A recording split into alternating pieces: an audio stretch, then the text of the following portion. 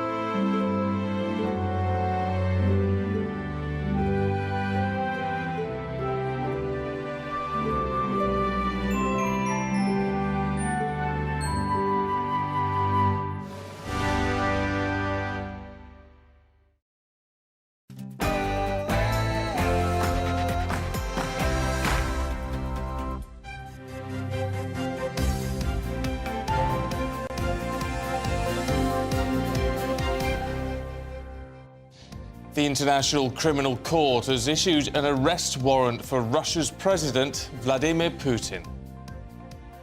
Good morning, it's 6 o'clock on Saturday, the 18th of March. This is Breakfast on GB News with Stephen and Ellie. These are your top stories this morning then, and the Russian president has been issued an arrest warrant by the International Criminal Court. Vladimir Putin has been accused of being involved in the abduction of Ukrainian children. The government here said it's essential those at the top of Moscow's regime are held to account for atrocities. Suella Braverman has made her first trip to Rwanda as Home Secretary. Ms Braverman said she was setting out to reinforce the government's commitment to the partnership in solving the UK's small boats crisis and will discuss her plans to get the agreement in motion. We'll bring you the latest from our GB News People's poll this morning. Who do you trust more to manage the UK's economy after this week's budget announcement? We'll bring you the results shortly. And as ever, you can join in any of our discussions this morning by emailing gbviews@gbnews.uk.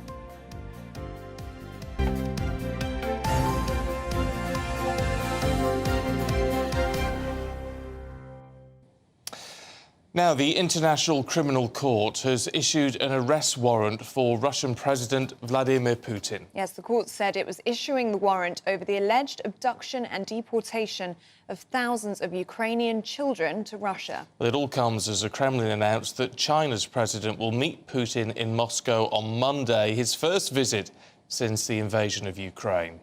Well, we're joined now by the defence editor at the London Evening Standard, Robert Fox, to give his reaction to the story.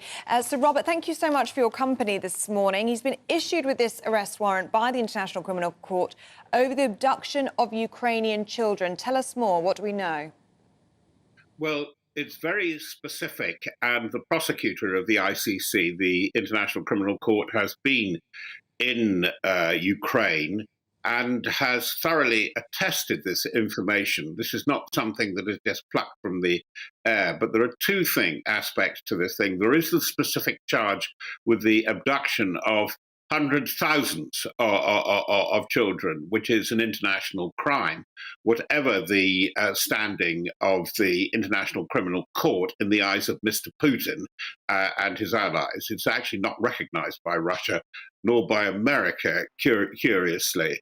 But also behind this, there are war crimes, like the terrible war crimes committed on the civilians of Bucha outside Kiev in February last year.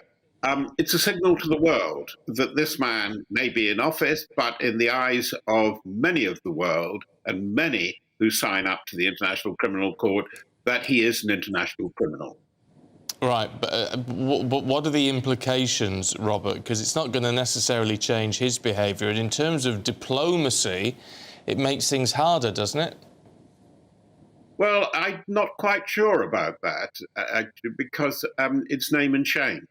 That people like Taylor in Liberia, but above all, Slobodan Milosevic he didn't really survive this charge, did he? I know that they, in political clout, were relatively smaller fish compared with Vladimir Putin.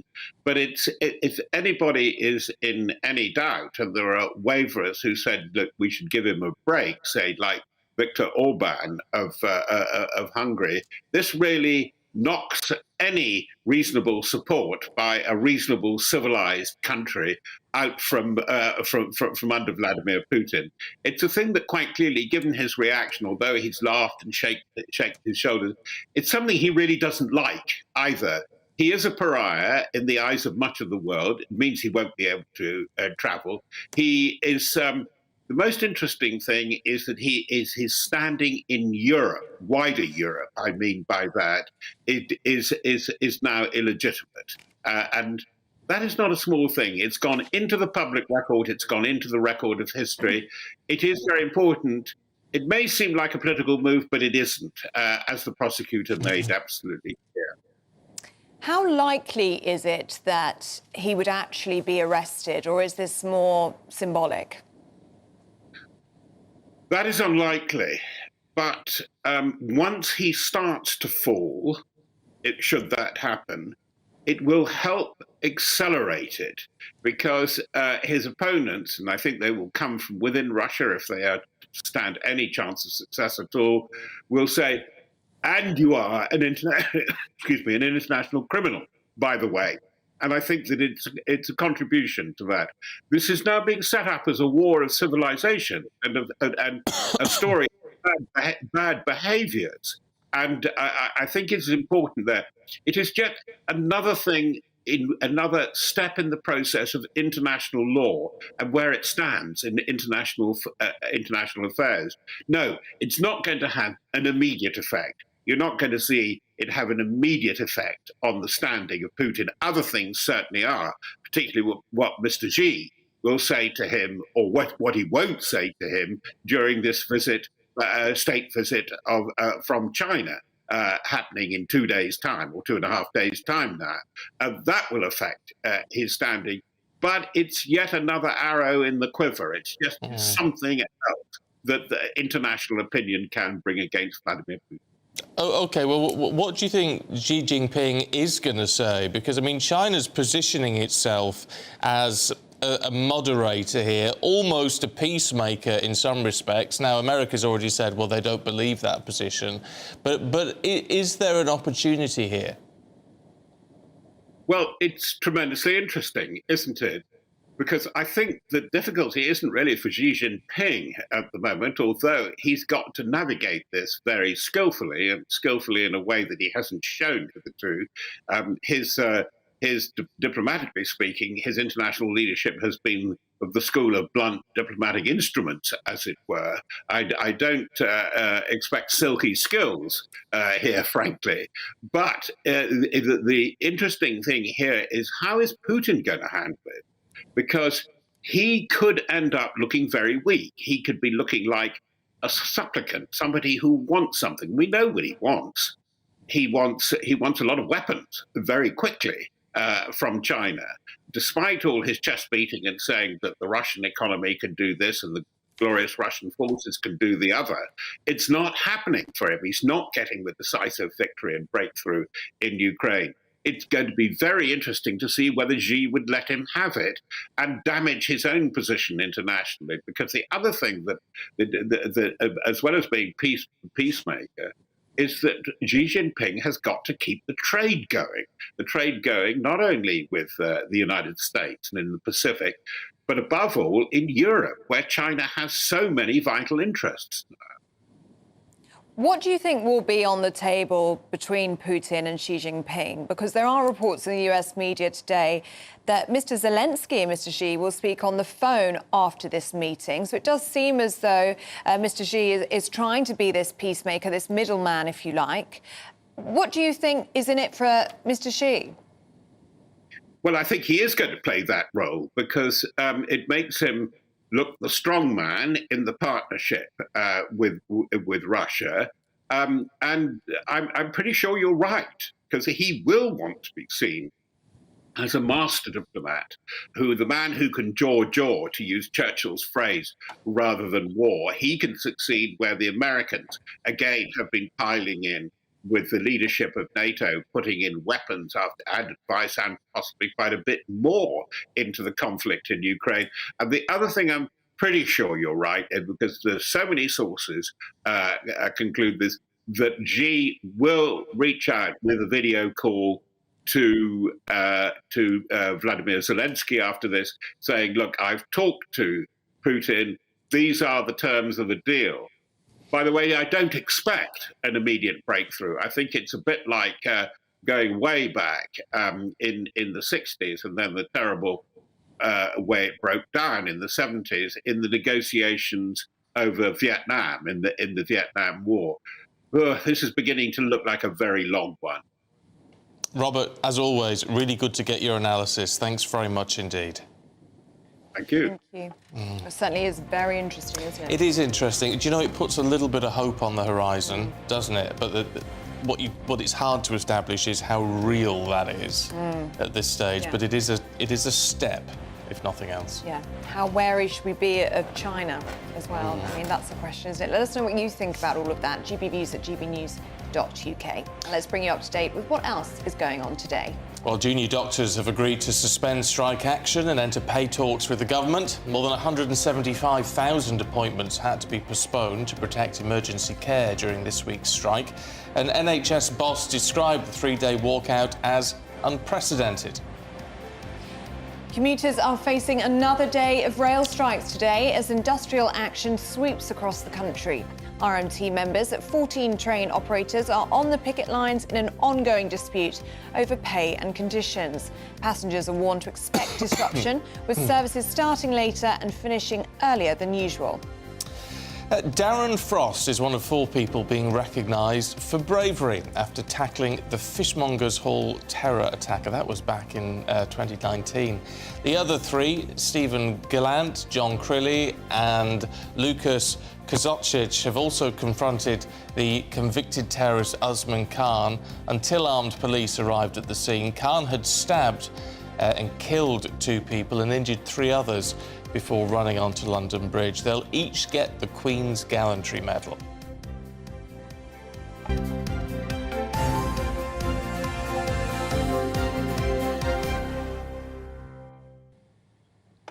It's time now for our GB News People's Poll.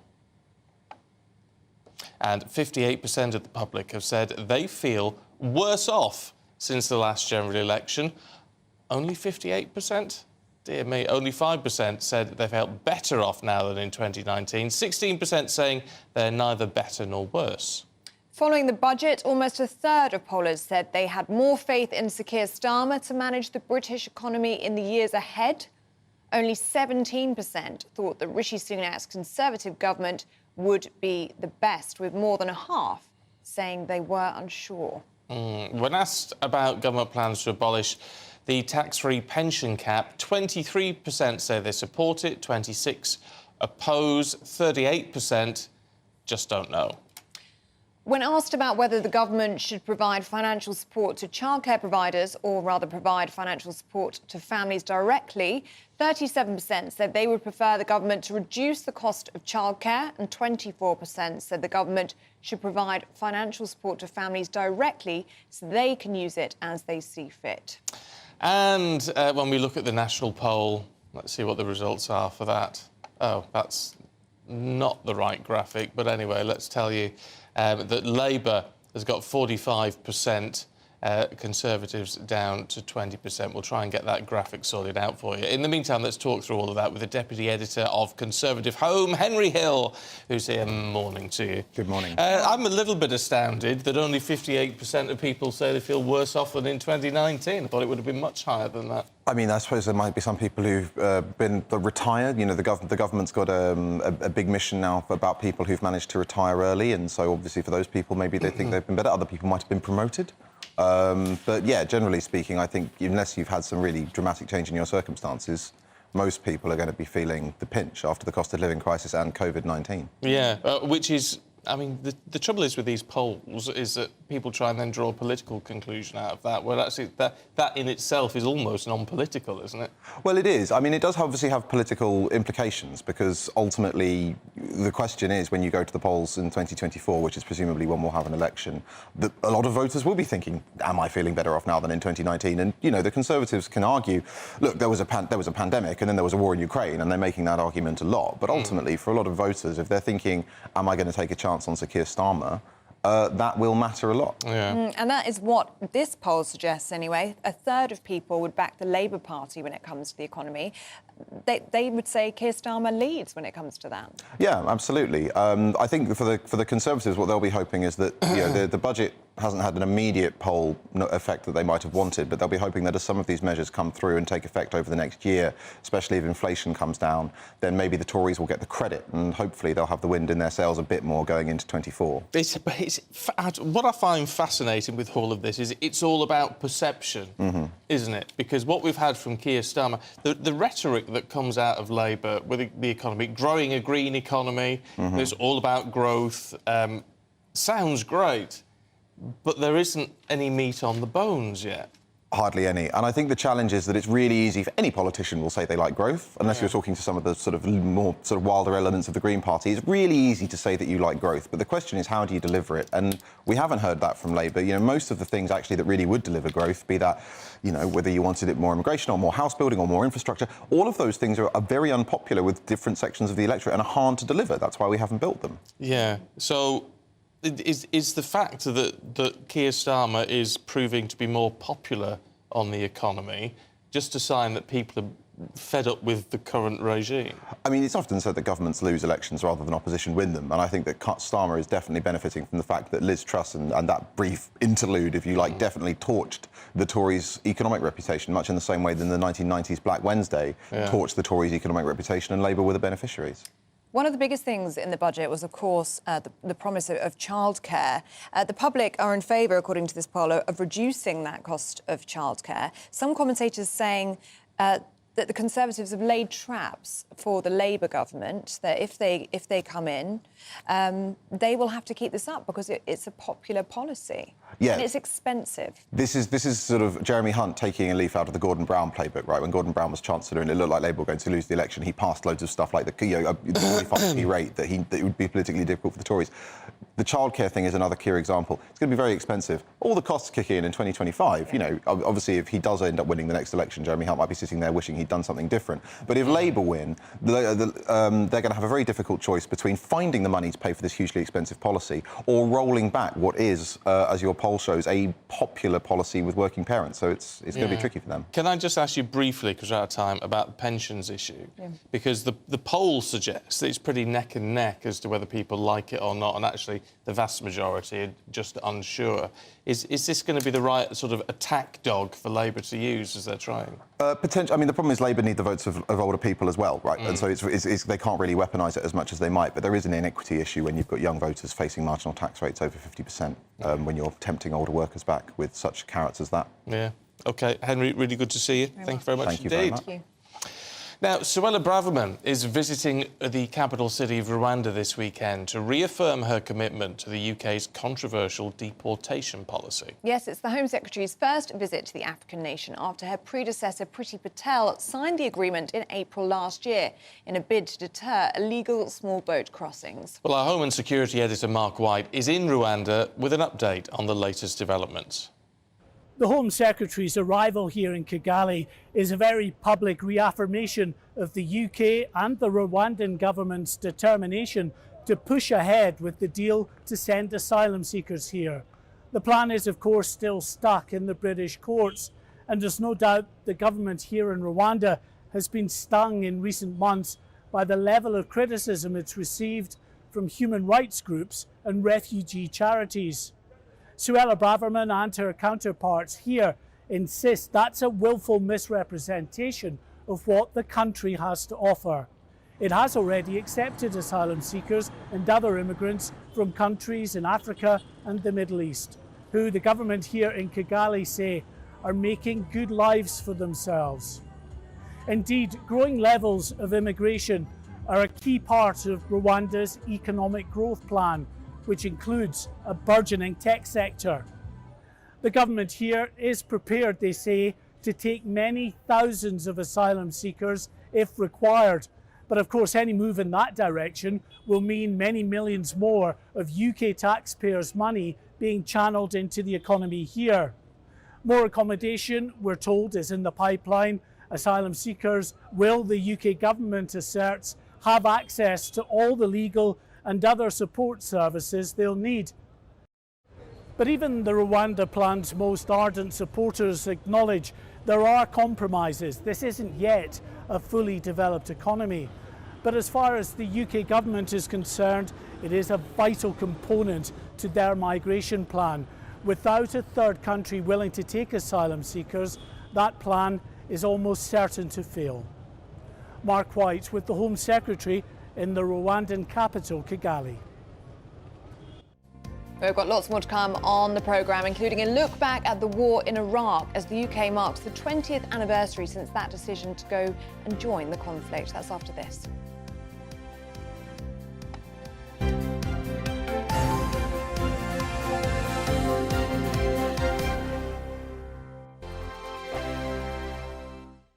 Monday to Thursday nights on GB News. At 6, it's Dubes & Co. 7 o'clock, Farage. At 8, join Jacob Rees-Mogg. And at 9, Dan Wootton Tonight, followed by headliners. On TV, radio and online. This is GB News. It's all about family, being in people's living rooms, all the interaction and getting to know who our viewers and listeners are. When I was young, my dad used to say, no, stop arguing. I wanted an outlet that would enable me to give my opinion. People are going through a really hard time right now, and I know that you don't feel like you're being listened to by the establishment. I came to GB News because it's the People's Channel, and I want the audience to have their say on the events of the day. We're dynamic. We do something different. Democracy shows that the wisdom of the nation is in its people. I get to travel to find out what the story is from a personal perspective. The British people aren't fools. We know when we're not being told the full story. We've got to work out how Britain moves forward from this. It's the best country in the world. The establishment had their chance. Now we're here to represent your views. Britain's watching. Britain's watching. Britain's watching. We're proud to be GB News. The People's Channel. Britain's news channel. Join me, Patrick Christie's, Monday to Friday, 3 till 6. We tackle the day's news agenda like you've never seen before. It's high tempo, high octane, the most controversial topics, and the best guests. You will not be able to take your eyes and ears off it. I'm not afraid to ask the questions that you really want answered. 3 till 6 p.m, Monday to Friday on GB News, the People's Channel, Britain's news channel. I'm Andrew Doyle. Join me at 7 o'clock every Sunday night for Free Speech Nation, the show where I tackle the week's biggest stories in politics and current affairs with the help of my 2 comedian panellists and a variety of special guests. Free Speech Nation, Sunday nights from 7 on GB News, the People's Channel, Britain's news channel.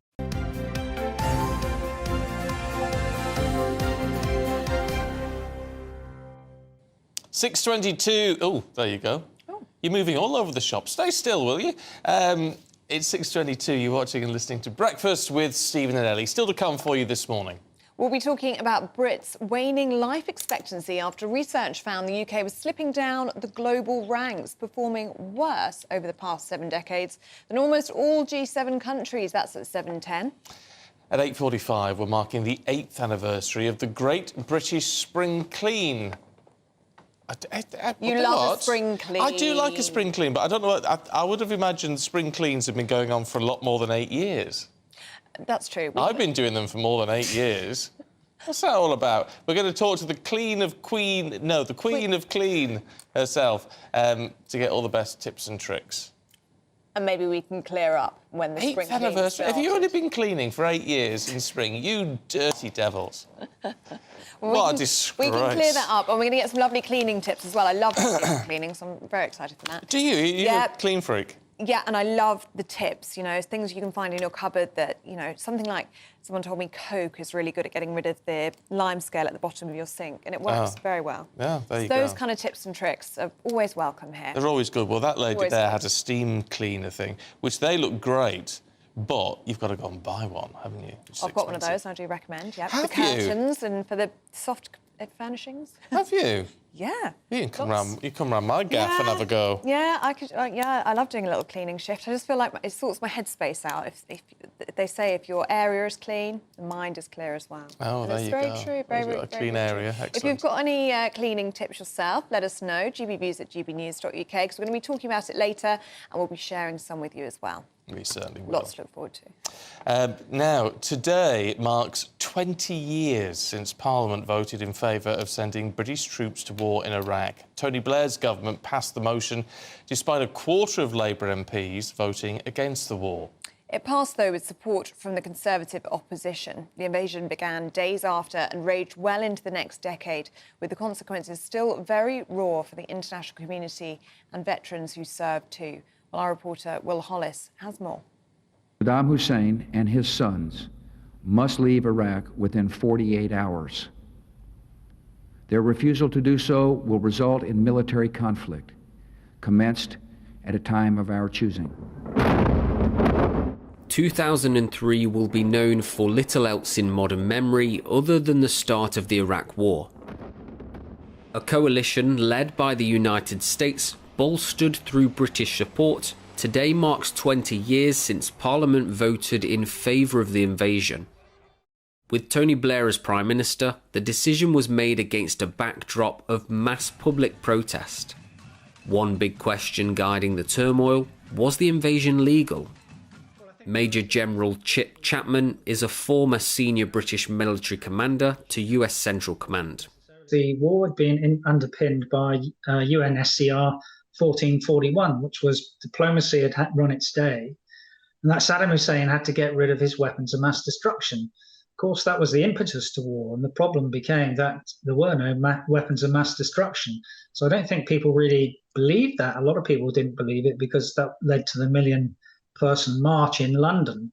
So there was a lot of fracture, and certainly from the top of defence, the Chief of the Defence Staff, the future Lord Boyce, did want to get clarification from the Attorney General that any intervention by the British Armed Forces was indeed legal. And he got that assurance. The weapons were never found, and despite quickly toppling Saddam Hussein, the war evolved.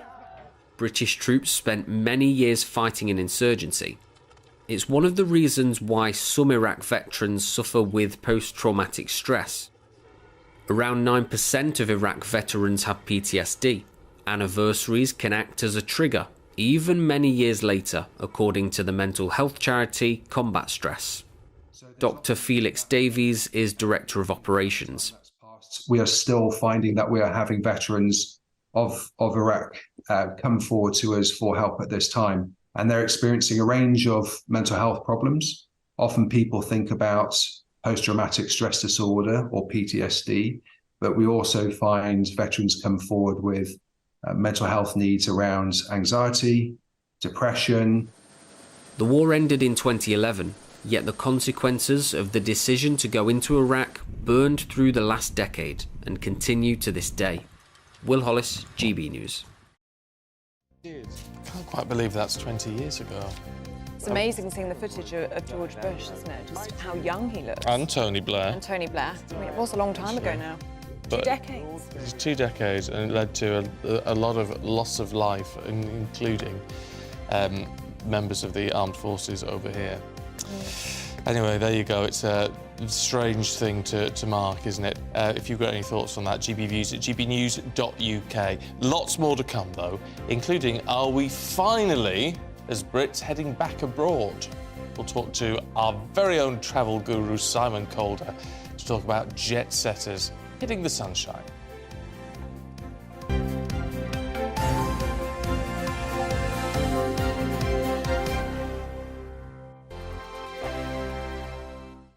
I joined GB News because I was sick and tired of not hearing my views being represented, not just mine, but so many people that I knew and spoke to. I just couldn't get my voice out there. I couldn't say anything. I couldn't do anything. Whatever the narrative was, I kind of had to follow it. GB News is there to provide a voice for those who have been ignored by the establishment media. We think different things, we've got a different style. GB News is here to be optimistic and positive about the future. It's real kind of dynamic and flowing, with the audience very much at the heart of it. like a big family. Here at GB News, we talk about the things that matter to you. Hearing the voices from right across our towns and cities, especially our towns. All sides of the argument represented with a heavy dose of opinion. We're on a mission here to make a difference. And the GB News family really is here for you, and whatever time of day you can watch or listen. Britain's watching. Britain's watching. We're proud to be GB News, The People's Channel. Britain's news channel.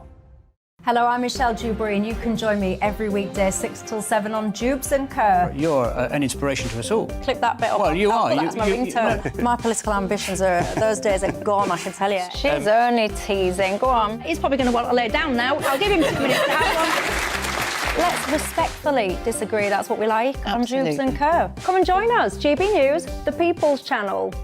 Michelle Dewberry, weekday evenings at 6 o'clock. Westminster is going around in ever-decreasing circles, followed by the media. Britain is broken. How on earth did we get into this mess? But more importantly, how do we get out of it? Join me at 7 p.m, Mondays to Thursdays on Farage. Here on GB News, we will have open, rational debate. We've got to work out how Britain moves forward from this. Join us here on GB News, the People's Channel. Britain is watching.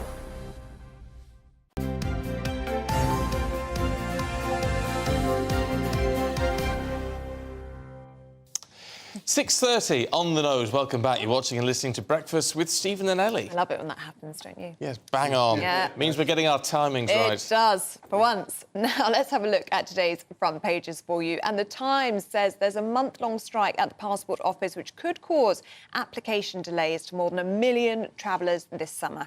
Telegraph focuses on the Russian President Vladimir Putin and that arrest warrant issued by the International Criminal Court. The Guardian says NHS doctors are being offered £5,000 to recruit colleagues for jobs at private hospitals. For the Mirror, they're looking at their campaign, which they say has led to a ban on hunters importing animal body parts into Britain. Well, it's time to go through the papers now. And joining us this morning is actor and entertainer Christopher Biggins, and he's joined by writer and commentator Candice Holdsworth. Good morning to you both. Good morning. This morning. Nice.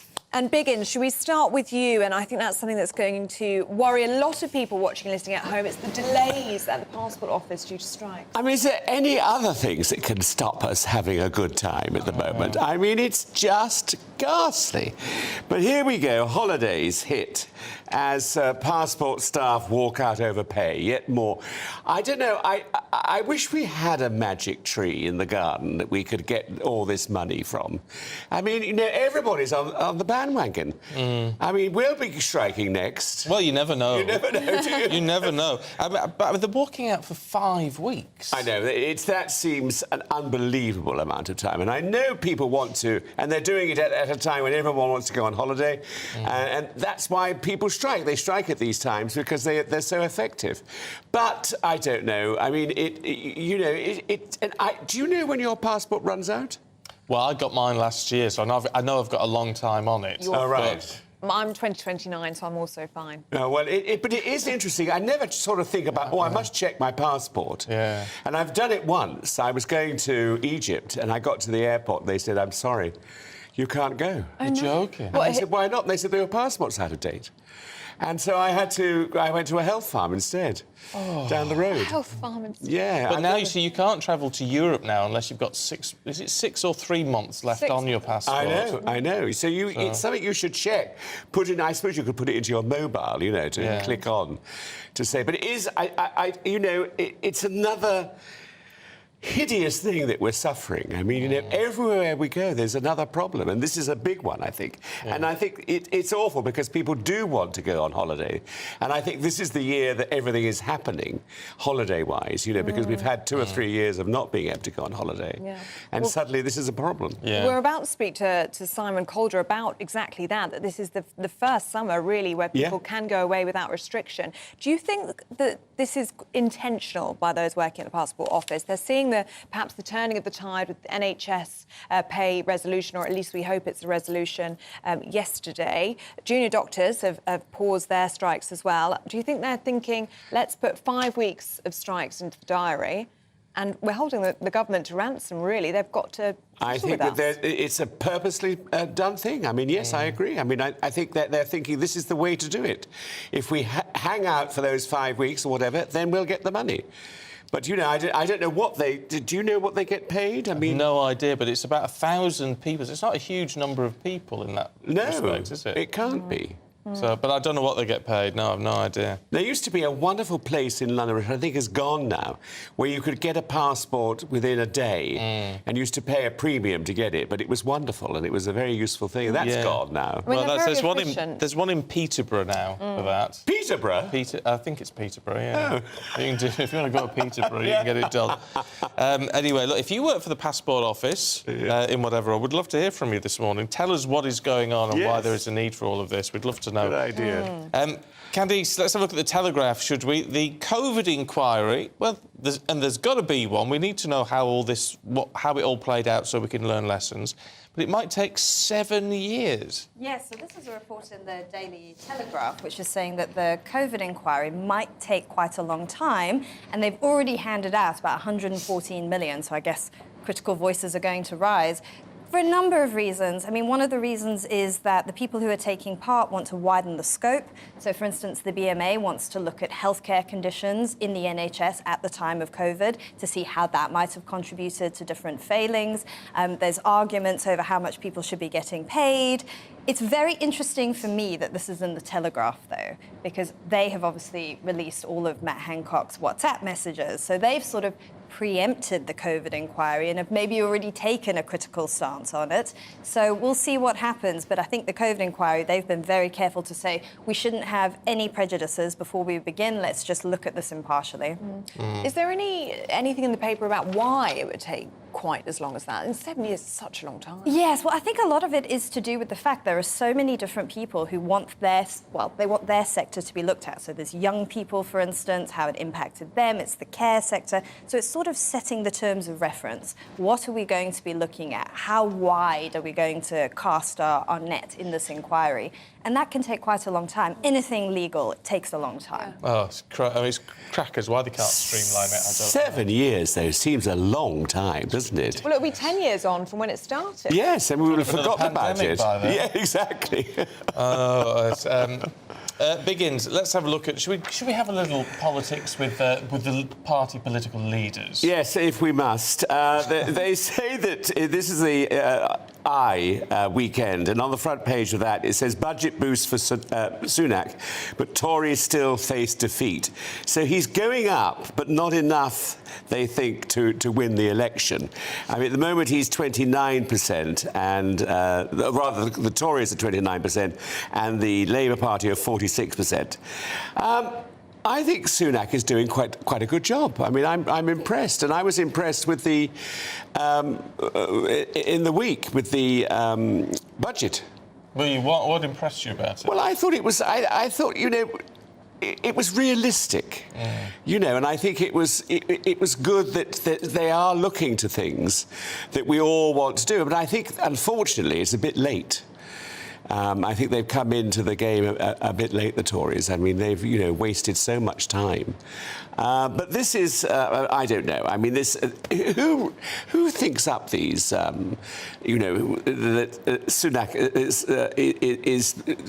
in the ratings? I mean, who works this out? Is there a sort of area in the government where, or some other field, that they work out all these percentages? Well, no. Well, it'll just be out to. I mean, who's done this one? This is BMG research. So it'll just be a poll of how many people. I don't know. And they go around asking people. It's the same with our people's poll. You know, you contact a couple of thousand people, and you get the results, and then you have to balance that out.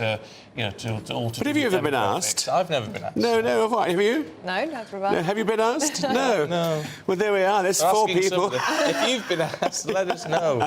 But yeah, that's how they do it all, and then they just extrapolate it out. Right. And then often polls are different, aren't they?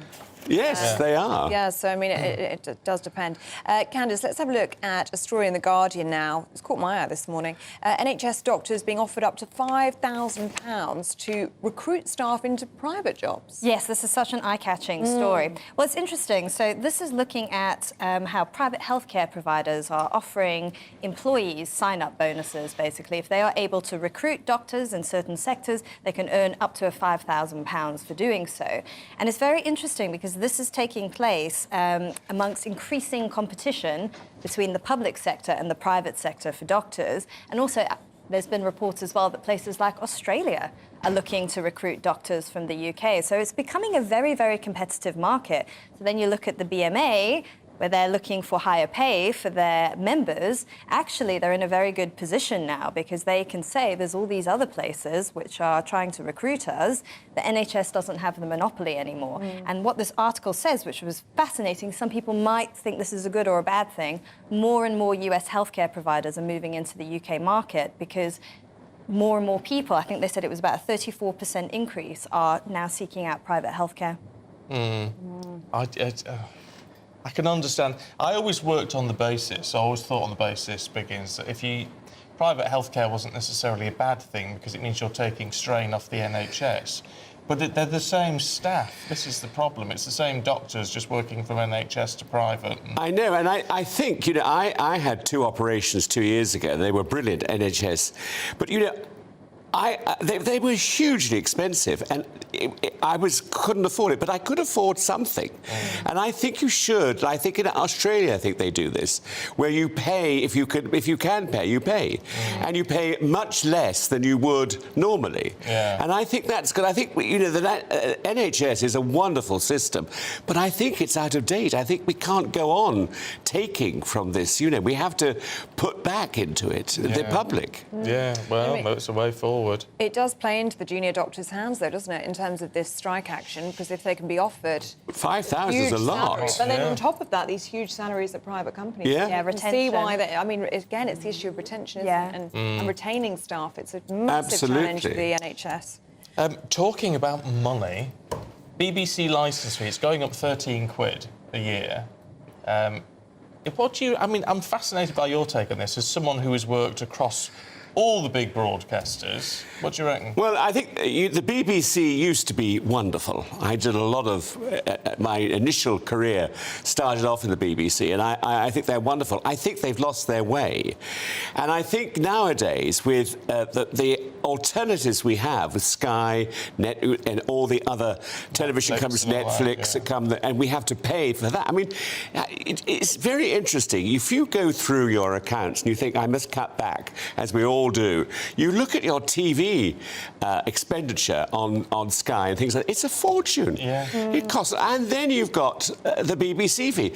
The unfortunate thing is, I do think there are some things which are rather wonderful with the BBC, like the radio, for instance, which I think we take completely for granted. We do. I mean, as soon as I get in the car, I put Radio 2 on because I love it. And sadly, Radio 2 is losing itself because it's now becoming like Radio 1.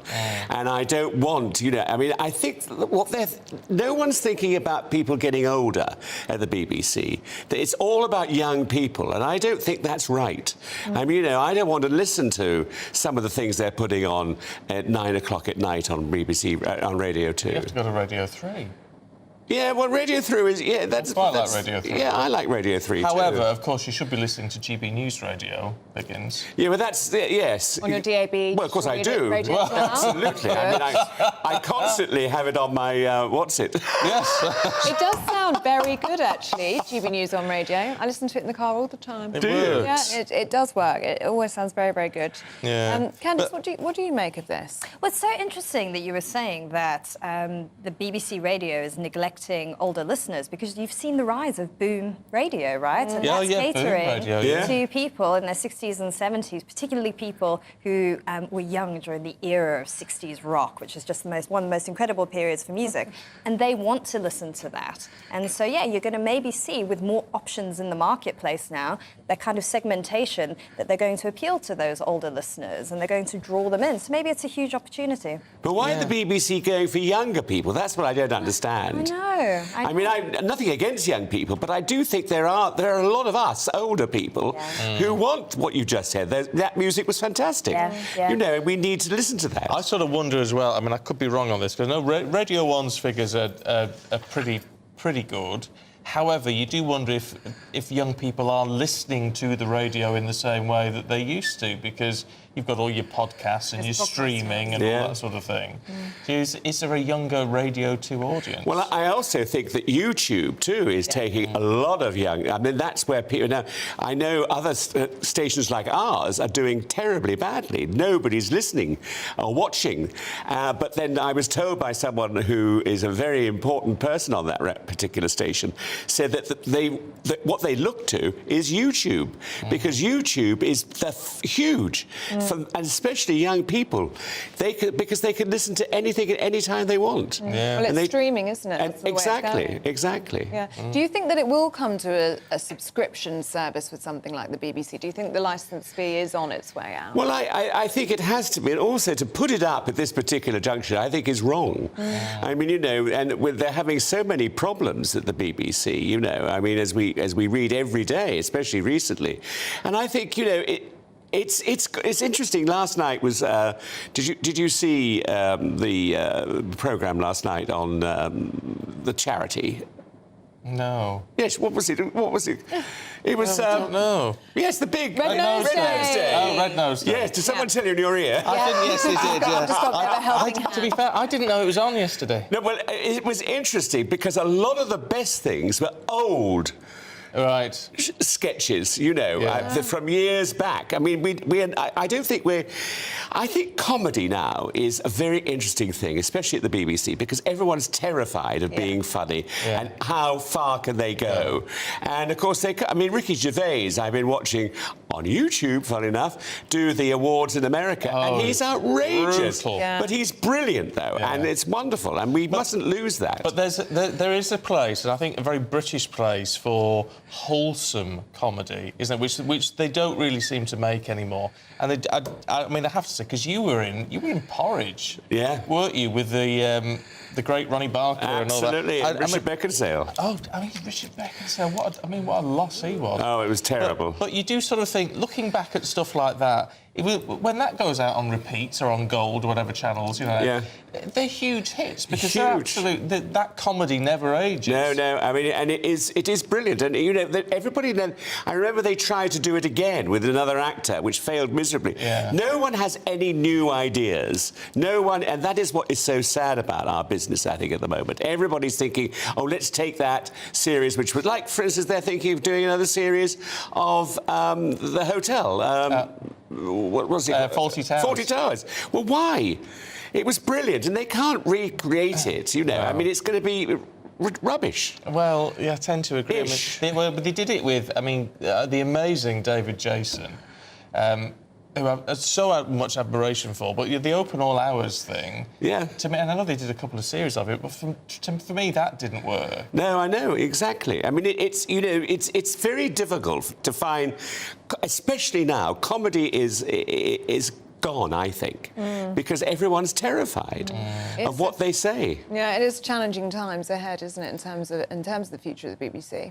Yes, I mean, I don't think I've ever seen them face so much criticism and be under so much pressure, and it is because there's just so many more options for people now. I mean, it just doesn't dominate the market anymore, so it will have to adapt in some way. I think if it did offer a subscription service, it would still be popular because a lot of people still do enjoy the BBC output. They enjoy things like the music documentaries, the nature documentaries, but I just don't know how much you can fund those things if you're a subscription service rather than through a licence. They just want to go back to the good old days where there were 3 channels and 2 of them were the BBC. Absolutely. Then they were doing all right. And also, I was involved in shows. We used to get 20 million viewers. Now they're thrilled, companies, if they get 3.5 million.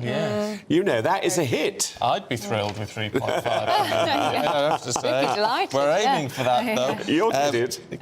Candice, let's have a look at the Times, should we? just a look at the banking crisis or concerns of a banking crisis. We shouldn't overplay it. Yes, yes. So this is a story about how British banking stocks are falling because people are worried that there's going to be some sort of contagion from Silicon Valley Bank collapsing. Credit Suisse is now in trouble, and other banking stocks, people are sort of getting a bit jittery. There has been a bailout. Well, there's been financial help offered to Credit Suisse, which has assuaged people's fears slightly. But I think this is just a sign of the times we're in. We're in very turbulent economic times. There's interest rates rising, there's inflation, banks don't have as much liquidity as they have, so we're just going to all have to ride this out, I think. But yes, panic is a bad thing, because that's what happened to Silicon Valley Bank. There was just a run on the bank. Yeah. But it will remind people, won't it, of 10 plus years ago, and was it Northern Rock? Yeah. Northern Rock was the first to fall, and then other banks followed, and that's what I think what is leading people to panic this time. They're thinking, oh, is the same thing going to happen again? Yes, yeah. Well, I think there's been better regulation now, so, you know, banks are required to have better balance sheets, for instance. I mean, one piece of advice they gave in the article to people who have deposits in banks is make sure it's covered by the financial compensation scheme. That's very important. But, there's a limit on that, isn't there? There is. Yes. What is it, 70,000? Yeah, it's not a lot. I mean, it's quite terrifying. It's terrifying. I think the bed bank is the best. The bed bank? Yeah. Under the mattress? Under the mattress. Don't be telling people that, Biggins. No. But I mean, it is a worry because, I mean, you look, I've obviously worked all through the 2008 business. It was terrifying. Terrifying. Was collapsing. I mean, you know, we work hard enough as it is to get a little bit of money, you know, and so it's when you hear these stories, you do get a bit jittery. Yeah, of course. You want your money to be safe. Of course you do. Of course you do. Well, Christopher, Candice, you're going to be back with us in the next hour. Thank you very much. Look forward to that. Thank you very much. Do you fancy a bit of a foreign holiday, Oh, darling? yes, I do. What about you? Nice bit of sun. I could do with a bit of sun. It would be very nice. And the demand has gone back to pre-pandemic levels, apparently. Yes, new research from the travel association Travel APTA marks the one-year anniversary of the UK removing its remaining coronavirus travel rules. Comes, of course, though, as there's about 1 million passport applications they think could be delayed, with civil servants taking action for 5 weeks from the start of April. Ah, dear, not what you want to need. So one man who makes sure his passport is always in date is travel correspondent Simon Calder. Yeah, very good. Where are you this morning, Simon? And what do you reckon to this move of us getting back to pre-pandemic levels? Yes, well, very good morning to you. I'm in Greenville, South Carolina, and yes, I'm in the happy position of having a passport, and I know that it isn't going to run out anytime soon. But yeah, let's just have a look at where we are in terms of the overall travel picture. If you go back a year today at 4 a.m., it What's was our the off-air moment time, that please? all the 55, travel 20. restrictions were lifted, and effectively what you had was the old rules, which have been dragging on for nearly 2 years, a tangle of testing restrictions, of vaccination certificates, of the red list. Do you remember? And if you were caught the wrong side of that, you were going in for 10 days of hotel quarantine at a cost of £2,000. All of that went out the window, and suddenly there was a surge in demand. Of course there was. All these people who've been waiting, all this pent-up demand, and that collided, unfortunately, with resource shortages across the aviation industry, at airports and airlines. Then we had problems at the passport office, even when it was working normally. And so last year was, frankly, a bit of a mess. But this survey by APTA, the Travel Association, says that, yes, demand is back to pre-pandemic levels, that actually 62% of us have had a holiday in the past year abroad, and that number is set to increase. So very good news for the travel industry, arguably very good news for the traveller who is desperate to make up for lost sunshine. But unfortunately, of course, as you say, the cloud on the horizon is the passport strike. Yes, it is very unfortunate timing for, as you say, travellers who are desperate to make up for lost time. Tell us about this strike action then. This is from Passport Office staff, and it could be set to last for 5 weeks. Yes, this is the Public and Commercial Services Union and the PCS, and they have decided that they want to call their members out at all the 7 passport offices in England, Wales and Scotland from the 3rd of April to the 5th of May. Now, that includes 5 working weeks, and it also coincides, and I'm sure this is why the union has called it, because obviously they want to have maximum impact. It coincides with the time of most heavy demand. That's certainly what we saw last year.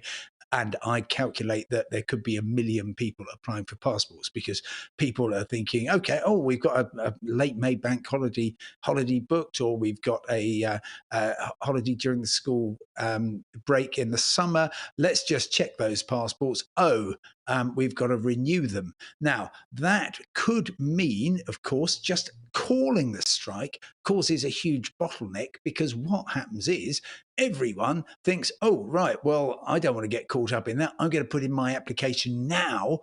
You get a surge of demand, and that turns into a self-fulfilling prophecy. The Home Office, meanwhile, says, right, we've always said, or we have for the last couple of years, you have to allow 10 weeks for a passport. We're not changing that advice. We're very disappointed with this strike call, but we've got comprehensive contingency measures in place. I'm not sure what those are, and I'm not sure how many people are not going on strike. I've asked both those questions.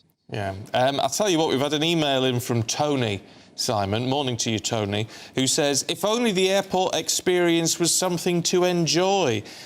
Decent car parking, food and drink that wasn't overpriced, somewhere decent to sit down. There's a market for that, isn't there? Oh, well, look, I always think that airports are a bit like hospitals and prisons. You just want to get out of them as soon as possible.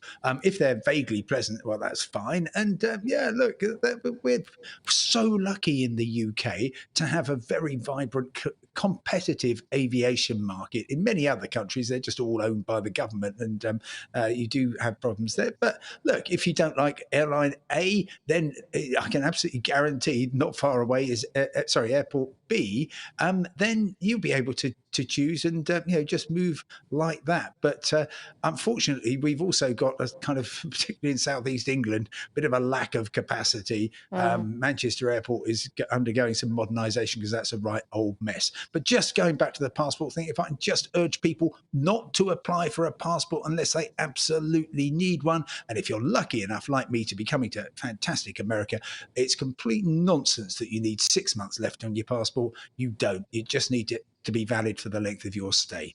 Lovely stuff. Simon, good to see you. Thanks very much indeed. Let us know your thoughts on that. GB Views at gbnews.uk. We're back after a good look at your weather forecast. Hello, very good morning to you. Welcome to your latest weather update from the Met Office. I'm Jonathan Vautry. Showers is certainly the name of the game as we move throughout this first part of the weekend. Low pressure is in charge, keeping things relatively unsettled across much of the UK. These frontal systems that you see will help pep up those showers at times and also produce some longer spells of rain. So for many of us, as we move throughout the day, there is the risk of some slow-moving showers in there. Mainly more persistent across parts of Northern Ireland and into Scotland, so turning into a slightly damper day here. Elsewhere, some of those showers could certainly be heavy for a time, and there is the risk of some hail and rumbles of thunder in the mixture as well. We're in the sunny intervals in between, though. It will feel relatively pleasant, and we'll see temperatures climbing towards 14, 15 degrees Celsius across some central areas of England. Not feeling as pleasant where you're stuck underneath the persistent cloud further to the north. That band will gradually shift its way off to the east throughout this evening, but we could see some strong winds for a time across parts of the Highlands and into Orkney as it does so. Elsewhere, the showers will tend to ease their way off as we move throughout the night, so generally a number of clearer intervals developing as we move into the early part of Sunday. That will allow temperatures to drop off a bit more compared to last night, but generally holding up around 5-6 degrees Celsius. Just a bit chillier further towards the north, and perhaps some icy stretches where some of those showers have been lingering across parts of Scotland, but they will clear their way off. And for many of us, Sunday is looking like a really fine and dry day and a good one to be getting out. Some cloud lingering across far eastern coastal areas of England, and certainly make the most of the sunnier weather that you have across Northern Ireland in the morning before that rain begins to build its way in. Temperatures, though, just slightly down compared to Saturday. As we move throughout the new working week, that rain that you saw across Northern Ireland will gradually push its way across all areas of the UK, and so we will see a return to a slightly more unsettled picture. Enjoy your day. Bye-bye.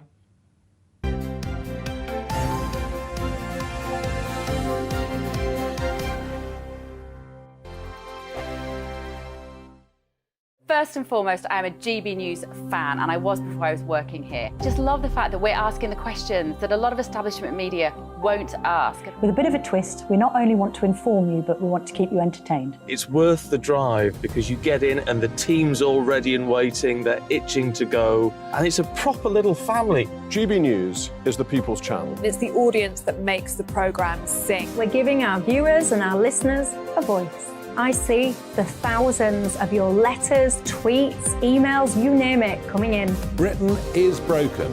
How on earth did we get into this mess? But more importantly, how do we get out of it? The establishment had their chance. Now we're here to represent you. It's time for something different.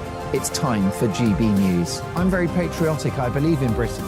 Our best days lie ahead. Britain's watching. Britain's watching. Join us here on GB News. The People's Channel. Britain's news channel. Monday to Thursday, 9 p.m. till 11 p.m. Join me, Dan Wootton. I'll bring you the sharpest takes and hottest debates. Do you not believe in prison? I don't believe in prisons. I'm completely stunned. I guarantee you there'll be no spin, no bias, no censorship. I actually was personally quite offended by it. And no reason to go to bed. So I guess they've always been quite woke. That's Dan Wootton tonight on TV, radio and online. Monday to Thursday from 9 p.m. till 11 p.m. on GB News. The People's Channel, Britain's news channel. I'm Simon Evans. Join me on GB News for Headliners at 11 p.m. What's the scoop? I'll be joined by two of the country's top comedians. That's right. As we take a look at tomorrow's newspapers tonight. We're going to get into trouble. If it's a big story, we'll be covering it. Spill some tea on him. There we go. But we'll also have some fun. I wouldn't stick up a bank. My father didn't love me. So anyway. Headliners every night from 11 on GB News, the People's Channel, Britain's news channel.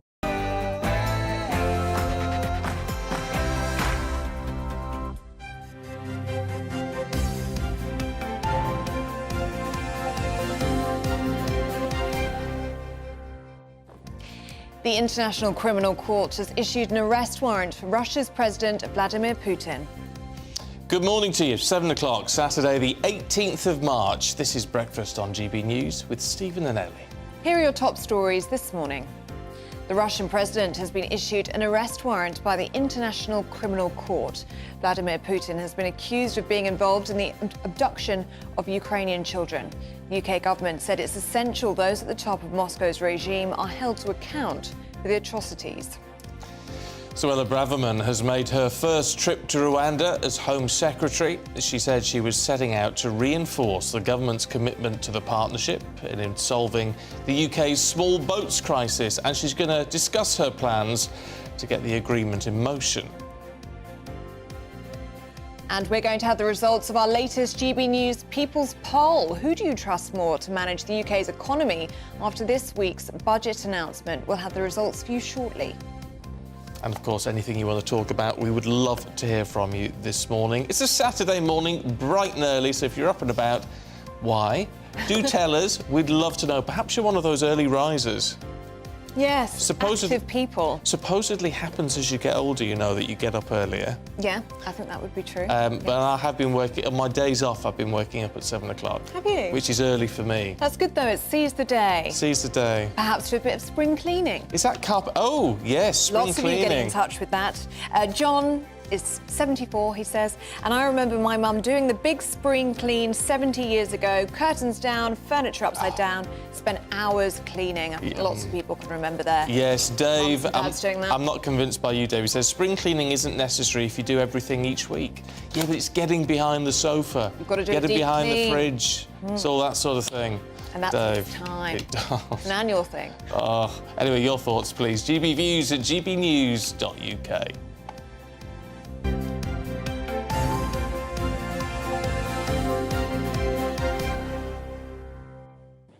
So let's start with the news that the International Criminal Court has issued an arrest warrant for the Russian President Vladimir Putin. Yes, the court said it was issuing the warrant over the alleged abduction and deportation of thousands of Ukrainian children to Russia.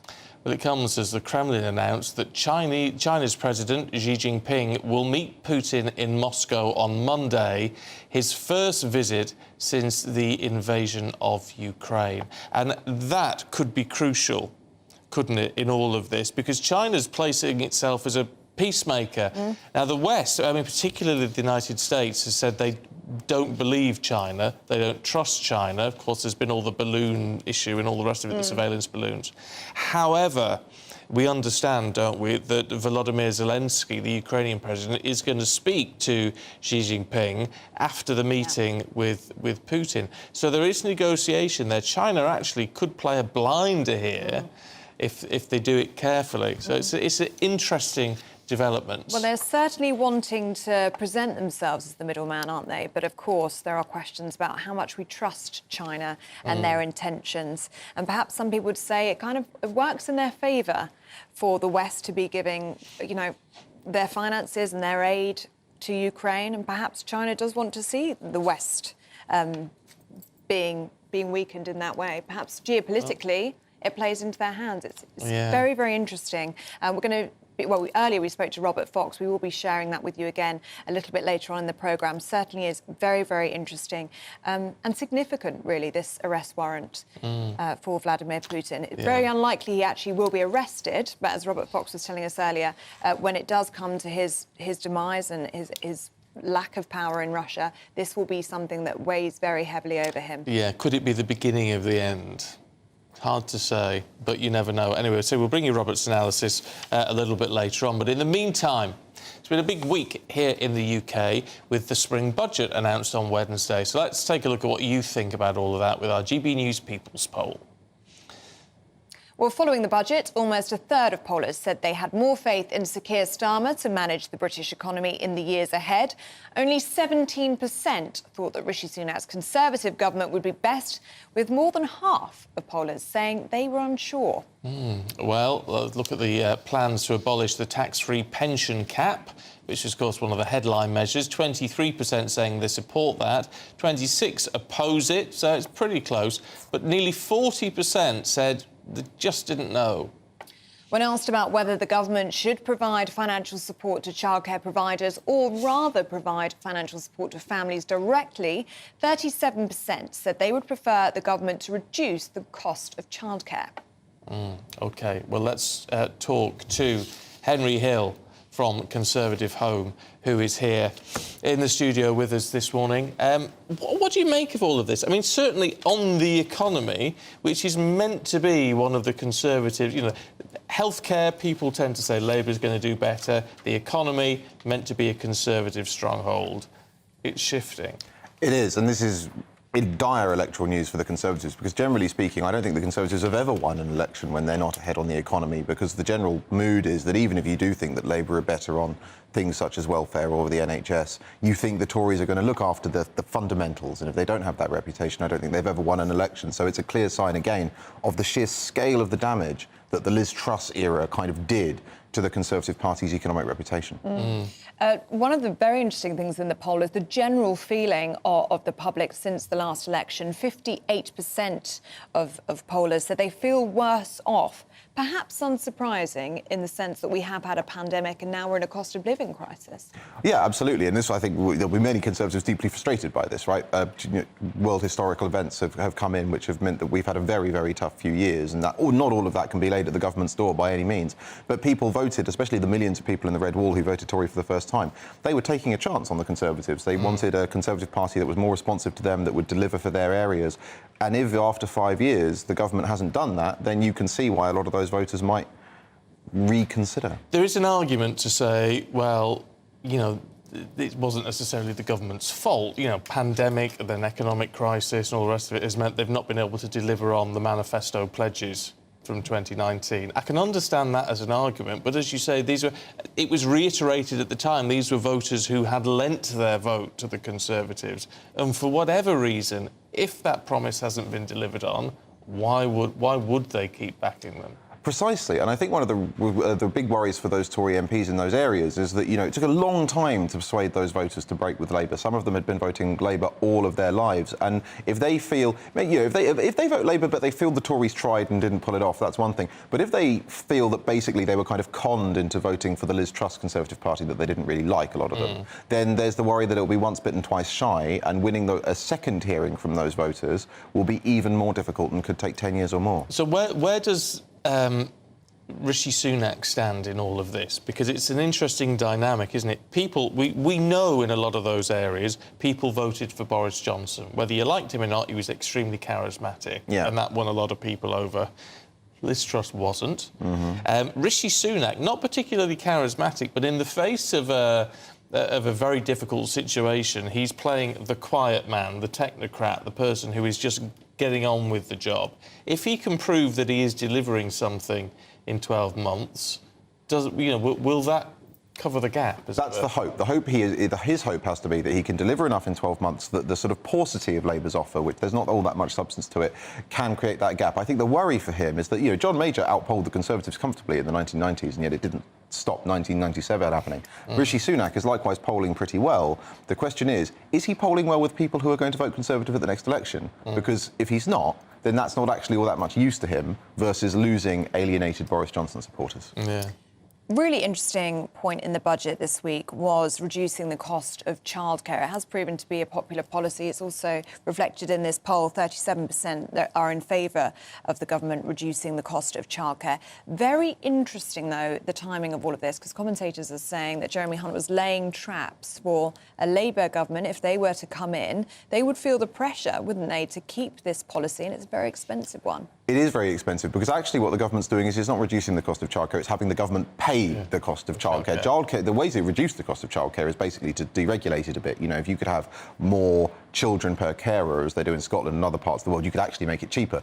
But yeah, absolutely. Basically, this is a policy the government's bringing in, most of the costs of which will come after 2025. And it's not obvious how the government is going to pay for it. It's one of these sort of slightly specious Treasury projections that says, oh, well, in a couple of years, we'll do 10% cuts to all non-protected government budgets, and that's how we'll pay for it. That's not going to happen. So the question is, if Labour come in and they've got this commitment, which is very popular, how are they going to finance it? Are they going to end up year one cutting Tory welfare measures? Are they going to end up hiking taxes even more? It's a bit of a time bomb for them. But it's interesting in that the survey is saying people want for them the cost to be reduced rather than being paid directly, so they can have more flexibility with how they spend that money, which I find really interesting. I would have thought it had gone the other way. People saying, well, give us the money in their pockets, we can work out what to do with it. So this is actually a really interesting fault line that's emerging within the Conservatives, because from the Treasury's point of view, it is better for the revenue and for the economy if you have people giving their children to childminders and going to work. Childminders are more efficient and so on. But people like Miriam Cates and a growing body of opinion in the Conservative Party say, well, actually, if you want to be a stay-at-home parent and the government is going to pay a certain amount towards childcare, you should be able to use that to support being a stay-at-home parent. It doesn't appear to be the majority view in your People's poll at the moment, but there was a substantial minority, I think, there who did support it, and that's a growing body of opinion inside the Conservative Party as well. No, it's interesting. And on the pensions, which was the other big headline event from the budget, again, that's quite... I'm intrigued by that because it's been a big platform for Labour to try and get in and say, well, you're backing the 1%, or in some analysis, the top 4%, with this increase in tax-free pension savings. And yet it's pretty even Stevens in our polling, along with 40% nearly saying, well, I just don't know, I just don't get it. Well, often pension regulation can be slightly arcane, right? Like until a week ago, I couldn't have told you much about this policy either. I think in terms of the hard numbers, if this helps bring, for example, older retired NHS consultants back into the service, it could end up sort of paying for itself. So on that kind of hard-nosed level, it does work. I think the danger, especially for the Conservatives, is that because of the various things we're doing, you know, the new social care levy, which is only paid, national insurance is only paid by workers, you now have a position where younger workers are paying usurious marginal tax rates and are really struggling. And at the other end of the sort of scale, you've got older people being offered all of these carrots to come back into work. Now, you can make a sort of hard-nosed economic case for each of those in some cases, but the overall picture, it's not hard to see why I think the Conservatives are polling at sort of double figures or single figures amongst under 25s. Yeah. Henry Hill, really good to have you. Thank you very much. Gary's been in touch. I'll share this with you on our results of the People's Poll. He says people have short memories. Every Labour government has left this country in a worse position than it inherited it. Also, Starmer was Corbyn's chief Brexit destroyer, going against the legal wishes of the British people. For me, I will always feel better with a non-Labour government. Wow. Yeah, I don't know. Is that true, Henry, that every Labour government has left the country in a worse position than it inherited? I don't know if that's a fair analysis. Did you say worse economic position? Well, I was going to say it depends on what you think of the NHS. I suppose. But yeah, I mean, look, it's not true of every Labour government, but there's definitely some areas in which you can argue it. I think economics is probably the state of the economy. You can argue they've left it sometimes in a worse position, but overall, I think every government of every stripe has contributed something. Yeah. Right, let's bring you up to date with some of the other stories this morning at 13 minutes past 7. And junior doctors have agreed to suspend strike action and enter pay talks with the government. More than 175,000 appointments had to be postponed to protect emergency care during the doctors' strike this week. One NHS boss described the three-day walkout as unprecedented. Commuters are facing another day of rail strikes today as industrial action sweeps across the country. RMT members at 14 train operators are on the picket lines in an ongoing dispute over pay and conditions. Passengers are warned to expect disruption, with services starting later and finishing earlier than usual. Police in Paris have clashed with protesters after the French government passed pension reforms without a vote in Parliament. Officers used tear gas to deal with crowds that gathered near the Parliament building. The French government says raising the retirement age from 62 to 64 is essential for the economy. Wasn't sure when to leave. So.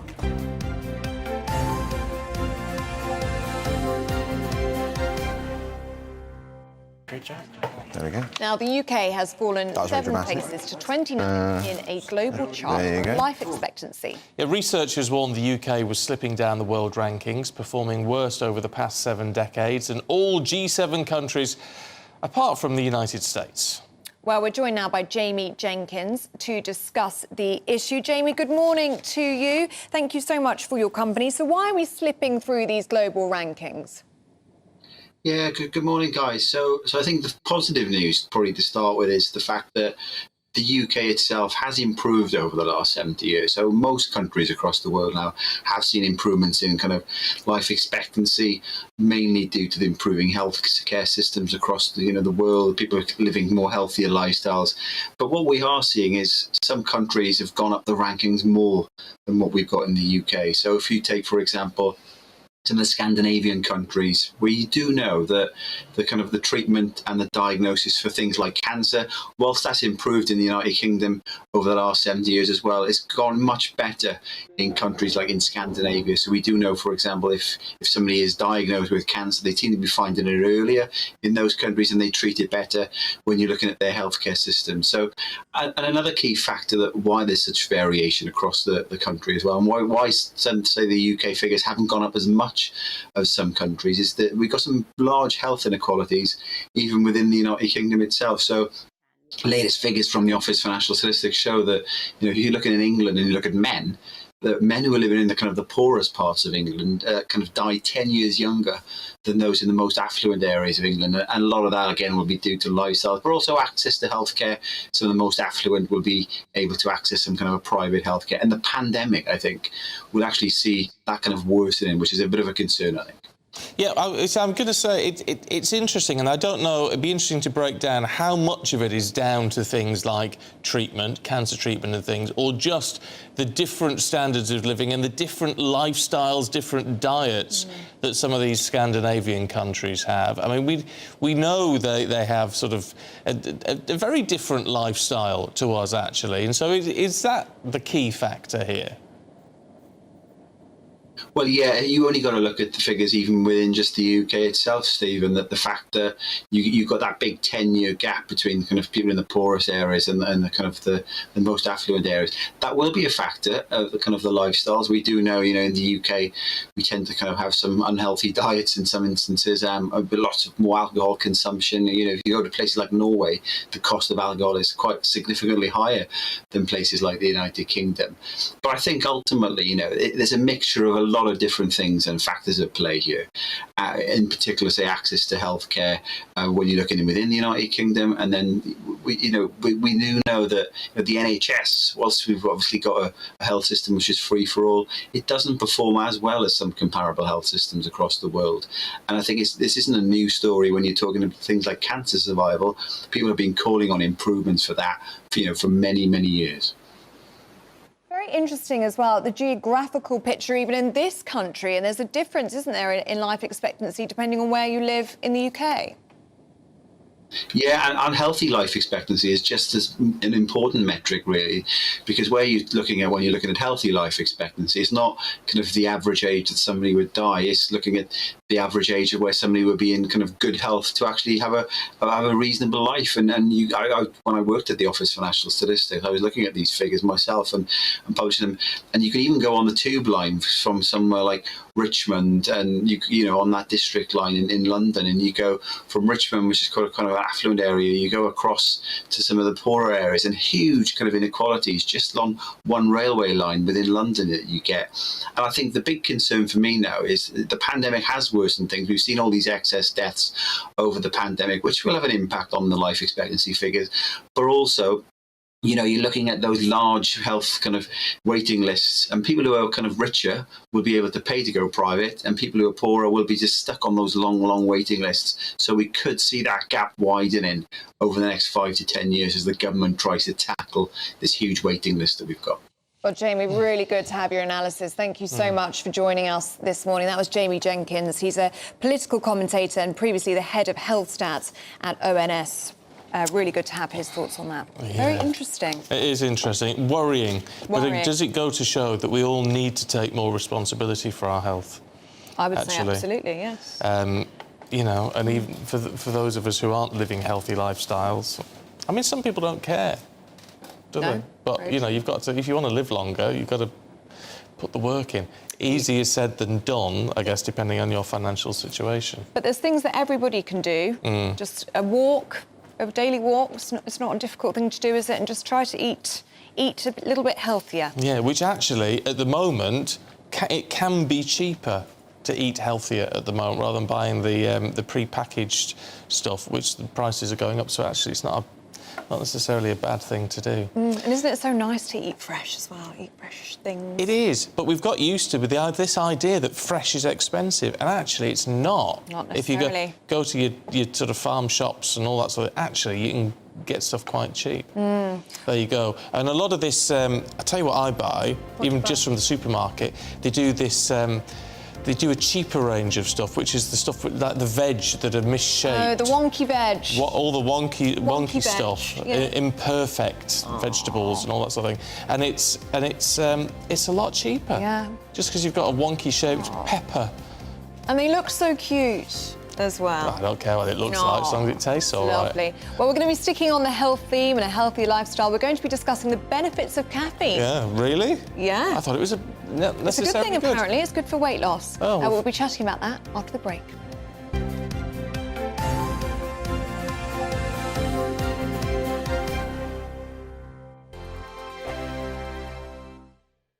First and foremost, I am a GBNews fan, and I was before I was working here. Just love the fact that we're asking the questions that a lot of establishment media won't ask. With a bit of a twist, we not only want to inform you, but we want to keep you entertained. It's worth the drive because you get in and the team's all ready and waiting, they're itching to go, and it's a proper little family. GB News is the people's channel. It's the audience that makes the programme sing. We're giving our viewers and our listeners a voice. I see the thousands of your letters, tweets, emails, you name it, coming in. Britain is broken. How on earth did we get into this mess? But more importantly, how do we get out of it? The establishment had their chance. Now we're here to represent you. It's time for something different. It's time for GB News. I'm very patriotic. I believe in Britain. Our best days lie ahead. Britain's watching. Britain's watching. Join us here on GB News. The people's channel. Britain's news channel. I'm Andrew Doyle. Join me at 7 o'clock every Sunday night for Free Speech Nation, the show where I tackle the week's biggest stories in politics and current affairs with the help of my 2 comedian panellists and a variety of special guests. Free Speech Nation, Sunday nights from 7 on GB News, the People's Channel, Britain's news channel. Here on GB News Live, we'll be keeping you in the picture, finding out what's happening across the country and finding out why it matters to you. We'll have the facts fast with our team of reporters and specialist correspondents. Wherever it's happening, we'll be there from 12 noon on TV, radio and online. GB News, the People's Channel, Britain's news channel. I'm Michael Portillo. Join me on GB News on a Sunday morning for topical discussion, debate, arts and culture, and sometimes even ethical dilemmas. I don't always agree with you, Michael. Michael Portillo, Sundays on GB News, the People's Channel, Britain's news channel.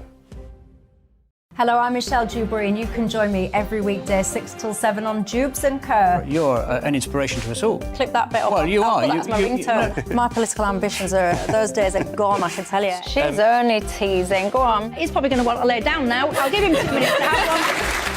Let's respectfully disagree. That's what we like on Jubes and Co. Come and join us. GB News, the People's Channel. Michelle Dewberry, weekday evenings at 6 o'clock. I'm Simon Evans. Join me on GB News for Headliners at 11 p.m. What's the scoop? I'll be joined by 2 of the country's top comedians. That's right. As we take a look at tomorrow's newspapers tonight. We're going to get into trouble. If it's a big story, we'll be covering it. Spill some tea on him. There we go. But we'll also have some fun. I wouldn't stick up a bank. My father didn't love me. So anyway. Headliners every night from 11 on GB News, the People's Channel, Britain's news channel. Monday to Thursday, 9 p.m. till 11 p.m. Join me, Dan Wootton. I'll bring you the sharpest takes and hottest debates. Do you not believe in prison? I don't believe in prisons. I'm completely stunned. I guarantee you there'll be no spin, no bias, no censorship. I actually was personally quite offended by it. And no reason to go to bed. So I guess they've always been quite woke. That's Dan Wootton tonight on TV, radio and online. Monday to Thursday from 9 p.m. till 11 p.m. on GB News. The People's Channel, Britain's news channel.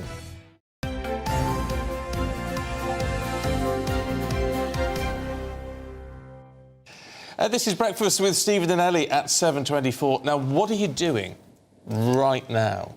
If you've just got up, are you sat there with a cup of coffee? That's black. I'm sat here with my black coffee. Black coffee. It's covered cold. in lipstick as well. I'm a real class act. And if you're an early riser, where have I just seen that one? Because loads of you got up into... oh, here we go, Gillian. She said, I'm awake every morning at 5 a.m. I just have time to watch the news programmes and drink coffee. Heaven. Well, you might be doing the right thing, Gillian, because if you start the day with a coffee, then perhaps it's doing you some good, because the British Medical Journal may have found a link between caffeine and weight loss. Yes, well, nutritionist Rhiannon Lambert joins us now to tell us more. So, Rhiannon, what do you make of these findings?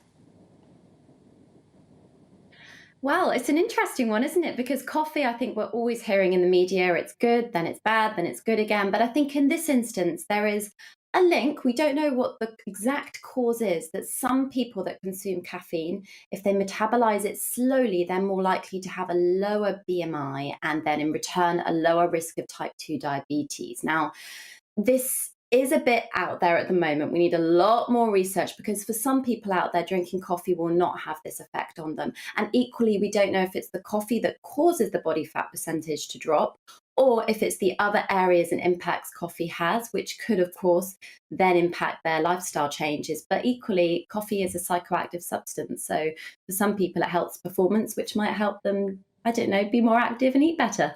You see, the problem is it's what is coffee, because we were just showing some lovely pictures there of people making lattes and cappuccinos and all that sort of thing, which, of course, most people have. If you go to a shop and have that, it's full fat milk. So actually, they're not healthy.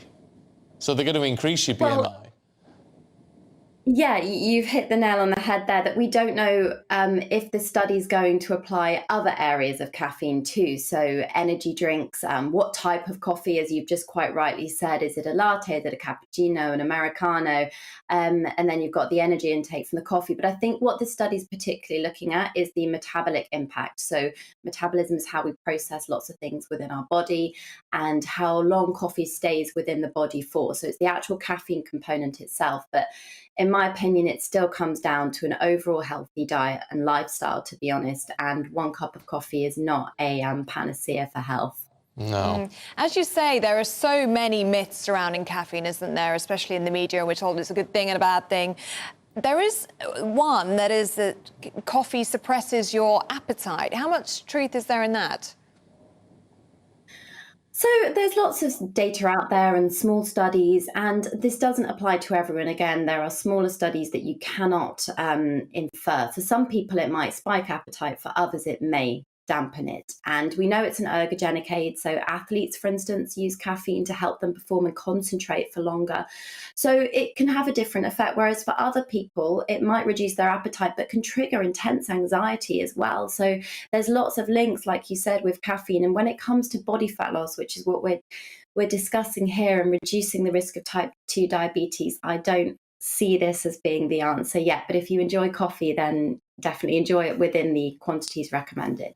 I mean, the problem is we're all looking for the silver bullet, aren't we, in all of this? And as you say, it could well be that if you have a black Americano in the morning and you've already got a reasonable, you're reasonably thin and you've got a reasonable metabolism, it may just boost it rather than drink a couple of lattes if you're a bit overweight and you're suddenly going to shed the pounds. I mean, this is a problem. We always look for a fast solution, don't we, rather than actually concentrating on the slow and steady way to reduce our BMI, which is ultimately the only thing that works.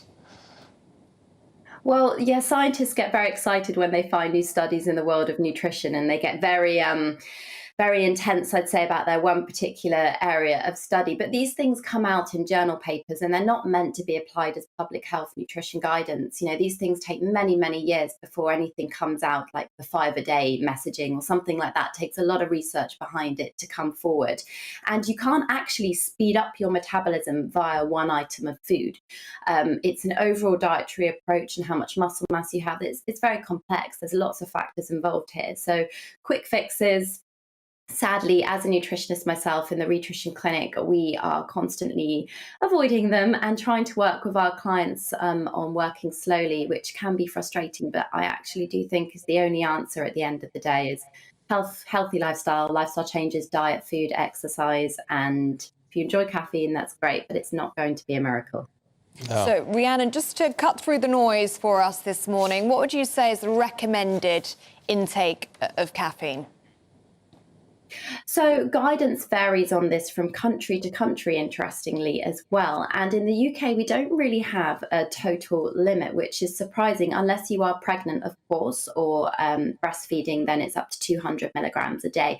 Now, I'm going to work in cup sizes because I think that's easier for everyone here. And for most people, they shouldn't be exceeding, on average, 2 to 3 cups a day. And I know a lot of people have a lot throughout the day. It depends what culture you're in. Some people end the day with caffeine, but it's important to note that it can stay in your body for up to 12 hours and can be very intense for up to 6. So it really does depend on an individual basis here, but try and stick to it in the first half of the day or it interferes your sleep. And that's then going to have an awful effect on hunger hormones the next day. And you might even be eating more because of your caffeine. Right. Oh, there you go. There you go. That's all a bit of a reality check, isn't it? Rhiannon, as always, good to see you. Thanks very much indeed.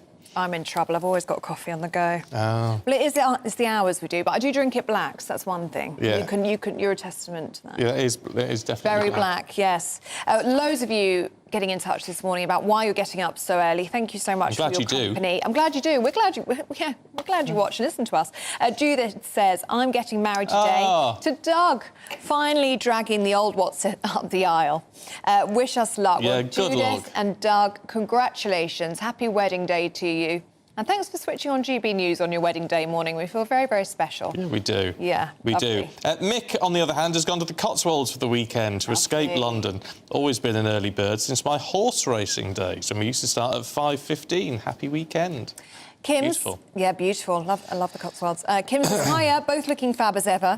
I'm watching while eating leftover pizza for breakfast. Oh, that's one of the best, that is. It is. I mean, consider we've just been talking to a dietitian about being healthy. Kim, that isn't healthy. But there is something very nice. Leftover pizza, salad cream.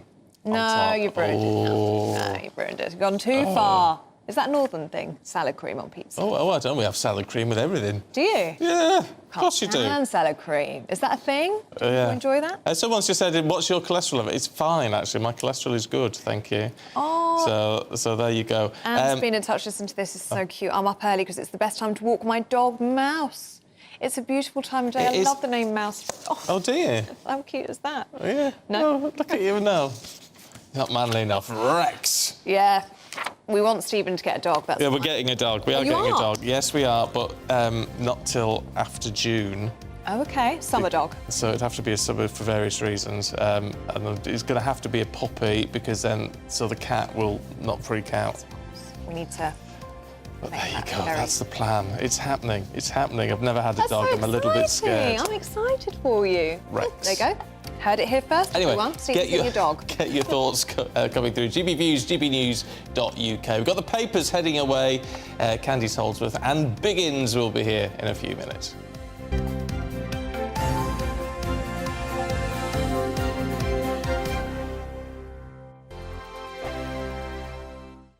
Monday to Thursday nights on GB News. At 6, it's Dubes & Co. 7 o'clock, Farage. At 8, join Jacob Rees-Mogg. And at 9, Dan Wootton Tonight, followed by Headliners. On TV, radio and online. This is GB News. It's all about family, being in people's living rooms, all the interaction and getting to know who our viewers and listeners are. When I was young, my dad used to say, no, stop arguing. I wanted an outlet that would enable me to give my opinion. People are going through a really hard time right now, and I know that you don't feel like you're being listened to by the establishment. I came to GB News because it's the People's Channel, and I want the audience to have their say on the events of the day. We're dynamic. We do something different. Democracy shows that the wisdom of the nation is in its people. I get to travel to find out what the story is from a personal perspective. The British people aren't fools. We know when we're not being told the full story. We've got to work out how Britain moves forward from this. It's the best country in the world. The establishment had their chance. Now we're here to represent your views. Britain's watching. Britain's watching. Britain's watching. We're proud to be GB News. The People's Channel. Britain's news channel. Westminster is going around in ever-decreasing circles, followed by the media. Britain is broken. How on earth did we get into this mess? But more importantly, how do we get out of it? Join me at 7 p.m, Mondays to Thursdays on Farage. Here on GB News, we will have open, rational debate. We've got to work out how Britain moves forward from this. Join us here on GB News, the People's Channel. Britain is watching. I'm Jacob Rees-Mogg, the Member of Parliament for North East Somerset and a former government minister. For years, I've walked the corridors of power in both Westminster and the City of London. I campaigned in the largest democratic vote in our island's story. I know this country has so much to be proud of. We need to have the arguments, the discussions on how we make it better. The wisdom of the nation is in its people. Vox Populi, Vox Dei. That's why I'm joining the People's Channel. Join me Monday to Thursday at 8 p.m. on GB News, Britain's news channel. GB News has its own late-night paper preview show, Headliners, where comedians take you through the next day's top news stories. You don't have to bother reading the newspaper, we've got it covered for you. Headliners, every night at 11 p.m. and repeated every morning at 5 a.m. We won't send you to sleep like some of the other paper review shows out there. GB News, the People's Channel, Britain's news channel. Join me, Camilla Tominey, on Sunday mornings from 9:30, taking the politicians to task and breaking out of SW1 to see how their decisions are affecting you across the UK. Bursting the Westminster bubble every Sunday morning, only on GB News, the People's Channel. Britain's watching. You've probably seen politicians interviewed 1,000 times, but we do it differently. We find out who they really are, we don't shout, we chat, and hopefully we bring a bit of light, not just heat. Did you know, Kate Moss? Apparently.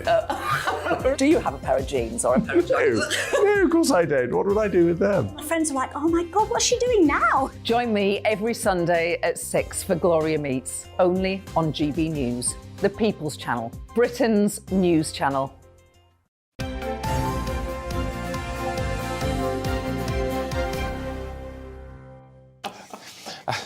This is Breakfast with Stephen and Ellie. We're going to be talking through the papers with Candice and Biggins in just about. Yeah, Biggins is already. Some of the stories he wants to cover, ladies and gentlemen. I don't know if we can. They're not safe for work. I don't think we've got the time, no. No, but anyway, before we do that, let's just return briefly to our top story this morning. And the International Criminal Court has issued an arrest warrant for the Russian President Vladimir Putin. Yes, the court said it was issuing the warrant over the alleged abduction and deportation of thousands of Ukrainian children to Russia. Well, earlier we spoke to the defence editor of the Evening Standard, Robert Fox. Prosecutor of the ICC, the International Criminal Court, has been in Ukraine and has thoroughly attested this information. This is not something that is just plucked from the air, but there are two aspects to this thing. There is the specific charge with the abduction of hundreds, thousands of children, which is an international crime, whatever the standing of the International Criminal Court in the eyes of Mr. Putin and his allies. It's actually not recognized by Russia nor by America, curiously. But also behind this, there are war crimes, like the terrible war crimes committed on the civilians of Bucha outside Kiev in February last year. It's a signal to the world that this man may be in office, but in the eyes of many of the world and many who sign up to the International Criminal Court, that he is an international criminal. So much more on that throughout the course of the day here on GB News, of course. But in the meantime, papers for you this morning. We need a bit of entertaining. So we've got Christopher Biggins in, as well as writer and commentator Candice Holdsworth. Good to see you both. See you both, yes. Let's kick off with the Express, Biggins, should we? Drivers not benefiting from the fuel duty freeze. What a surprise. I know, another thing. So I think there's been a 5p cut to petrol thing, but not to diesel, much to the dismay of people who... Of course, the trouble is we were all told to do... We're like, sheep. We do what we're told. We all told that diesel was the best, and we all go out and get a diesel car. Then it's not, and then they charge us. Then I 8 years ago, what am I talking about, 4 years ago, went and bought an electric car. And of course, electric now is not the way forward. I mean, it should have been water, should have been hydrogen that we had our cars out of. It's going to change all the time. But they expect us to go and spend money on diesel cars, and they don't help us at all. So there's been a human outcry at the pumps because they are, getting a miserable deal, diesel drivers. Yeah, they are. They are. But I mean, the whole fuel duty thing is very odd because it didn't seem to be implemented by all petrol stations. And how do you tell if it's been implemented at a petrol station? I know. I mean, it's a mystery, isn't it? A total mystery. What do you have a diesel car? No, I don't. I've got petrol now, but I was diesel. I changed to petrol in August. Yeah. But I have been diesel because I do a lot of miles, and so it is more economical. Yeah, I know. But in the end, you just sort of think, oh, I daren't get diesel now. I just sort of daren't do it. No. I know, there's so many things against with cars. I mean, electric cars are great. I mean, I love my little electric car, and but it's only really for a run around in London. For doing long distances. That's the problem. I mean, I went to Darlington to do pantomime at Christmas, and we packed our car up, this little Fiat, and A, there was not enough room, and also B, I was terrified because we'd have to stop twice to refuel it. Yeah. And you're not sure whether they're working these, electric points or not. How long on each stop? Well, we didn't. You didn't have I had a car in the end. I've got a driver, so but it's just a bit frightening. You want to get there in time, and you can't. The infrastructure just isn't there yet. No, it's not. What's the mileage you can get? 160. However, that's what they say. But then you have electric windows, you have electric wipers, you have an electric roof. All of that takes energy. Heating, and that takes, so you're down to about 90. I would think, you know, at the end of the day. But we're lucky because we've got a charger in the garage. Right. So we can charge our car at home every night. So that works brilliantly. But if you haven't, and you have to go and find a charger, then you're in real trouble.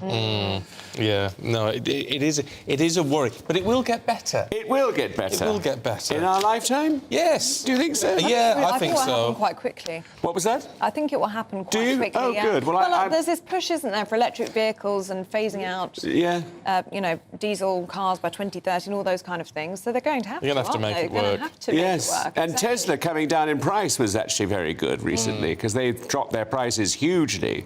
Well, just as well, because they're very expensive. Very expensive. Lovely car, though. Beautiful cars. Yeah.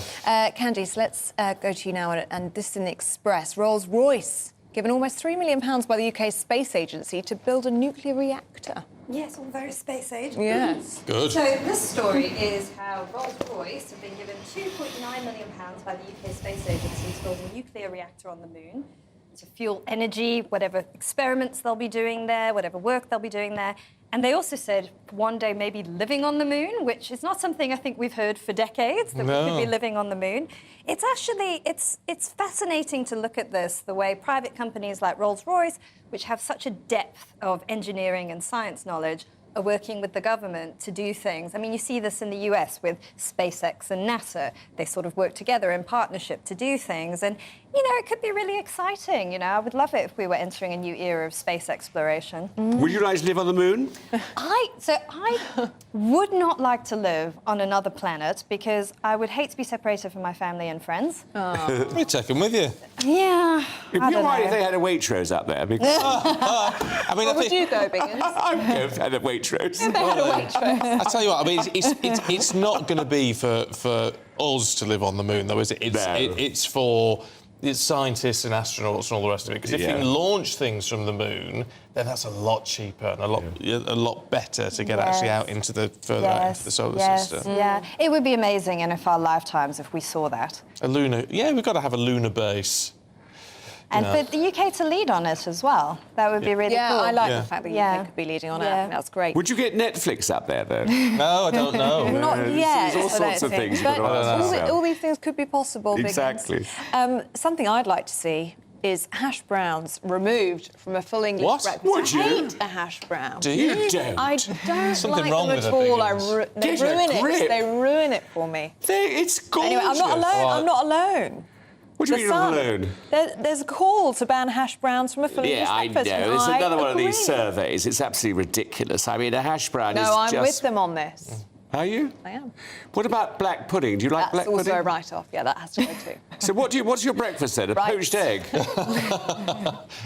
Sausages. Yes. Eggs. Toast. Beans. Lots of beans. Lots of beans. 4 items. Let's not complicate the issue. You do like a sausage, don't you? She does like a sausage. We she all always puts do. her order in for a sausage. I do. I love a sausage sandwich. I do. Bacon? Did you mention bacon? No, I could do that bacon as well. Yeah. Don't be so silly. What about a bacon sandwich? No, it doesn't do it. Bacon sandwich is one of the great breakfasts of all time. So what is wrong with a hash brown according to these people? Well, I suppose what they're saying is it's a lazy dish. You know, it's just potato fried.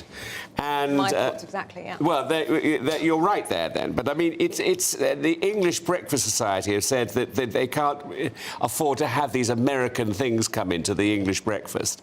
So from that point of view, I suppose it's true. So what should we be having? Instead, bubble and squeaks. Yeah, bubble and squeak. That's positive. Yeah. They're quite. I don't like bubble and squeak, funnily enough. Do you like bubble and squeak? I don't mind bubble and squeak. No. But I prefer a hash brown. Yeah, I prefer a hash brown. I like just potato, and it's crunchy and fried. We do it wonderfully. Yes. But I think it's lovely. I love staying in hotels because invariably we don't do a cooked breakfast at home. But I think when you go to stay in a hotel, it's wonderful to have a cooked breakfast. I mean, it's the best thing. Yeah. So what would be your perfect breakfast now? I'm intrigued. Well, I always have a poached egg because I think that when you go to a hotel, the eggs are really disgusting. They're all congealed and awful, and scrambled egg is the same. Whereas a poached egg, they have to cook almost at the same... Are you bored? Sorry. No, sorry. Look at his watch. No, I've got... I got a message. It flashes through on my watch. Oh, does it? So there you go. So I thought it may be my producer or something. Oh, yes, yeah. But it's not. Anyway. Sorry, carry on, Biggins. Poached Don't worry, egg. the poached egg is fresh. Definitely crispy bacon. Yes. And it has to be crispy, not back bacon. I love crispy bacon, streaky crispy bacon. And baked beans, absolutely. I also like tomatoes and black pudding. I really like black pudding. Yeah, it's very nice. Gives a bit of spice to the breakfast. When I was up in Scotland the other week, I actually saw in the supermarket there they had vegetarian black pudding. Oh. Now I'm a vegetarian. I've been for 40-odd years, but I couldn't have veg. I just thought, no, that's a step too far. No. I don't know what the appeal of that is. No. Candice, what's your favourite full English? What would be on it? So it would be scrambled eggs, crispy bacon. Oh, you two would go well at breakfast, yeah? Sausage, tomato, and mushrooms. Oh, I'm a big fan of mushrooms. Yeah. Yes. No beans? And beans. I was about to say beans. beans. Yes, my mum sort of inculcated that into me. Mushrooms and beans, you got to have that. Yeah, no, that sounds pretty good to me. Stephen, it's your turn now. Well, I'd go for all of that. Vegetarian bacon, which is pretty good these days. But hash browns, I think they're my favourite part. Lots of hash browns. Yeah, I agree. 4 or 5. No, I just come back from 4 America. or 5? I've just been to New York, and my favourite breakfast in New York is $5 pancakes, plus crispy bacon and maple syrup. Oh, it's to die for. There you go. Well, look, that's what we want to hear from you about this morning. GB they're News already at coming GB in on News. Twitter, yeah. Hash browns or no hash browns? No, hash browns. I think you've got to go with a hash brown. No, you don't want a hash brown. Robert says hash browns are nasty, right up there with manky mushrooms. Robert, Candice. Sorry, Robert. I haven't got a fan there. No, but anyway, so keep your thoughts through on that. I'll keep us talking this morning and make us quite hungry as well. Thank you both. We'll catch up with you a little bit later on. Right, good. Thank you very much. Lots of fun. I love talking about food. Yes, yeah, food. It's good, isn't it? Food is fabulous. In the meantime, we're going to just run you through some of the other key stories of the morning with the headlines. At what time is it? It's 7:48. 7:48, yeah. It is 7:48 already. Junior doctors have agreed to suspend strike action and enter pay talks with the government. More than 175,000 appointments were postponed to protect emergency care during the doctors' strike this week. An NHS boss has described the 3-day walkout as unprecedented. Commuters are facing another day of rail strikes today as industrial action sweeps across the country. RMT members at 14 train operators are on the picket lines in an ongoing dispute over pay and conditions. Passengers are warned to expect disruption, with services starting later and finishing earlier than usual. And police in Paris have clashed with protesters after the French government passed pension reforms without a parliamentary vote. Officers used tear gas to deal with the crowds. The French government says raising the retirement age from 62 to 64 is essential for the economy. We've got loads of you getting in touch this morning. We've been talking about early risers. Stephen was asking why you're up so early watching us, even though we're very pleased. Well, no, we're glad you are. Very glad you are. Just wondered why. We're just nosy. Lee says, I've been up since 4:10 this morning, since my 3-month-old boy decided to wake up for a feed. I've not even been able to sleep yet, so I've been tuned in since 6 a.m. I've got to go to work from 8 until midnight tonight. I'm on a double shift as a taxi operator at home. Let's hope I don't fall asleep today. No, that would be bad if you're a taxi operator. Yeah. We need you. Anyway, keep your thoughts coming through. GBviews at gbnews.uk. Time for some showbiz this morning.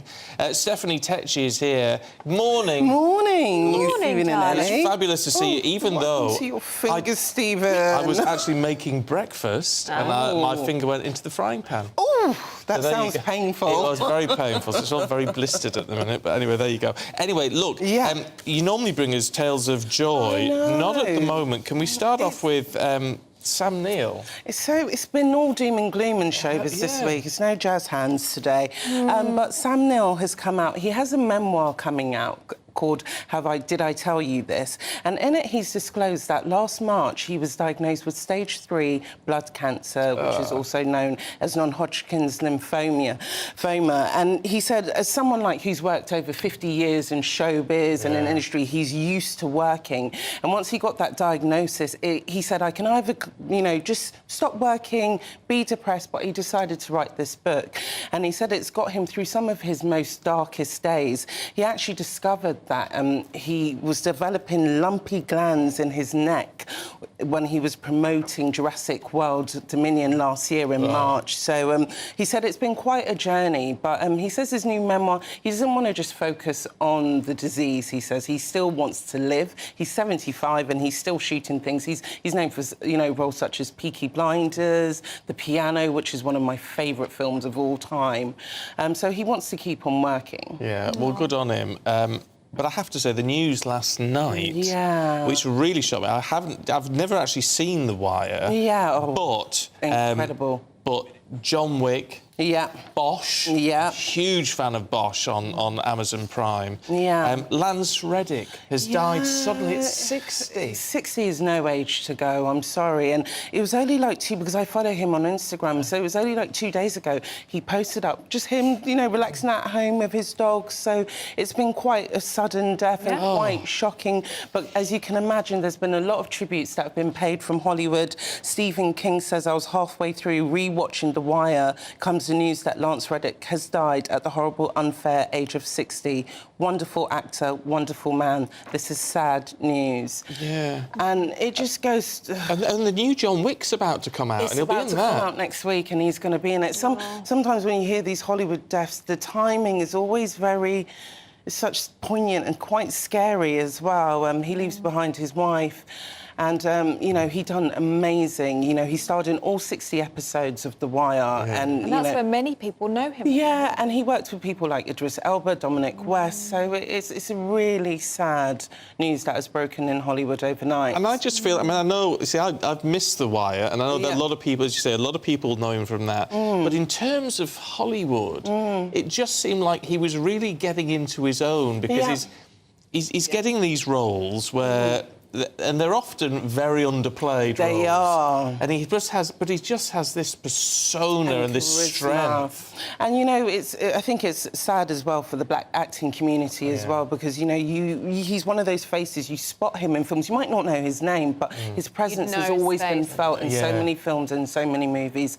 And I think 60's no age to go, especially as he died from natural causes. I just find it so sad. Yeah, and very sad. And some of the tributes have been really moving, haven't they? They have been. We've also had Ben Stiller, who said that Lance Reddick was a beautiful and compelling actor. Yeah, and I love that Wendell Pierce, who just sums him up, a man of great strength and grace. And he carried that. His roles always carried that. He was like a gentle giant, when I watched him. He was so tall and. Again, it's really sad. And, over here, people have also been paying tributes to Jacqueline Gold as well. And I was quite upset about that because I've met her many times before at, different conferences where she's always been empowering female businesses and female owners. So... Yeah, I know we're going to talk about that a little bit later on, aren't we, as well? So it's a sad showbiz day. Yes, it is. You have to take the good with the bad in showbiz. Yeah, you do. But also legends that we're talking about. Definitely, and that's a good thing. It's right to remember them always lives on. It does. Stephanie, thank you very much indeed. We've got all your top stories heading away in just a moment. First, though, here's your weather.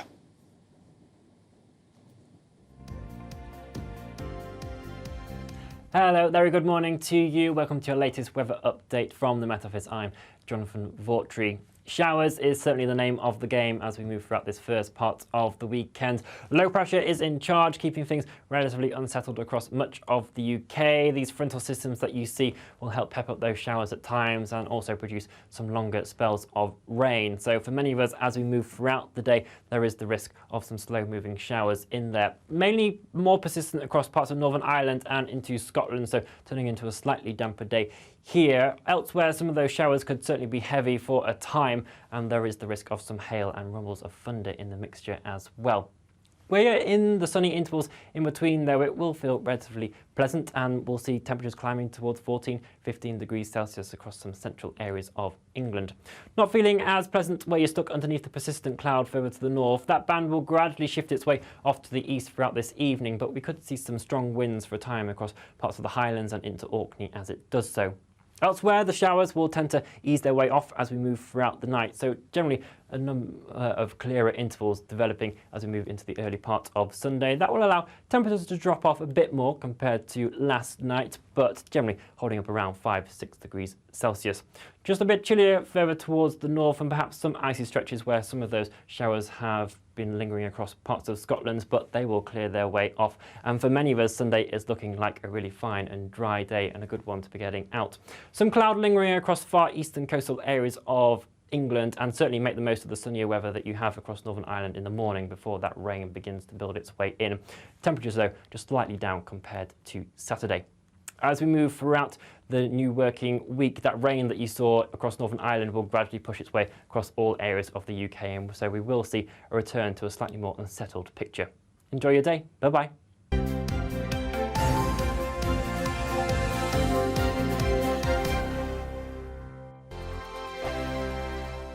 I joined GB News because I was sick and tired of not hearing my views being represented, not just mine, but so many people that I knew and spoke to. I just couldn't get my voice out there. I couldn't say anything. I couldn't do anything. Whatever the narrative was, I kind of had to follow it. GB News is there to provide a voice for those who have been ignored by the establishment media. We think different things, we've got a different style. GB News is here to be optimistic and positive about the future. It's real kind of dynamic and flowing, with the audience very much at the heart of it, like a big family.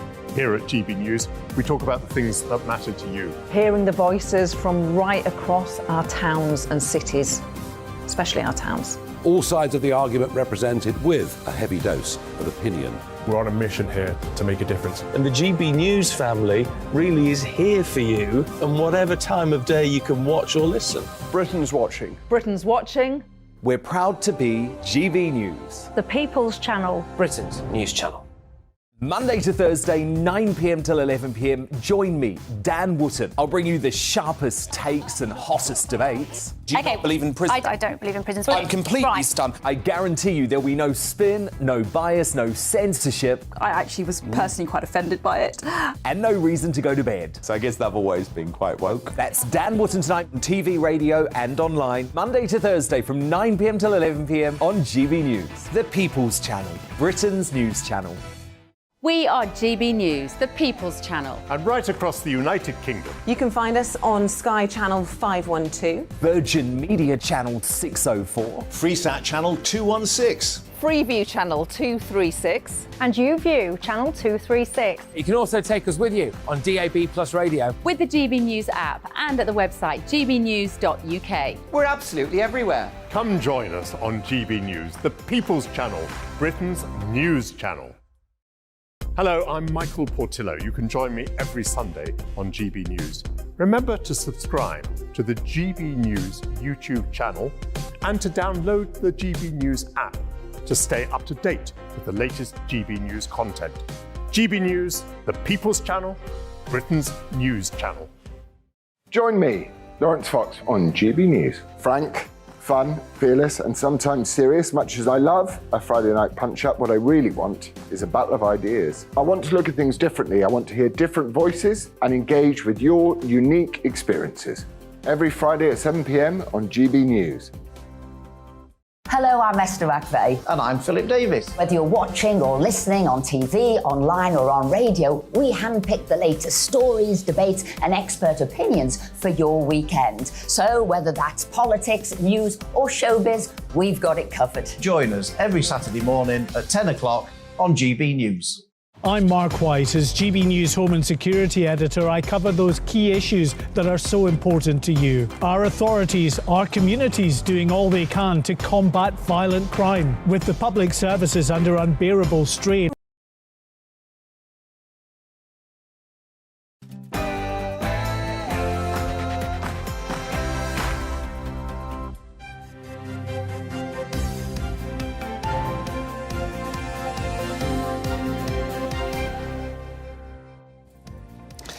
An international arrest warrant has been issued for Russia's leader, Vladimir Putin. Good morning to you. It's 8 o'clock on Saturday, the 18th of March. This is Breakfast on GB News with Stephen and Ellie. I can't quite believe it's the 18th of March. Oh, I think it's lovely. It sounds like spring. It does, but I don't know where this month has gone. It's because it was my birthday on the 1st. Of course. Which you did remember. Thank you very much. You did, and you got a lovely little present. I did get a lovely present, but I'm just amazed that it's the 18th already. Anyway, enough waffling for me. These are your top stories this morning.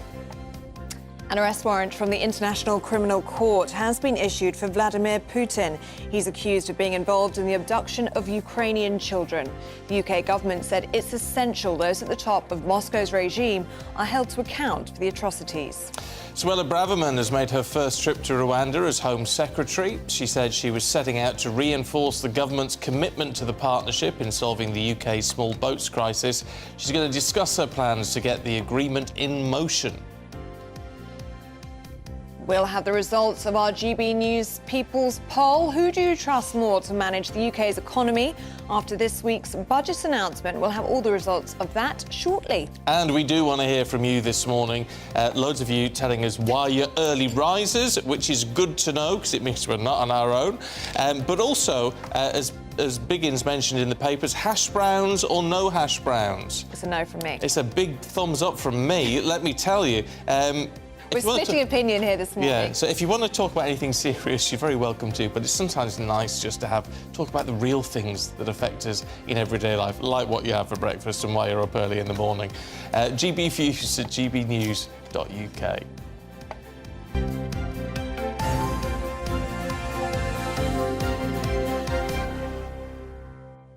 But we are starting with the serious news this morning, of course, and the International Criminal Court has issued an arrest warrant for Russian President Vladimir Putin. The court said it was issuing the warrant over the alleged abduction and deportation of thousands of Ukrainian children to Russia. And it comes as the Kremlin announced that China's president will meet President Putin in Moscow on Monday, and it's his first visit since the invasion of Ukraine. Let's hear now from the defence editor from the Evening Standard, Robert Fox.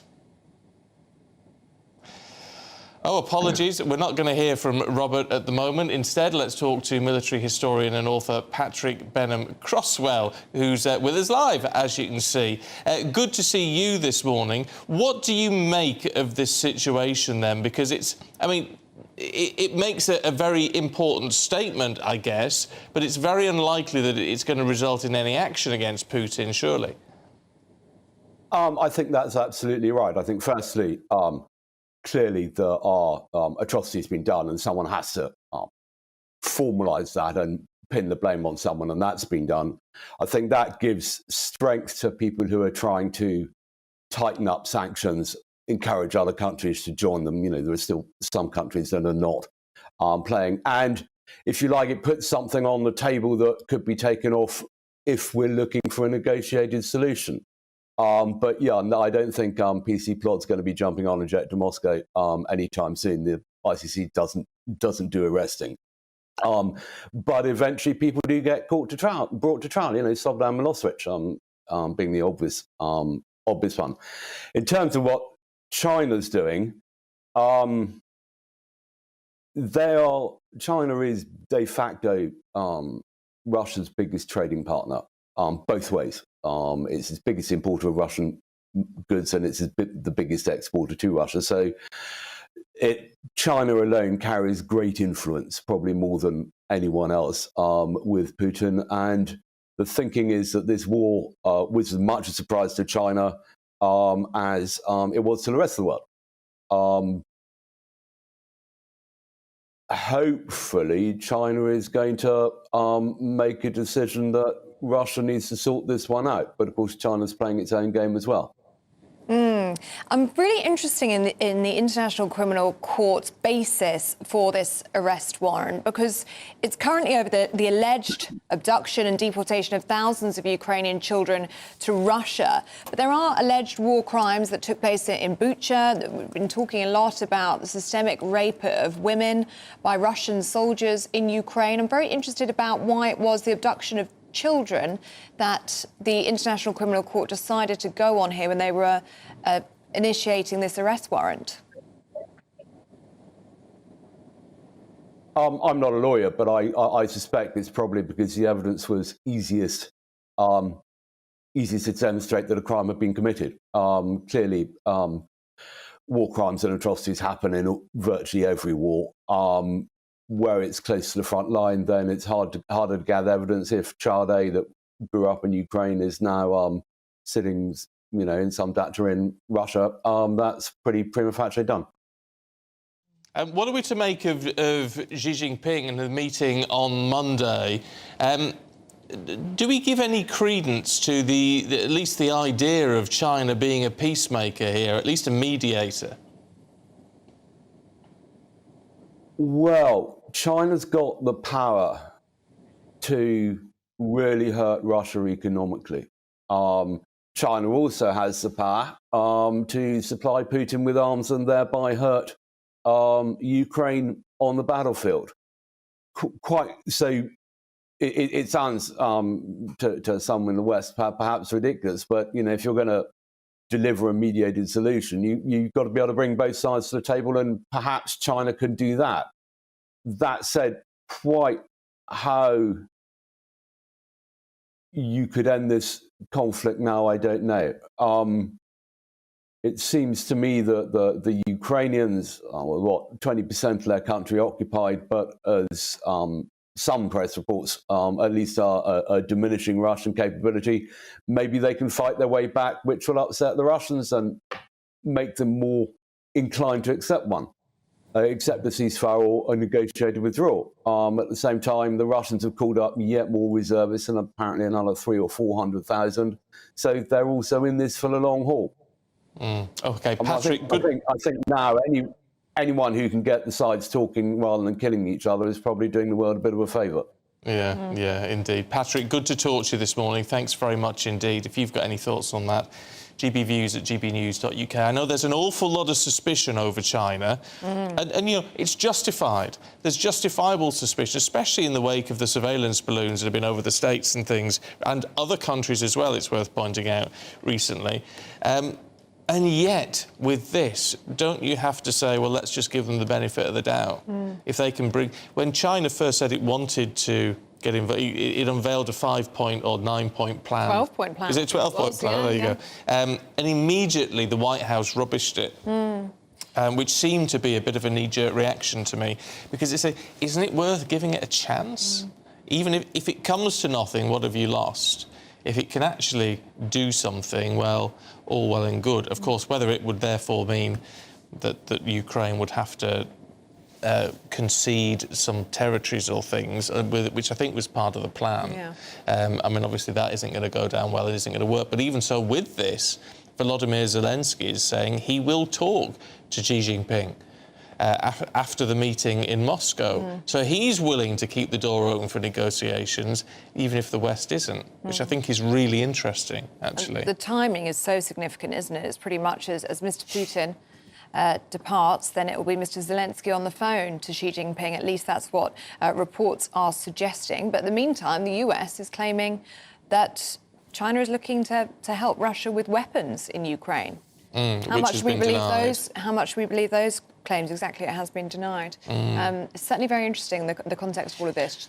Let us know what you think. gbviews@gbnews.uk. Let's bring you up to date with the other stories that are taking place today. Yeah, junior doctors have agreed to suspend strike action and enter pay talks with the government. More than 175,000 appointments were postponed to protect emergency care during this week's doctors' strike. One NHS boss described the walkout as unprecedented.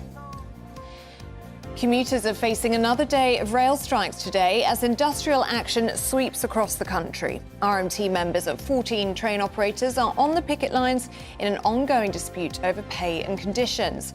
Passengers warned to expect disruption, with services starting later and finishing earlier than usual. And there's trouble in Paris, where police have clashed with protesters after the government there passed pension reforms. Didn't have a vote in Parliament, actually. Officers used tear gas to deal with crowds that gathered near the Parliament building. The French government say raising retirement age from 62 to 64 is essential for the economy.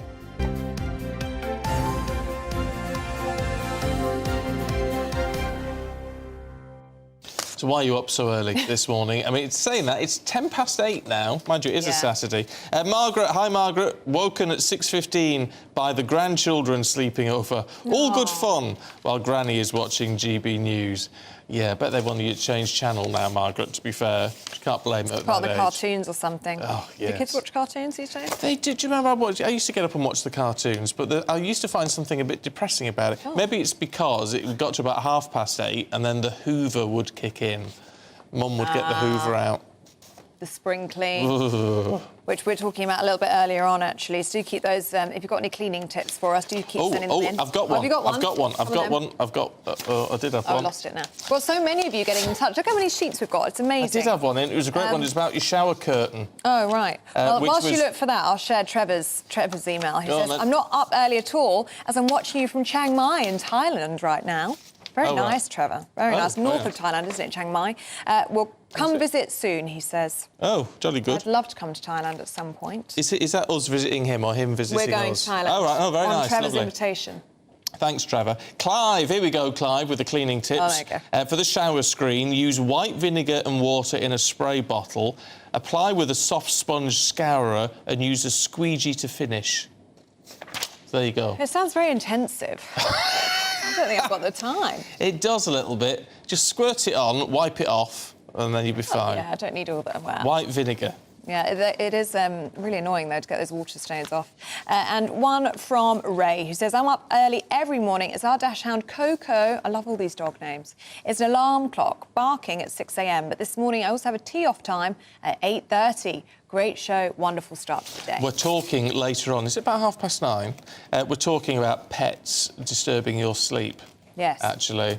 So there you go, that'd be quite interesting. Just a quick one, talk about animals. Bob says, I'm lucky enough to live in the countryside in Lincolnshire. Been up since 5:30, having a walk around and taking pictures of barn owls. Oh. And he's heading off fishing later with mates and having some beer. See, I love it. When I was driving to work last weekend, I drove past a barn owl was flying alongside the car at one point. Oh. And it's the most Beautiful. I just think it's the most amazing thing to see owls out in the wild. I just think it's a wonderful, wonderful thing. So lucky old you, Bob. Yeah. Send some pictures in, would Seeing you? the wildlife. And Jared and Alex are watching us at the airport. They're off skiing for a week. They're watching us on their phones. It's really Are nice they? of them. Yes. Oh, well, so who thank are you they? very much. I don't know. Gerald and who? Gerald and Alex. Alex. Yeah. Oh, Good morning to You you. should call them Alex and Gigi. I hope you're having a wonderful ski holiday, or have a lovely ski holiday, actually. Yes. They're just about to jet off. Oh, all right for some, isn't it? Now, time for the GB News People's Poll, and 58% of the public have said they feel worse off since the last general election. Well, I don't think that comes as much as a surprise. 5% say they feel better off. 16% say, well, it hasn't made any difference. Well, following the budget, almost a third of pollers said they had more faith in Sir Keir Starmer to manage the British economy in the years ahead. Only 17% thought that Rishi Sunak's Conservative government would be best, with more than half saying they were unsure.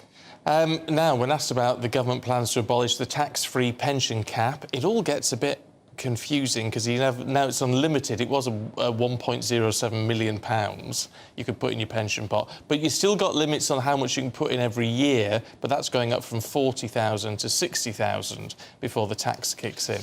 Anyway, 23% say they support the plan, 26% don't, so it's pretty even, Stevens. 38% aren't sure. When asked about whether the government should provide financial support to childcare providers or rather provide financial support to families directly, 37% of pollers said they would prefer the government to reduce the cost of childcare. So how does all that play out in terms of a national poll? Well, Labour getting 45%, Conservatives 20%. So a 25% gap, and the Conservatives have dropped. They were getting up to 23, 24% a few weeks ago. Let's talk to Matt Goodwin, who's behind our polling for us. Matt, good to see you this morning. Look, on that national poll, what do you make of that? Because, I know it'd been very flat for the Tories for a long time, but they were starting to progress. That's all been wiped out again. Yeah, the Conservatives are still at a historic low. There's a long way for Rishi Sunak and his team to go. And of course, they would have been hoping that not only the new moves on the small boats would be cutting through more clearly, but also the budget might have made a bit of a difference. Now, if you look at all polling, not just not just GB News people polling, if we look at all polling, a little bit of evidence, tiny bit of evidence to suggest there's a slight bump in that Conservative vote share. But as things stand today, we're still headed for a Labour majority at the next election. Interesting, the general feelings reflected in this poll, 58% of the public say they feel worse off since the last general election. Perhaps no surprise, though, in the sense that we've had a pandemic and we're now in a cost of living crisis.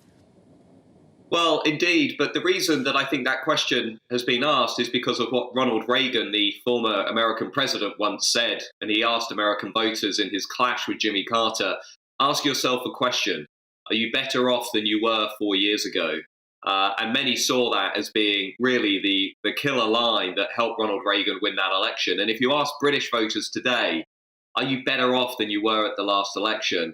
As you say, nearly 60% are saying, no, I'm not better off. And only a very small number, about 1 in every 20 of us, feel that we're better off. That, too, is another indication that, you know, unless this mood begins to change, unless this cloud of pessimism begins to lift, it is going to be very, very difficult for Rishi Sunak and his party to overcome Labour at the next election. What about the question then as to, do you think you'll be better off in another 4 years? Because, I mean, we're presented with plans by government, because that's the nature of government.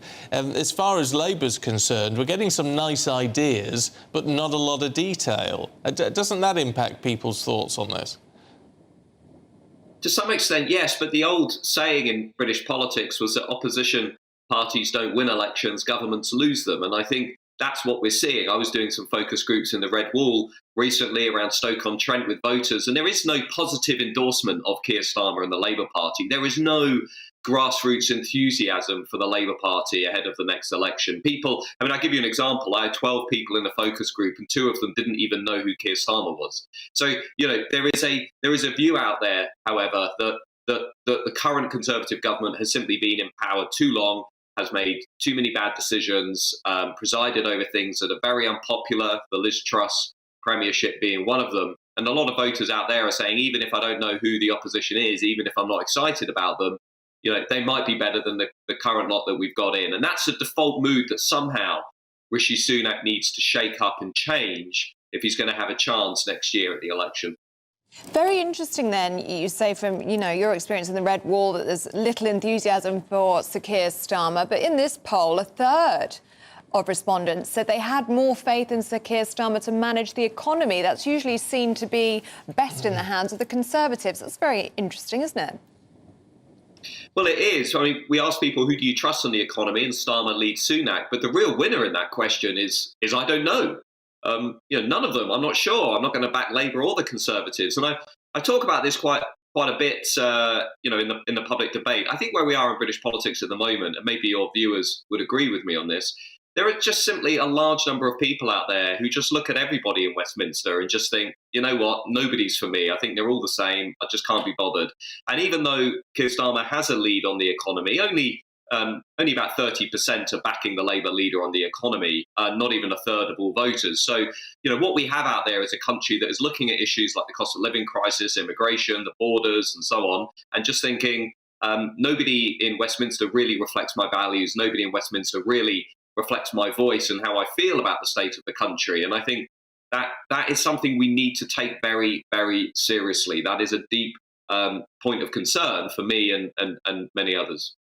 Matt, good to see you this morning. Thanks very much indeed. And if what Matt says reflects your opinion, get in touch. gbviews@gbnews.uk. Would love to know. It's a valid point, because if you can't get disengaged from politics, can you? The minute politics in itself doesn't reflect what you feel, then there's a problem, because you need people to engage in politics for the country to be representative. And politics matters to each and every one of us. It I mean, does. It literally dictates everything that goes on in our lives, doesn't it? Yeah. So it is important that we're engaged. And it's important we talk about it as well, which is why it's so good to have the People's Poll and to get a sense of how you're feeling at home. But do keep your views coming in, gbviews@gbnews.uk. Lots of you getting in touch on the hash brown debate, it must be said. Yeah, really? I haven't seen any of those all yet. on Twitter, oh, my they're friend. on Twitter. All You see, on I don't Twitter. go on Twitter. Well, I'll share a few with you. John says, good morning, Ellie and Stephen.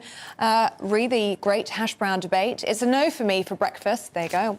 with you as well. The perfect contents of a filling dish are 2 sausages, scrambled eggs, beans, bacon, 2 slices of fried bread. It's not enough. Oh, fried bread, no. Washed down with a big mug of tea. Lovely. And Goosey1234 says, whatever happened to fried bread? It seems like there's a need for fried bread out there. Oh, I never liked fried bread. Eggy bread, though. Eggy bread is lovely, isn't it? Bees Make Honey agrees with me, no hash browns. And Maria on Twitter says, can you give a shout out to my husband John on our golden wedding anniversary? We watch GB News every day. We love Stephen and you. Great show. Thank you. 50 glorious years. Incredible. What an achievement. Well Congratulations, done, you. Maria. I think that's lovely. And John. I've got to say hello to Zoe as well, who watches all the time. She would like to have been asleep this morning, sleeping off her hangover, but my 21-year-old cat has dementia and goes around the house howling for us to get up. She's currently sat on my knee, happy as Larry. I have a headache. Stephen, please use your northern accent just to say hello to me. Hello, Zoe. Hello. Hello. And hello to your 21-year-old cat as well. I hope the hangover eases a little bit. Have a coffee and a paracetamol. And a fry-up, I think. And a fry-up. Always helps. Right, stay with us. We're going to have the sports next with Aidan McGee.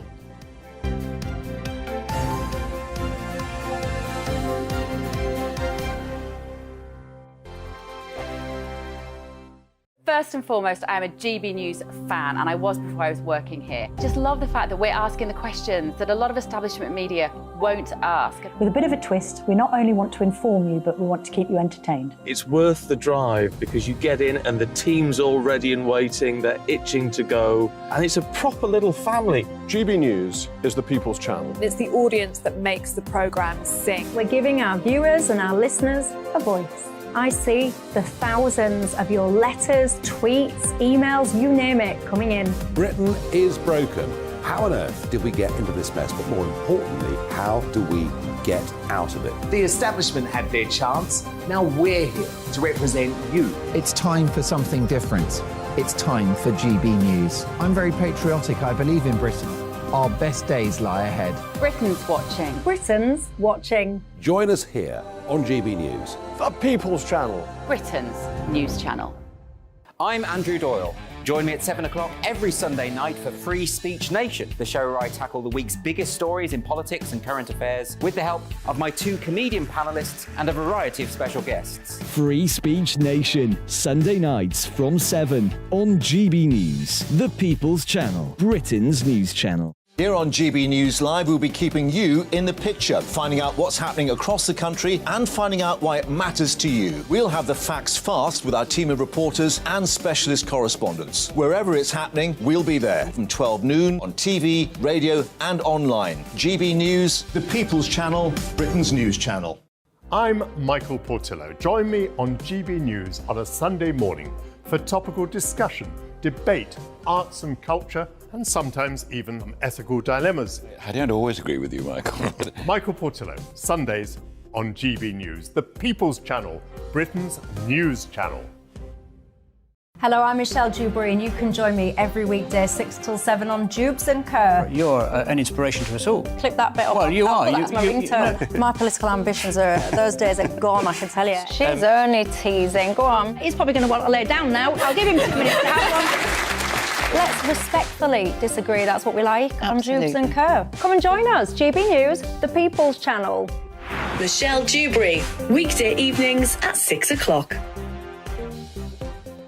I'm Simon Evans. Join me on GB News for Headliners at 11 p.m. What's the scoop? I'll be joined by 2 of the country's top comedians. That's right. As we take a look at tomorrow's newspapers tonight. We're going to get into trouble. If it's a big story, we'll be covering it. Spill some tea on him. There we go. But we'll also have some fun. I wouldn't stick up a bank. My father didn't love me. So anyway. Headliners every night from 11 on GB News, the People's Channel, Britain's news channel. Monday to Thursday, 9 p.m. till 11 p.m. Join me, Dan Wootton. I'll bring you the sharpest takes and hottest debates. Do you not believe in prisons? I don't believe in prisons. I'm completely stunned. I guarantee you there'll be no spin, no bias, no censorship. I actually was personally quite offended by it. And no reason to go to bed. So I guess they've always been quite woke. That's Dan Wootton tonight on TV, radio and online. Monday to Thursday from 9 p.m. till 11 p.m. on GB News. The People's Channel, Britain's news channel.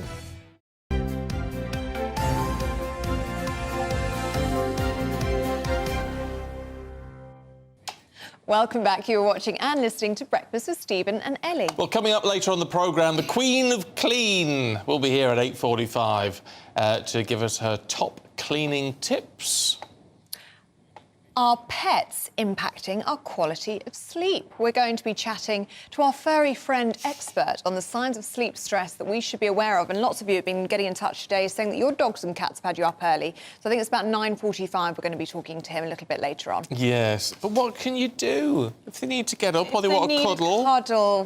There are worse ways to wake up, aren't there? Anyway, if you stay tuned for that, I will show you a picture of Timmy, my cat, in bed. In our bed. Does he wake you up? He does, yes, a lot. For what, a cuddle or to go outside? Mainly for a cuddle or to come under the duvet. They love us, that's what it is. You have to wake up, lift the duvet and he'll climb underneath and cuddle up to your legs. Aww. I mean, what's not to love about that? It's irritating, but come on. Very cute, isn't it? Very, it is very cute. Anyway, if you've got anything like that you want to share, gbviews@gbnews.uk. Meanwhile, I'll tell you what, with all the news this morning that you need to know, Aidan McGee is here. Good morning. Morning to you both. And look, I've got to kick off with the fact that you've been chatting away to your mate, Roy Hodgson. Not in the last couple of days, I haven't, no. Well, but you've got some news on him. Yeah, I know. Well, he could be coming back to the Premier League. We spoke about Crystal Palace yesterday. 75 years old. I mean, he did manage in the Premier League last season with Watford, which didn't go particularly well. But, look, they've sacked Patrick Vieira yesterday on St Patrick's Day, funnily enough. They've got Arsenal on Sunday, Crystal Palace. They won't expect to win that one. But remember I said to you yesterday about the managers who are most difficult to get or the most problematic to get are the ones who are already in jobs. You have to negotiate compensation. There's usually a bit of rancour about it as well. They're placed on gardening leave. So after Arsenal, I think you'll see somebody appointed early next week. That could be Roy Hodgson. Now, it's interesting because people say... Why would you want to do it at 75? Football is a drug. That's what you learn in 20 years of working in the business. Football is a drug. These people cannot stay away. I think Bobby Robson was the one who said football is a drug. I can't get it out of my system at all. And I think Roy Hodgson would be definitely cut from that cloth. Sooner or later, with the disposable nature of football appointments, you eventually run out of new and different. Yeah. And you eventually go back to the future and you realise that what you had in the first place, because don't forget he was at Crystal Palace, he was dispensed with in the summer of 2021 after 4 years there.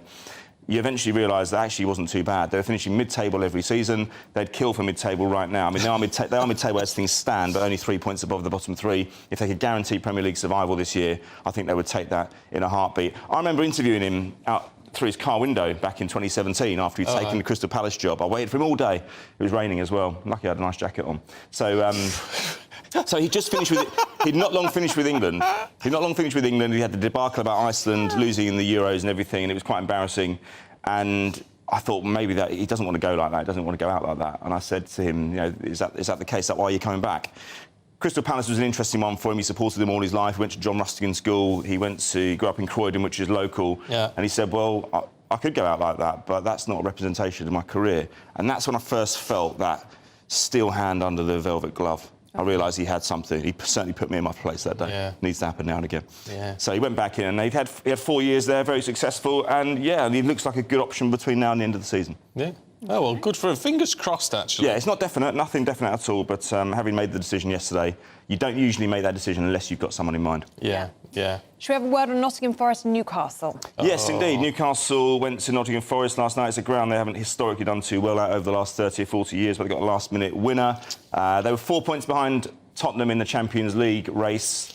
They're now just 1 point behind, and they've got a game in hand. So this is crucial because Tottenham go to Southampton today, and that puts the pressure on them. And, of course, we have a break after today for the internationals. England go to Naples next week to play Italy and against Ukraine. So there's a break after this. So it's psychologically important that these teams go out on a high before you go into that kind of hiatus. But, yeah, last-minute goal last night. They had a goal disallowed for... the VAR thing. That's right, yeah, exactly. But their striker, Alexander Isak, the Sweden international, £58 million signing from Real Sociedad last August. 6 goals in 10 games for him. So he's coming good just at the right time. He's doing well. He is indeed, yeah. He is indeed doing well. Yeah.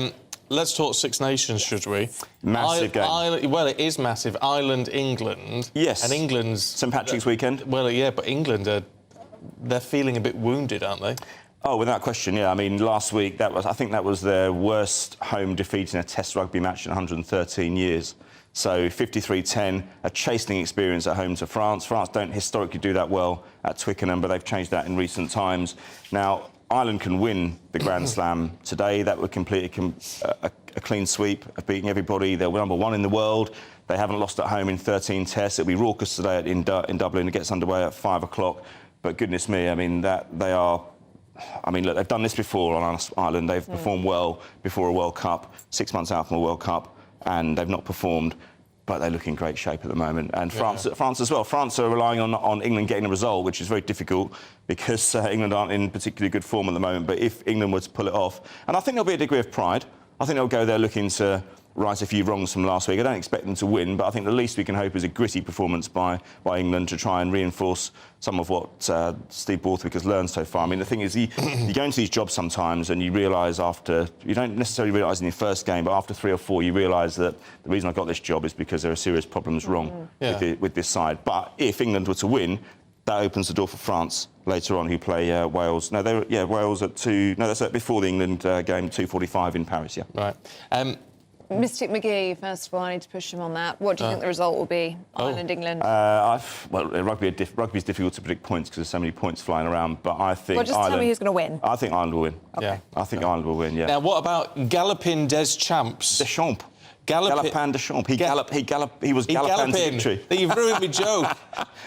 It's not really ambiguous, though, because I think that means galloping in France. Does it? French, yeah, I think so. Galopin Deschamps. Yeah, exactly. Well, he felt a lot of pressure. He felt a lot of pressure, Paul Townend, because that horse has, as our guest yesterday reminded us, he said that it's fallen a few times in recent races or in recent Gold Cups, and so there's pressure to get him over the line because it's a calibre horse, a 7-5 favourite. It's always a bit dull when the favourite wins, I think. Yeah, it is a little bit. Got money on it. Well, yeah, exactly. Well, 15-8, wasn't it? No, I saw 7-5. Did you? Yeah. I think it depends. It depends which bookie you go with. But I mean, yeah, that's kind of you're going to put a lot of money on to get a return on that, aren't you? But listen, it's a good finish yesterday. It was a good ride, and of course, as Mark said yesterday, we've had real problems with Cheltenham this year with the attendances being down, affected by the train strike, all the controversy with the whip as well. So it's nice to go on a high.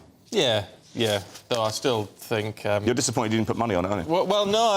I've wanted a listen to our guests. Ahoy, senor. He said that ahoy, senor. He fell. Chance. He fell, as did Hewitt. That's the one that was bought for a price of a cow. That's my sort of luck, isn't it? Yeah, we shouldn't listen to your tips, Stephen. Gallopin Deschamps. I was going to go for the one that cost the price of a cow, but I went for the other one instead. So the other one. Did you go? No, I didn't go for any. The other one. I got that. You took your time. Come on. Oh dear. Get out. I'm off. I'm on my way down. Are you coming back? Yeah, later on. Only if you'll have me. You think so? Yeah, I think so. Yeah, I'll get some news on that later. Oh, honestly, it's terrible. He can't resist, can he? It's always a dad joke. He can't help himself. Always. Anyway, talking of bad gags, Biggins is going to be up in a minute, along with Candice Holsworth to take us through the papers.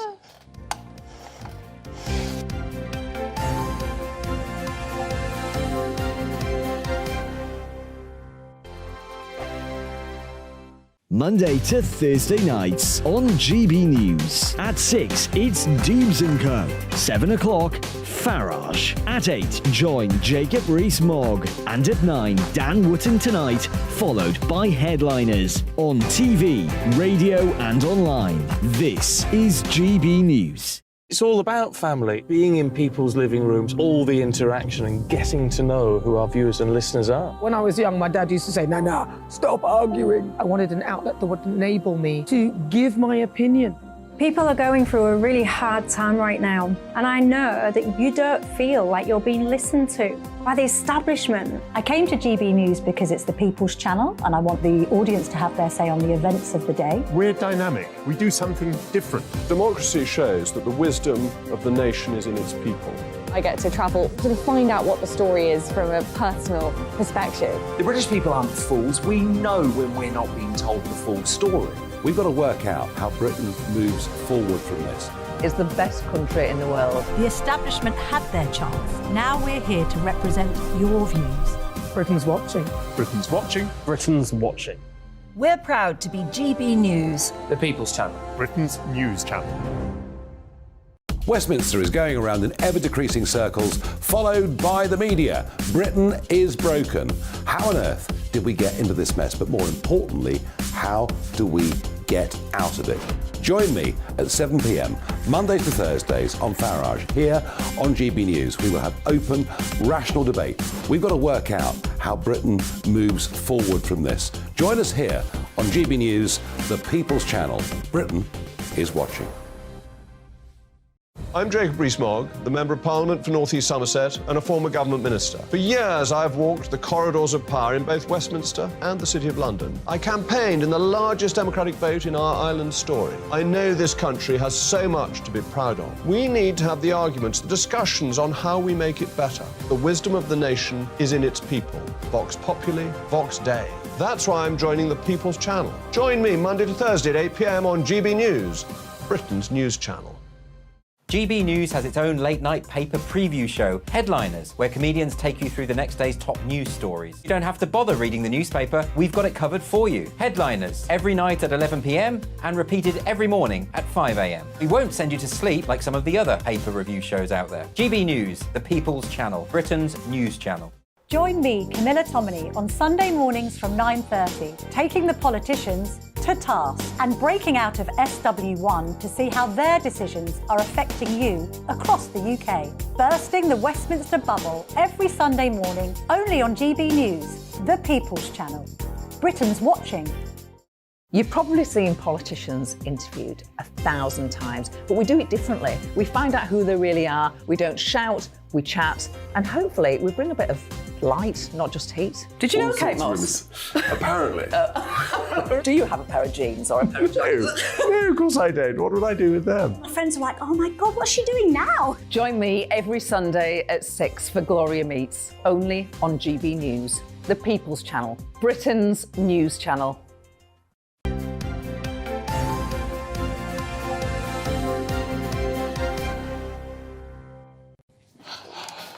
It's 8:37. Good morning. You're watching and listening to Breakfast with Stephen and apparently the People's Princess. Yes. So she just announced to the desk, I'm the People's Princess. No. Well, let me explain that. We're talking about what makes the perfect fried breakfast. I'm crying.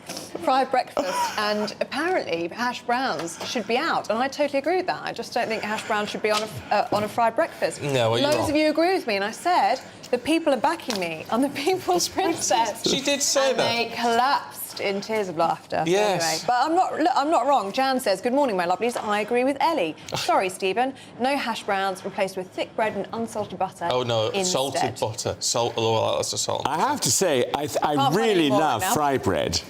Fried bread. Fried bread is fantastic. Well, Jason says no hash browns, you need a slice of fried bread. Yeah. Andrew says proper hash browns, not frozen ones. Oh. Also, beans should never be a breakfast food. Right, can't hear that. That's sacrilege. Eat beans. And Robert, bacon, egg, soda scone, oh yeah, potato scone, Yeah. beans, tomato, sausage, hash browns and coffee. Anne says, I'm with Ellie again. No hash browns. Oh, you princess. And Julie says, hash browns, definitely not. Yuck. Love the show. Oh. They've got loads on Twitter as well, I must say. Dulcie says, ignore Biggins, do try veggie black pudding. But Dulcie might have a point because she says she loves mushroom fried eggs and hash browns for a veggie breakfast.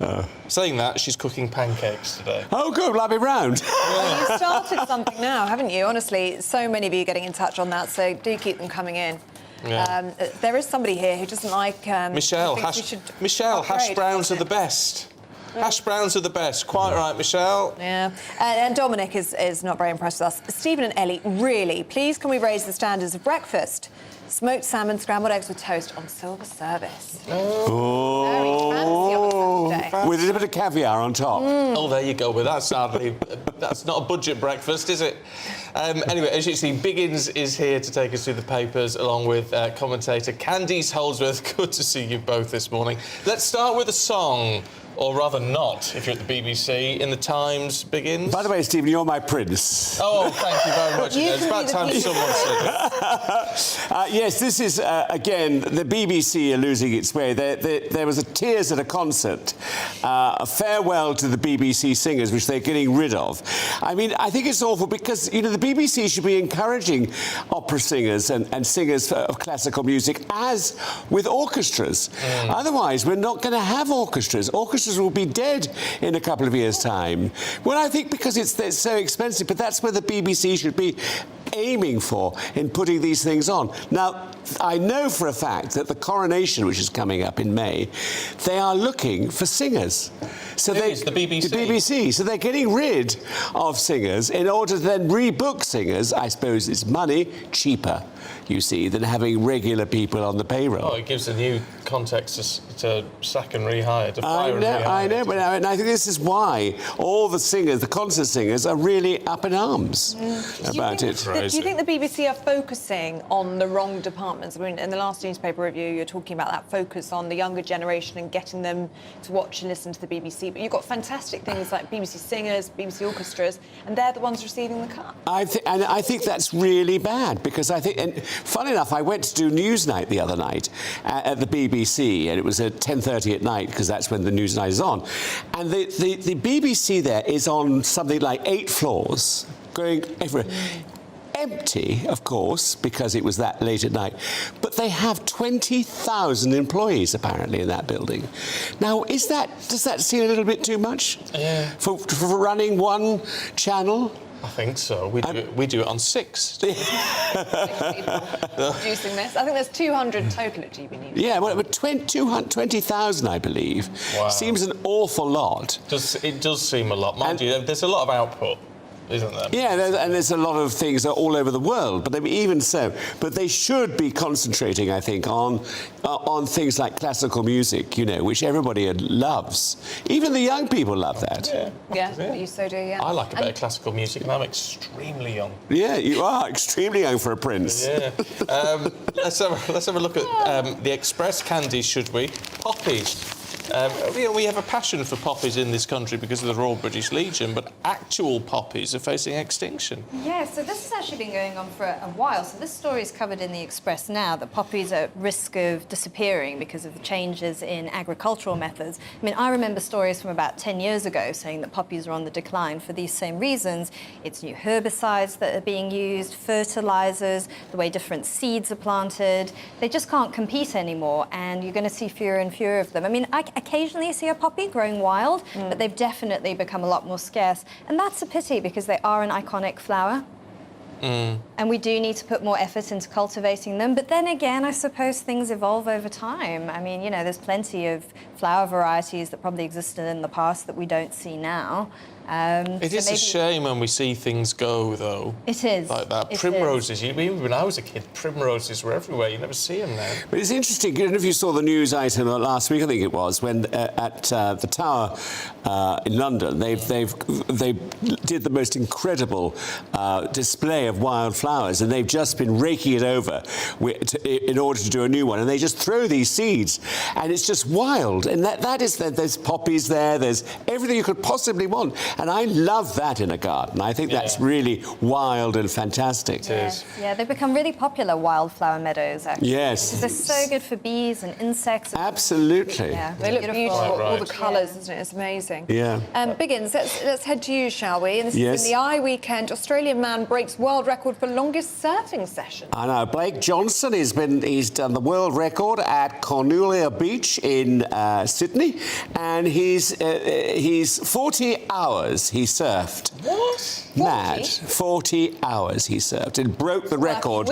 which was, I think, what does it say here? Yes, it was.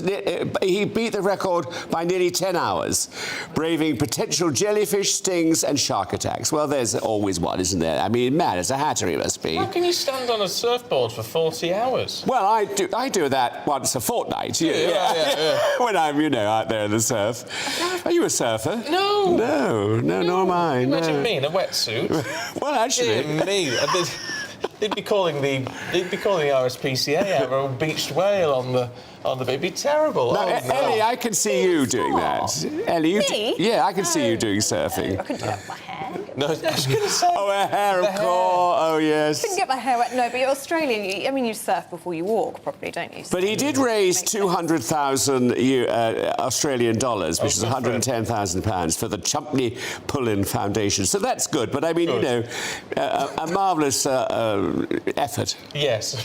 They're all crackers, these people. They're all mad. They are. They're all mad. Candice? Yep. Do you want to talk about peanuts in the sun? This is quite an interesting story. It's about cutting deadly allergy risk by basically feeding nuts to babies earlier.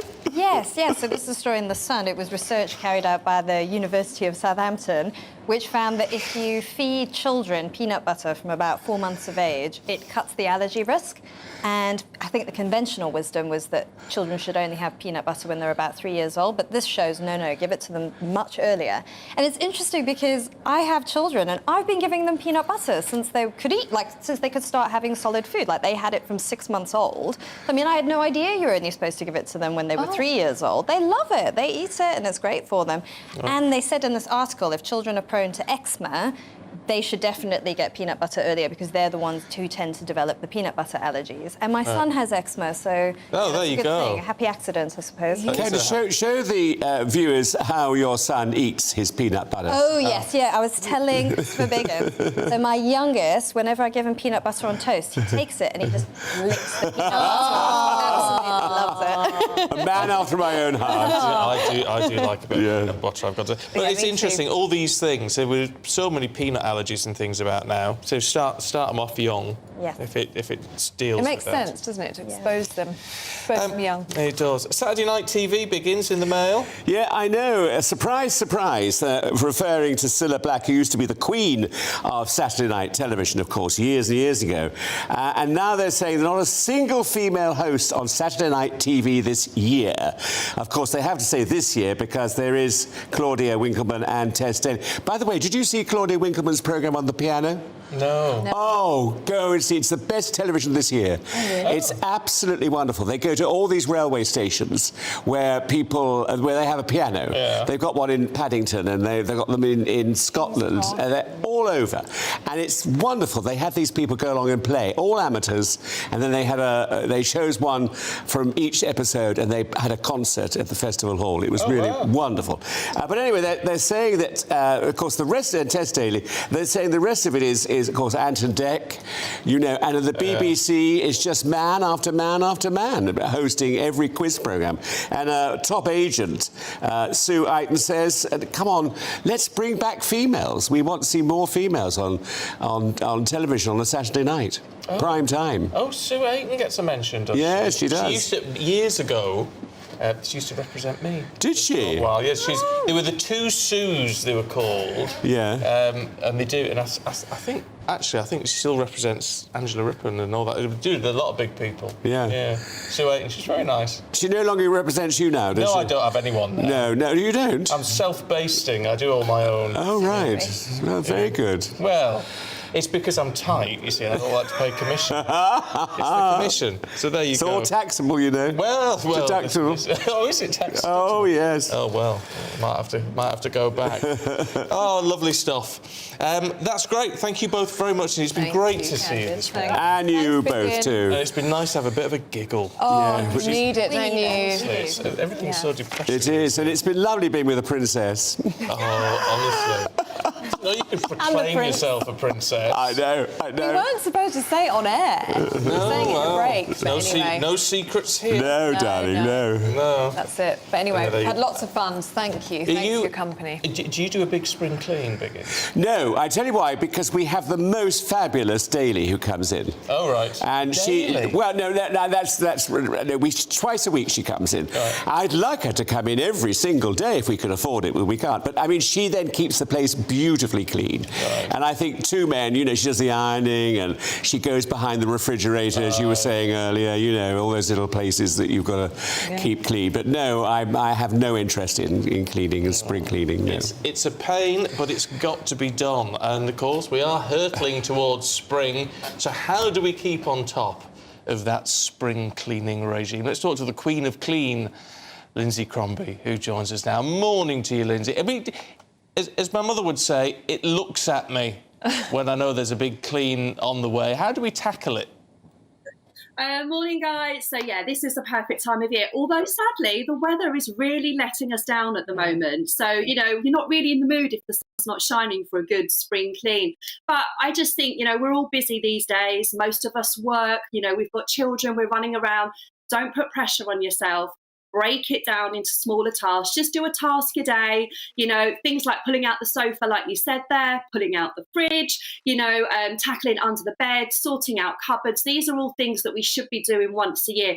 They are time consuming, but if you live with other people, just make sure everybody gets involved, have a reward at the end of it. So if you're in a family, you know, let's tackle this today, or tomorrow, let's go out for dinner to celebrate, those sorts of things to make it less boring.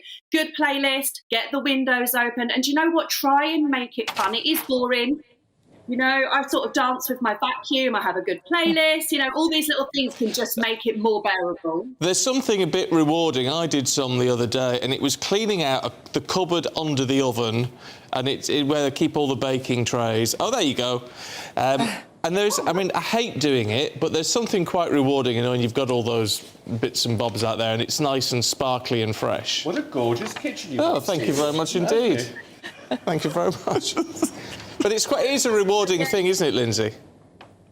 Yeah, it's a satisfying job. You know, the things that we put off, but, you know, there's that classic saying, I talk about this a lot, when you've cleaned a room, sometimes you tend to open the door and keep looking at it and thinking, oh, my God, I've done a really good job.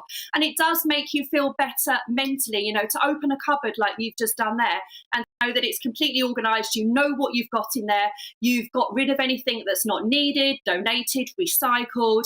It is a lovely, satisfying feeling. But, you know, most of us hate cleaning. I am the minority, but you know what? I do try and make it fun. I do try and make it bearable. Such a rise, though, isn't it, of people actually really enjoying cleaning their homes. I mean, there's influencers like yourself and Mrs. Hinch. I mean, cleanfluencers, are they called something like that? And it's basically really enjoying the idea of having a clean home and how you go about doing it. I wanted to ask you about stains and how to remove stubborn stains, because when we're looking at a spring clean, don't laugh, it's serious. Yeah. People will find on their carpets, won't they, red wine stains, makeup, food. What are the top tips? Right, okay, you know, this is common for me. Do you know what? One of the best carpet stain removers is good old-fashioned white shaving foam. So you can go to a supermarket, you can pay about 50 pence for a can. It's white and it's foamy, and it is absolutely brilliant for fake tan, mascara, any makeup that's under your makeup area. Trust me, I've got 2 teenage daughters. It's the best thing. And with red wine, don't waste your white wine and chuck a glass over it, because honestly, it does not work. It's an old wives' tale. You just need some salt, you need some white vinegar, rub it in. It is a bit messy, but it will eventually get it out. But honestly, grab yourself a can of shaving foam, keep it in your cleaning cupboard. It does so many amazing things, and it's super cheap. Oh, there you go. I adore you. Look, you're laughing. That is so useful. I've literally just written notes. You have written notes. Well, you do have some fake tan accidents, don't you? I do. I have fake tan all over my carpets. That's really, really useful. Have you got any other top tips for people watching at home, things that they might have in their cupboards that would be really useful to get stains out and get their house looking clean and sparkly? Okay, so in your kitchen, most people have probably got a bowl of lemons. You've probably got some white vinegar in your cooking cupboard. These are amazing staples for cleaning. So if you've got any lime scale on your shower screen that's really hard to get off, you can cut a lemon in half, you can put some bicarbonate of soda on it, and you can rub it all over the shower screen, and you're going to get a perfect finish. If you've got a mouldy shower curtain, you can spritz it with white vinegar.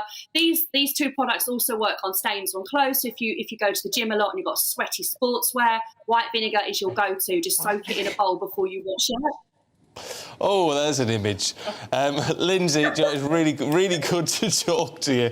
Thank you very much indeed. Biggins, you're sorted now. I am. Sweaty sportswear. I shall immediately go home and put that in the wash. Yeah, well, soak it in whatever that was. White vinegar. White vinegar is perfect, I agree. Yeah. Rub lemons over your shower. Yeah.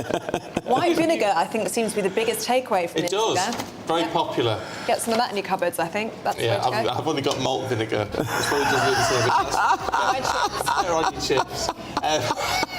We're back after the weather. Hello, very good morning to you. Welcome to your latest weather update from the Met Office. I'm Jonathan Vautry. Showers is certainly the name of the game as we move throughout this first part of the weekend. Low pressure is in charge, keeping things relatively unsettled across much of the UK. These frontal systems that you see will help pep up those showers at times and also produce some longer spells of rain. So for many of us, as we move throughout the day, there is the risk of some slow-moving showers in there. Mainly more persistent across parts of Northern Ireland and into Scotland, so turning into a slightly damper day here. Elsewhere, some of those showers could certainly be heavy for a time, and there is the risk of some hail and rumbles of thunder in the mixture as well. We're in the sunny intervals in between, though. It will feel relatively pleasant, and we'll see temperatures climbing towards 14-15 degrees Celsius across some central areas of England. Not feeling as pleasant where you're stuck underneath the persistent cloud further to the north. That band will gradually shift its way off to the east throughout this evening, but we could see some strong winds for a time across parts of the Highlands and into Orkney as it does so.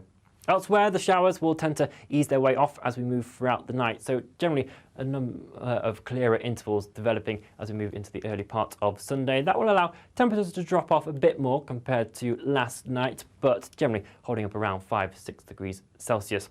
Just a bit chillier further towards the north, and perhaps some icy stretches where some of those showers have been lingering across parts of Scotland, but they will clear their way off. And for many of us, Sunday is looking like a really fine and dry day and a good one to be getting out.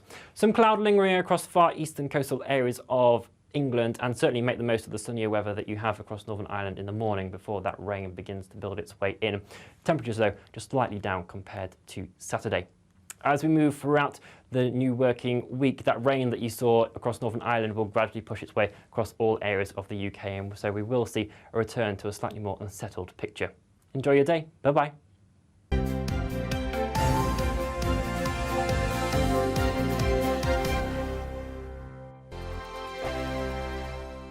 I joined GB News because I was sick and tired of not hearing my views being represented, not just mine, but so many people that I knew and spoke to. I just couldn't get my voice out there. I couldn't say anything. I couldn't do anything. Whatever the narrative was, I kind of had to follow it. GB News is there to provide a voice for those who have been ignored by the establishment media. We think different things, we've got a different style. GB News is here to be optimistic and positive about the future. It's real kind of dynamic and flowing, with the audience very much at the heart of it, like a big family. Here at GB News, we talk about the things that matter to you. Hearing the voices from right across our towns and cities, especially our towns. All sides of the argument represented with a heavy dose of opinion. We're on a mission here to make a difference. And the GB News family really is here for you, and whatever time of day you can watch or listen. Britain's watching. Britain's watching. We're proud to be GB News, The People's Channel. Britain's news channel. Monday to Thursday, 9 p.m. till 11 p.m. Join me, Dan Wootton. I'll bring you the sharpest takes and hottest debates. Do you not believe in prisons? I don't believe in prisons. I'm completely stunned. I guarantee you there'll be no spin, no bias, no censorship. I actually was personally quite offended by it. And no reason to go to bed. So I guess they've always been quite woke. That's Dan Wootton tonight on TV, radio and online. Monday to Thursday from 9 p.m. till 11 p.m. on GB News. The People's Channel, Britain's news channel. We are GB News, the People's Channel. And right across the United Kingdom. You can find us on Sky Channel 512. Virgin Media Channel 604. Freesat Channel 216. Freeview Channel 236. And YouView Channel 236. You can also take us with you on DAB Plus Radio. With the GB News app and at the website gbnews.uk. We're absolutely everywhere. Come join us on GB News, the People's Channel, Britain's news channel. Hello, I'm Michael Portillo. You can join me every Sunday on GB News. Remember to subscribe to the GB News YouTube channel and to download the GB News app to stay up to date with the latest GB News content. GB News, the People's Channel, Britain's news channel. Join me, Lawrence Fox, on GB News. Frank, fun, fearless, and sometimes serious. Much as I love a Friday night punch-up, what I really want is a battle of ideas. I want to look at things differently. I want to hear different voices and engage with your unique experiences. Every Friday at 7 p.m. on GB News. Hello, I'm Esther McVeigh. And I'm Philip Davis. Whether you're watching or listening on TV, online or on radio, we handpick the latest stories, debates and expert opinions for your weekend. So whether that's politics, news or showbiz, we've got it covered. Join us every Saturday morning at 10 o'clock on GB News. I'm Mark White. As GB News Home and Security Editor, I cover those key issues that are so important to you. Our authorities, our communities doing all they can to combat violent crime. With the public services under unbearable strain, why are we still failing to control our borders? Defence, the first priority of any government, has been continually hollowed out. Can we trust our politicians to protect the armed forces? Join me, Mark White, on GB News.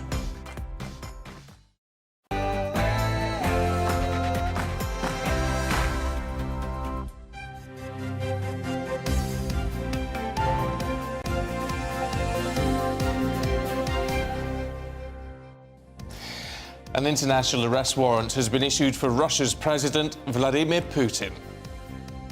Good morning, it's 9 o'clock on Saturday, the 18th of March. This is Breakfast on GB News with Stephen and Ellie. These are your top stories this morning, and an arrest warrant from the International Criminal Court has been issued for Vladimir Putin. He's accused of being involved in the abduction of Ukrainian children.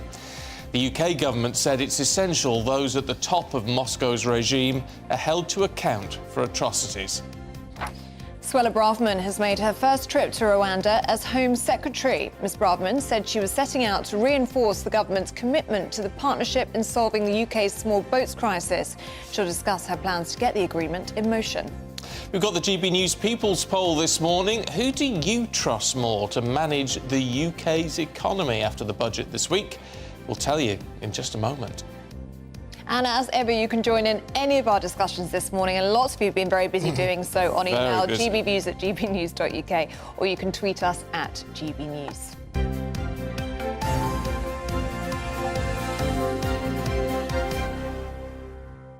So let's start then with the news that the International Criminal Court, the ICC, has issued an arrest warrant for the Russian President Vladimir Putin. The court said it was issuing the warrant over the alleged abduction and deportation of thousands of Ukrainian children to Russia. It all comes as the Kremlin announced that China's president is going to meet President Putin in Moscow on Monday, and it's his first visit since the invasion of Ukraine. Earlier, we spoke to the defence editor at the Evening Standard, Robert Fox, who said he didn't think Moscow would care about the warrant. What Putin has done is he's put on the Western allies a real test. Are you really going to stick this one out? How long are your peoples going to go on? I'm gathering support in the South, as it's called, the global South, in the Gulf, in Africa, and way down he was naming his two great allies, two great regional allies in his speech, India and Iran. He's going to go on, cost what it may to the Russian economy, and it's costing an awful lot. Well, joining us now is our political reporter, Catherine Forster. Catherine, what is the significance of this?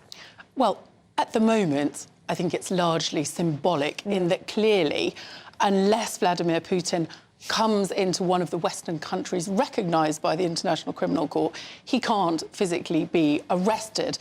Now, as Deputy Prime Minister Dominic Raab has said, that does make it difficult for him to travel around the world, but that's not a priority for him at the moment. But I think a lot of it is messaging. It's sending a message, isn't it, from the West, that the West is united. And President Biden has been saying, clearly, war crimes have been committed. You know, the Prime Minister, James Cleverly, has been said it's essential that those at the top of the regime are held to account. Keir Starmer also. But, of course, in the dim and distant future, whenever this ends, if Vladimir Putin is removed, there is the potential that he will face charges in a court. I mean, it happened to Slobodan Milosevic, didn't it? The war crimes that were committed in the former Yugoslavia, he was eventually held to account. So I think at the moment it's symbolic, but down the line, it could eventually lead to him being... Well, it is interesting that the Foreign Secretary is sort of making the right noises, but as you say, it's very difficult to see how this would proceed in any sense. But also interesting that the comments we're getting from President Biden, considering that the US doesn't even fall under the remit of the ICC. Yes, it is. I mean, they are united, despite the fact yes, the United States is not, doesn't subscribe to this, but the support is there. But interesting too that President Xi Jinping of China is going to Moscow next week, going to be talking to Vladimir Putin, and is apparently saying that they will act as an honest broker in trying to facilitate peace negotiations. Now, it's not clear exactly what they're proposing.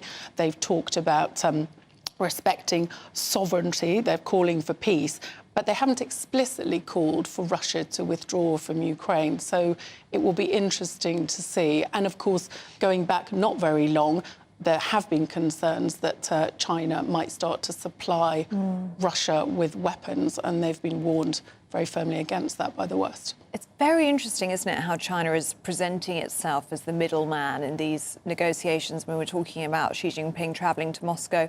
Also reports in some of the US media that he's going to be speaking to Mr. Zelensky, Ukrainian president, on the phone straight after that visit. So he really is the middleman in this. Yes, that is being reported. And of course, some people are saying, well, in some ways, it's in China's interest to let this rumble on, because all the while that this war is continuing, the West is financially being punished because we're supplying arms, it's hitting our energy supplies. China, meanwhile, is getting cheap energy resources, buying at a big discount from Russia. So in some ways, China and Russia, neither of which are the friends of the West, it's in their interest in some ways for it to continue. But China clearly realises too that it has a huge amount of business tied to the West and does not want to push its luck too far with Western countries, and so is keen to be seen to be acting as neutral. It's going to be very interesting to see how that plays out in the early part of next week, when we get details of those meetings and those conversations. In the meantime, there's a lot going on in politics here in the UK, and the People's Poll, our GB News People's Poll this week, makes for interesting reading. I mean, even in that, when it comes to the economy, in the wake of the budget this week, which has been, you know, I mean, slammed by Labour, but some of the results saying the effect's pretty neutral. However, Keir Starmer is trusted more on the economy than Rishi Sunak as a former Chancellor turned Prime Minister. That's bad news. It isn't good news, is it? Yes, 30% of people say that they would trust Labour to manage the economy more than the 17% who say they trust the Conservatives. And traditionally, of course, the Conservatives have tended to be the party seen for good economic management. But of course, looking back just a few months to the chaos that was unleashed by the kamikaze budget, as it was termed, under Liz Truss, and the fact that we're in the middle of this huge cost of living crisis, and incumbent governments basically are being punished around the world, aren't they, for people will look at the government in charge and blame them for the situation that we're currently in. We were talking to Matt Goodwin, who runs the poll, earlier on. He was saying, well, in fact, the biggest takeaway from that, he says, is the more than 50% who say, I just don't know who's going to be better at running the economy. And that's interesting, isn't it? And there, I suppose, is the potential for the Tories to improve, because at the moment Rishi Sunak's working very hard. The small boats, the Northern Ireland legislation, the budget, all of which seem at the moment to have gone quite well. And the hope is that by being very hard-working, being quietly diligent, being trustworthy, things will start to change and credibility will return and people will give the Conservatives a second look. And certainly, there's MPs now. The feeling was very recently that the next election was gone, that they had no hope of winning it. And they're starting to think that maybe it's a huge mountain to climb, but that it's just possible that they could win, or at least that Labour won't get this massive landslide that people have been assuming. One of the big headlines out of the budget this week was, of course, the childcare policy, 30 hours of free childcare. In this poll, 37% of respondents would like the government to reduce the cost of childcare. But some commentators saying that this was Jeremy Hunt laying traps for a Labour government if they were to come into power in 2024, and because many of these costs wouldn't kick in until 2025, and he's tying their hands. Well, yes. That? There's something in that, but I think part of the reason it's not happening straight away is that they simply don't have the infrastructure, because there's already a real crisis in childcare provision because childcare providers say they don't get enough funding from the government, that they can't afford it. So this is going to necessitate a massive increase in places that it's going to take time. So yes, it's probably, maybe going to be Labour's problem, but the Conservatives really did have to offer something, because huge numbers of women predominantly, but, you know, parents are closed out of the workplace because they simply can't afford to pay the childcare. And also Labour have been for quite a while making all sorts of loud noises about, we will make a massive offer on childcare, and that is going to be a vote winner for many parents. This is worth thousands of pounds. Well, it is, but I'll tell you what's interesting. I was talking to a lady who runs a hairdresser's. I don't know if was it yesterday morning or was it Thursday afternoon? I think that was Thursday afternoon. Might have been Thursday afternoon. Anyway, and she was saying the problem for her is it's all great. I mean, it's a hairdresser. She, you know, obviously employs a lot of young mums and all the rest of it. She said the problem is there isn't the childcare places. So it's an infrastructure problem. Now, that, of course, doesn't get solved in a budget, does it? That's something which is going to take a lot of time to get in place. And the devil will be in the detail, because unless the government is going to pay these childcare providers quite a bit more, the places simply will not be there. Now, they've changed the ratios in terms of, I think they've upped them from 4 to 5, so that will make it slightly easier. But many childcare providers are currently just saying it's not worth our while and we're operating at a loss. So it's a huge and very complicated sector, and it needs radical change. But this, most people, well, 37% think it's good they're supporting people with cost of childcare. 24% think that money should be given to parents directly. But there's not that many people saying, no, this is not a good idea, because there is a recognition that there is a real need. Although, of course, for the Conservatives, who don't particularly like expanding the state, this is quite a big expansion of the state. It is quite a big expansion of the state. A quick word on pensions.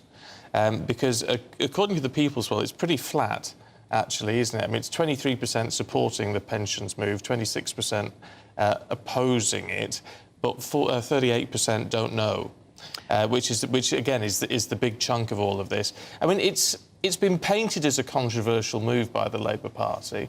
Is it really?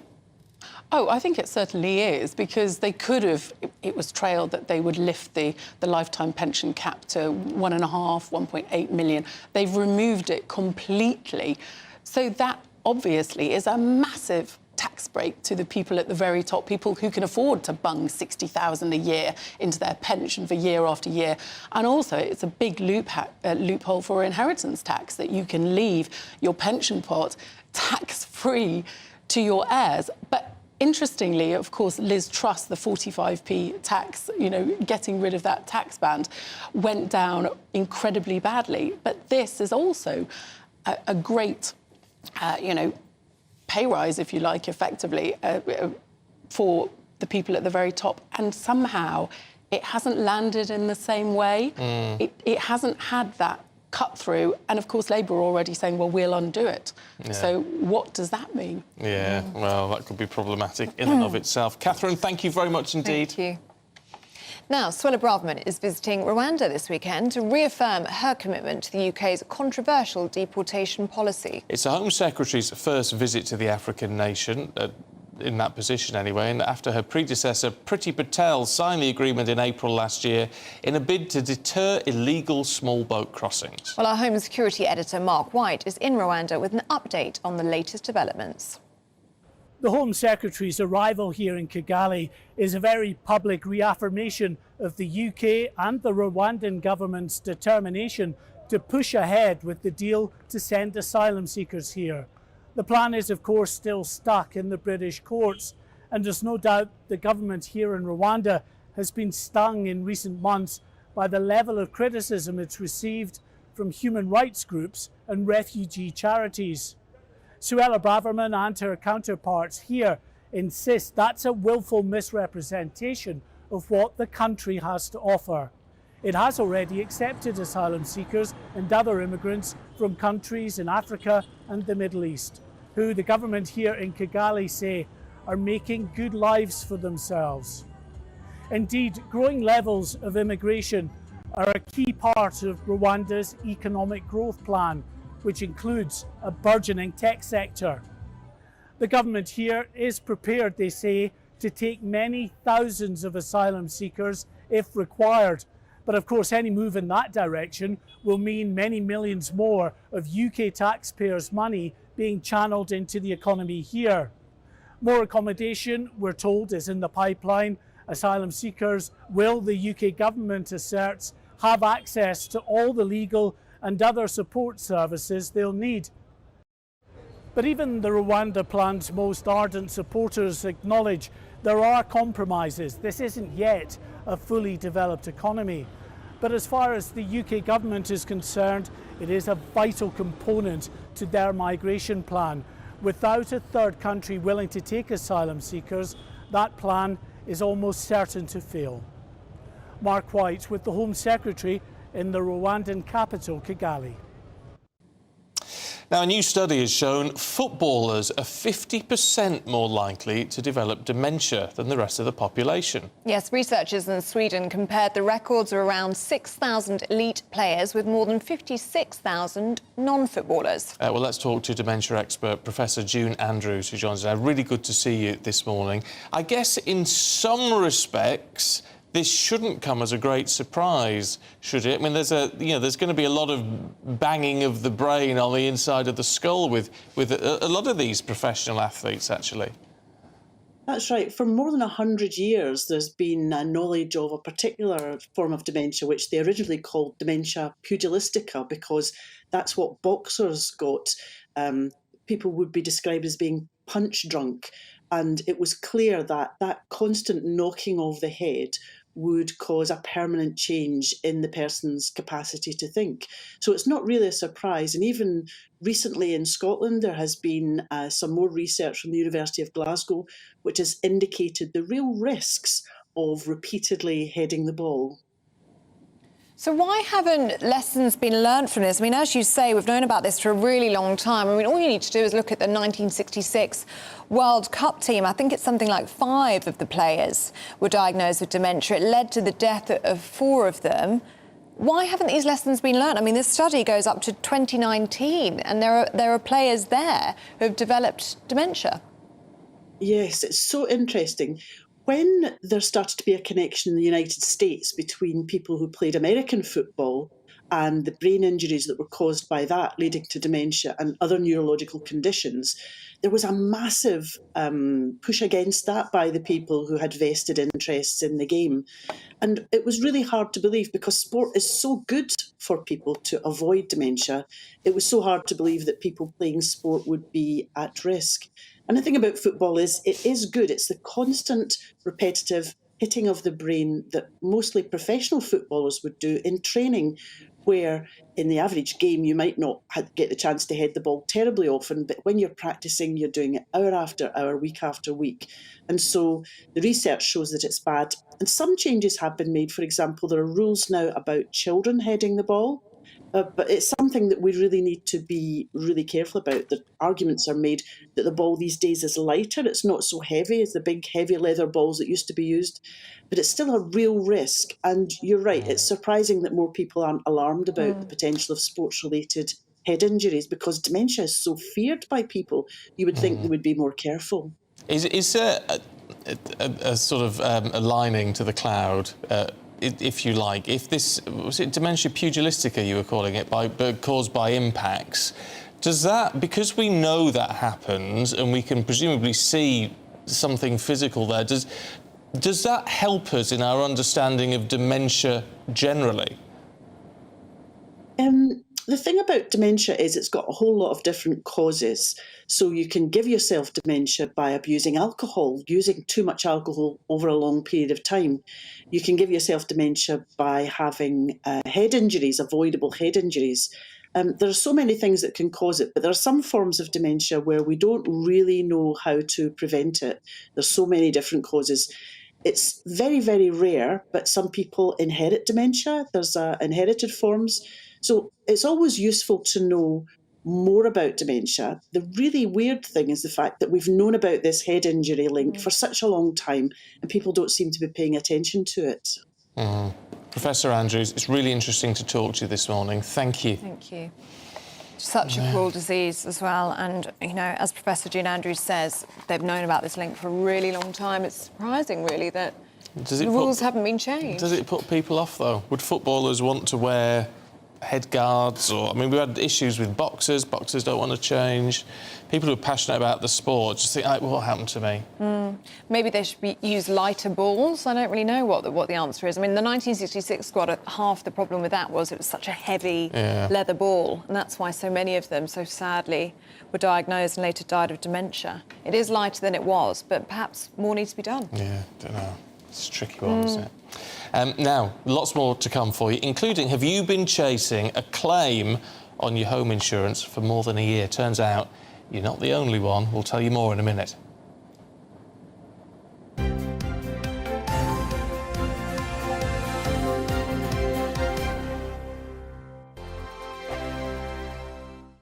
First and foremost, I am a GB News fan, and I was before I was working here. Just love the fact that we're asking the questions that a lot of establishment media won't ask. With a bit of a twist, we not only want to inform you, but we want to keep you entertained. It's worth the drive because you get in and the team's all ready and waiting, they're itching to go, and it's a proper little family. GB News is the People's Channel. It's the audience that makes the programme sing. We're giving our viewers and our listeners a voice. I see the thousands of your letters, tweets, emails, you name it, coming in. Britain is broken. How on earth did we get into this mess? But more importantly, how do we get out of it? The establishment had their chance. Now we're here to represent you. It's time for something different. It's time for GB News. I'm very patriotic. I believe in Britain. Our best days lie ahead. Britain's watching. Britain's watching. Join us here on GB News. The People's Channel. Britain's news channel. I'm Andrew Doyle. Join me at 7 o'clock every Sunday night for Free Speech Nation, the show where I tackle the week's biggest stories in politics and current affairs with the help of my two comedian panellists and a variety of special guests. Free Speech Nation, Sunday nights from 7 on GB News, the People's Channel, Britain's news channel. Here on GB News Live, we'll be keeping you in the picture, finding out what's happening across the country and finding out why it matters to you. We'll have the facts fast with our team of reporters and specialist correspondents. Wherever it's happening, we'll be there from 12 noon on TV, radio and online. GB News, the People's Channel, Britain's news channel. I'm Michael Portillo. Join me on GB News on a Sunday morning for topical discussion, debate, arts and culture, and sometimes even ethical dilemmas. I don't always agree with you, Michael. Michael Portillo, Sundays on GB News, the People's Channel, Britain's news channel. Hello, I'm Michelle Dewberry, and you can join me every weekday 6 till 7 on Jubes and Kerr. You're an inspiration to us all. Clip that bit off. Well, you are. That's my ringtone. My political ambitions those days are gone, I can tell you. She's only teasing. Go on. He's probably going to want to lay down now. I'll give him 2 minutes to have one. Let's respectfully disagree. That's what we like on Jubes and Kerr. Come and join us. GB News, the People's Channel. Michelle Dewberry, weekday evenings at 6 o'clock.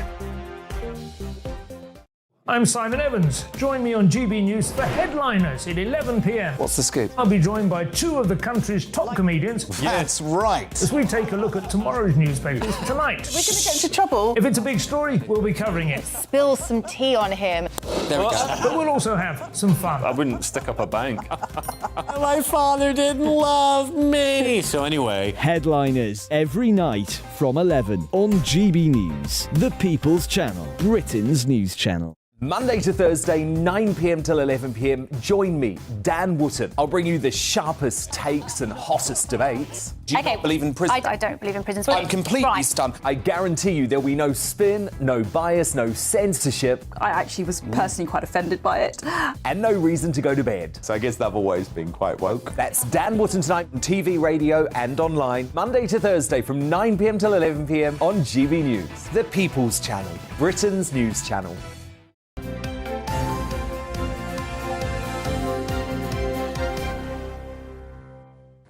Very nearly 9:24, you're watching and listening to Breakfast with Stephen and Ellie.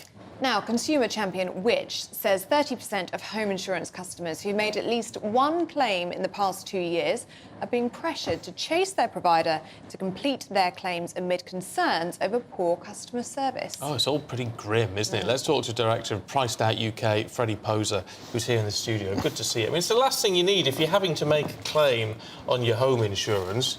You want it to be paid. Yeah, and especially during a cost of living crisis, if you're forced to make a claim on your insurance, you don't want that extra stress. But it's clear that providers, I think, probably realise and get away with delaying a bit. Some people will drop their claims. Some people might be able to pressure it into slightly lower settlements. Do you think it's a tactic? I think it's probably a bit of both. I'm sure, especially with home insurance, especially with, labour shortages, it might be hard to get the right people to do, surveying, for example, look at what those claims should be. But I'm sure there's an element of a tactic there as well. There was a story out a couple of days ago, Freddie, about renters, specifically in London, but I'm sure it's happening across the country, paying £3,000 a year more than homeowners on housing costs. I mean, is that something that really concerns you? I think that, each group of homeowners or renters, they have different costs. So home insurance falls on homeowners. Renters have other costs. Generally, the rent is obviously, for a start, higher than mortgages. But other costs come up when you're renting that you don't necessarily have as a homeowner. It is a real issue because the people who tend to be renters tend to be younger, earlier in their career. They're less able to actually afford £3,000 a year more extra. So it's an issue that the government really needs to look at and preferably work by trying to solve the housing crisis. Well, it's interesting because, in the wake of the budget and everything, there's been a lot of commentators, I've been talking to several this week, saying that they think that the housing bubble could be about to burst. Now, and they're saying, well, that's not necessarily a bad thing, unless you end up with negative equity, of course, if you're a homeowner. But if that does happen, if house prices significantly drop, presumably rentals would drop as well off the back of that, would they? Well, I think it's a bit more, unfortunately, it's a bit more complicated than that. What we're going to look at a house price correction, that's for sure. The first thing to caveat that is they'll be going down to levels seen in 2019, say. So they're not. We're not exactly going back 10 years. So most homeowners won't see return to negative equity. People who have bought in the last few years, a different situation. However, that doesn't really affect the underlying housing shortage. The house price is really here a function of the cost of money, of the interest rate. So with rentals, what we're seeing is actually more and more people are, if you were a cash buyer or you've got a really high salary, it's actually okay because you can afford these mortgages or you don't need a mortgage. But what's really happening here is people are less able to afford their home if they're at a really high leverage mortgage, but rents aren't necessarily coming down because there still aren't enough homes for people, so people are just trapped renting for longer. Right. And that is a danger, isn't it? So that's a proper supply and demand then. Yeah. And that's what we're seeing up and down the country, isn't it? I mean, landlords have got to pay quite often these increased rates, and it's just passed straight on to the renters. Absolutely, and at its heart is a failure to build homes for 40 years. That we're in this situation with short-term crisis after short-term crisis. In this case, it's the rising rates, but before that, it was rising rents, such as after the pandemic, that sort of thing. But all of this is crisis over a long-term trend of more and more unaffordable homes, especially in the southeast where we haven't built enough homes. And unless the government and future governments really grip this issue and say we are going to build more homes, this crisis will only get worse. Of course, the governments always say they are going to build more. I mean, that's the thing. They say they are going to build more homes. It just doesn't seem to happen. Now, is that a problem with government policy? Is it a problem with the fact that the builders seem to be, in most cases, it's almost like a sort of 4 or 5 companies that seem to run the whole division? Well, I think it's mostly an issue with government policy is the proximate cause. It's really hard to get planning permission to build new homes. But downstream from that is the very real concern that a lot of residents have about development. They don't like it near them. So what I think the government really needs to do is find ways to work with residents and maybe even compensate residents to say yes to new homes, because there will need to be new homes across the country and some of those will need to be near people. So I think we need to find better policy solutions, and I'm hoping that either Michael Gove or Lisa Nandy, if she becomes Secretary of State, are willing to work with groups like Priced Out to develop those solutions. OK, Freddie, good to see you. Thank you very much. Thank you. It's a very valid point, though, because you sort of listen to Freddie and go, yes, more needs to be done. More needs to be done. We need to sort this out. If the minute they start building anywhere near you, then you're writing a letter to the council, aren't you, complaining about it? And I'm guilty of that. I confess, I am guilty of that. Because you don't want it. Build them somewhere else. Yeah. But there is a demand, that's for sure. Yeah. So there you go. Let us know what you think. Exactly, your thoughts. GBviews at gbnews.uk. We've got loads of your thoughts here. We're going to share some with you throughout the programme. And do stay with us, because after this short break, we're going to be talking about how owning a dog or cat can affect your sleep.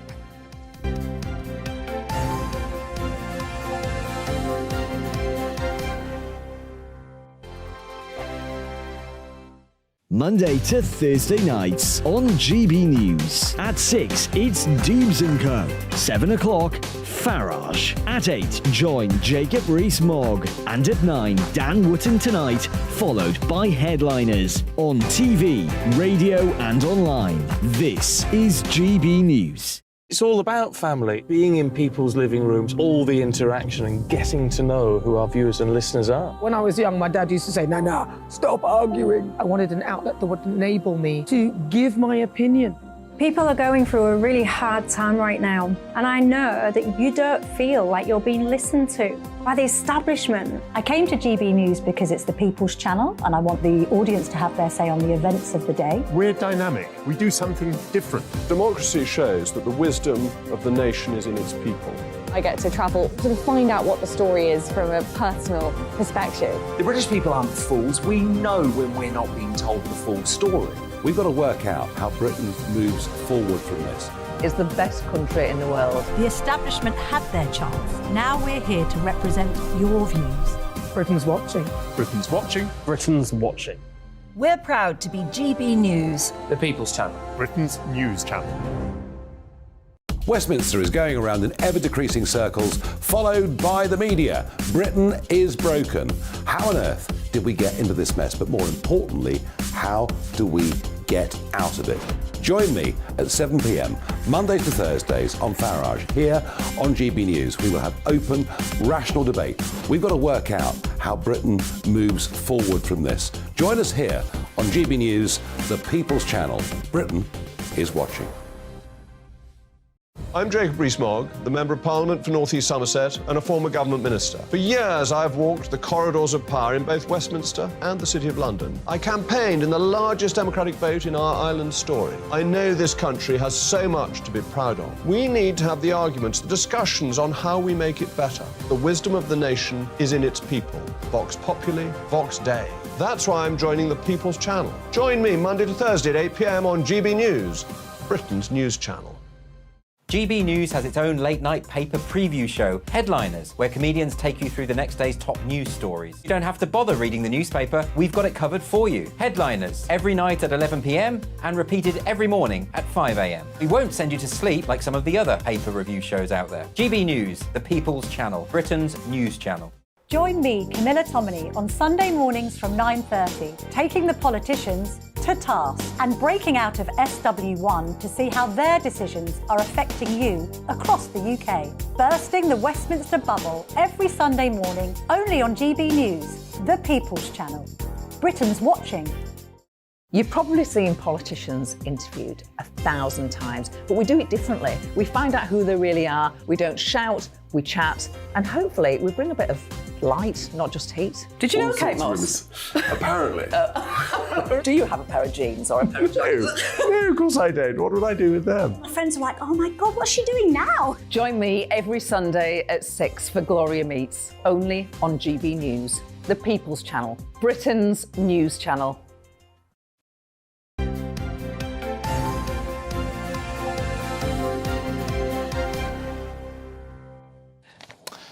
You do this bit, go on. Thank you. You're the princess. Welcome back. Stop it. Behave.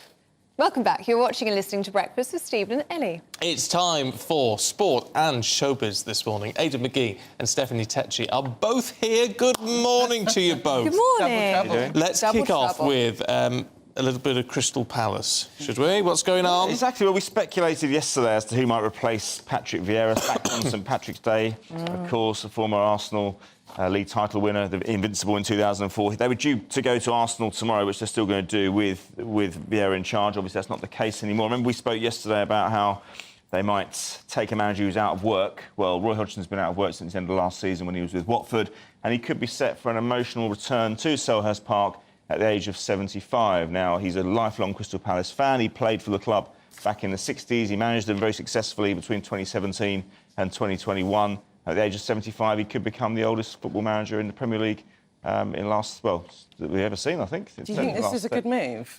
Yeah, I do. I think they'll get. I don't think it's a club. long-term appointment, but I think he'll take them through to the end of the season. He'll stabilise things a little bit. The fixtures get a little bit easier for them after this weekend, and also even tomorrow. I mean, OK, they've got Paddy McCarthy, who's another Patrick, of course. If you take his, if you notwithstand the fact that he's known as Paddy, he's in charge tomorrow. He's in caretaker. In a caretaking position. But, I mean, we saw Bournemouth go to Arsenal the other week. They took a 2-0 lead, a goal after 9.5 seconds. So it's not taken as read that Palace could go there and get a result. Arsenal under pressure going for the league. Yeah, but, is it not an issue? I mean, I know football management is a different game of its own, in a way. But the Palace got rid of him in 2021. They did.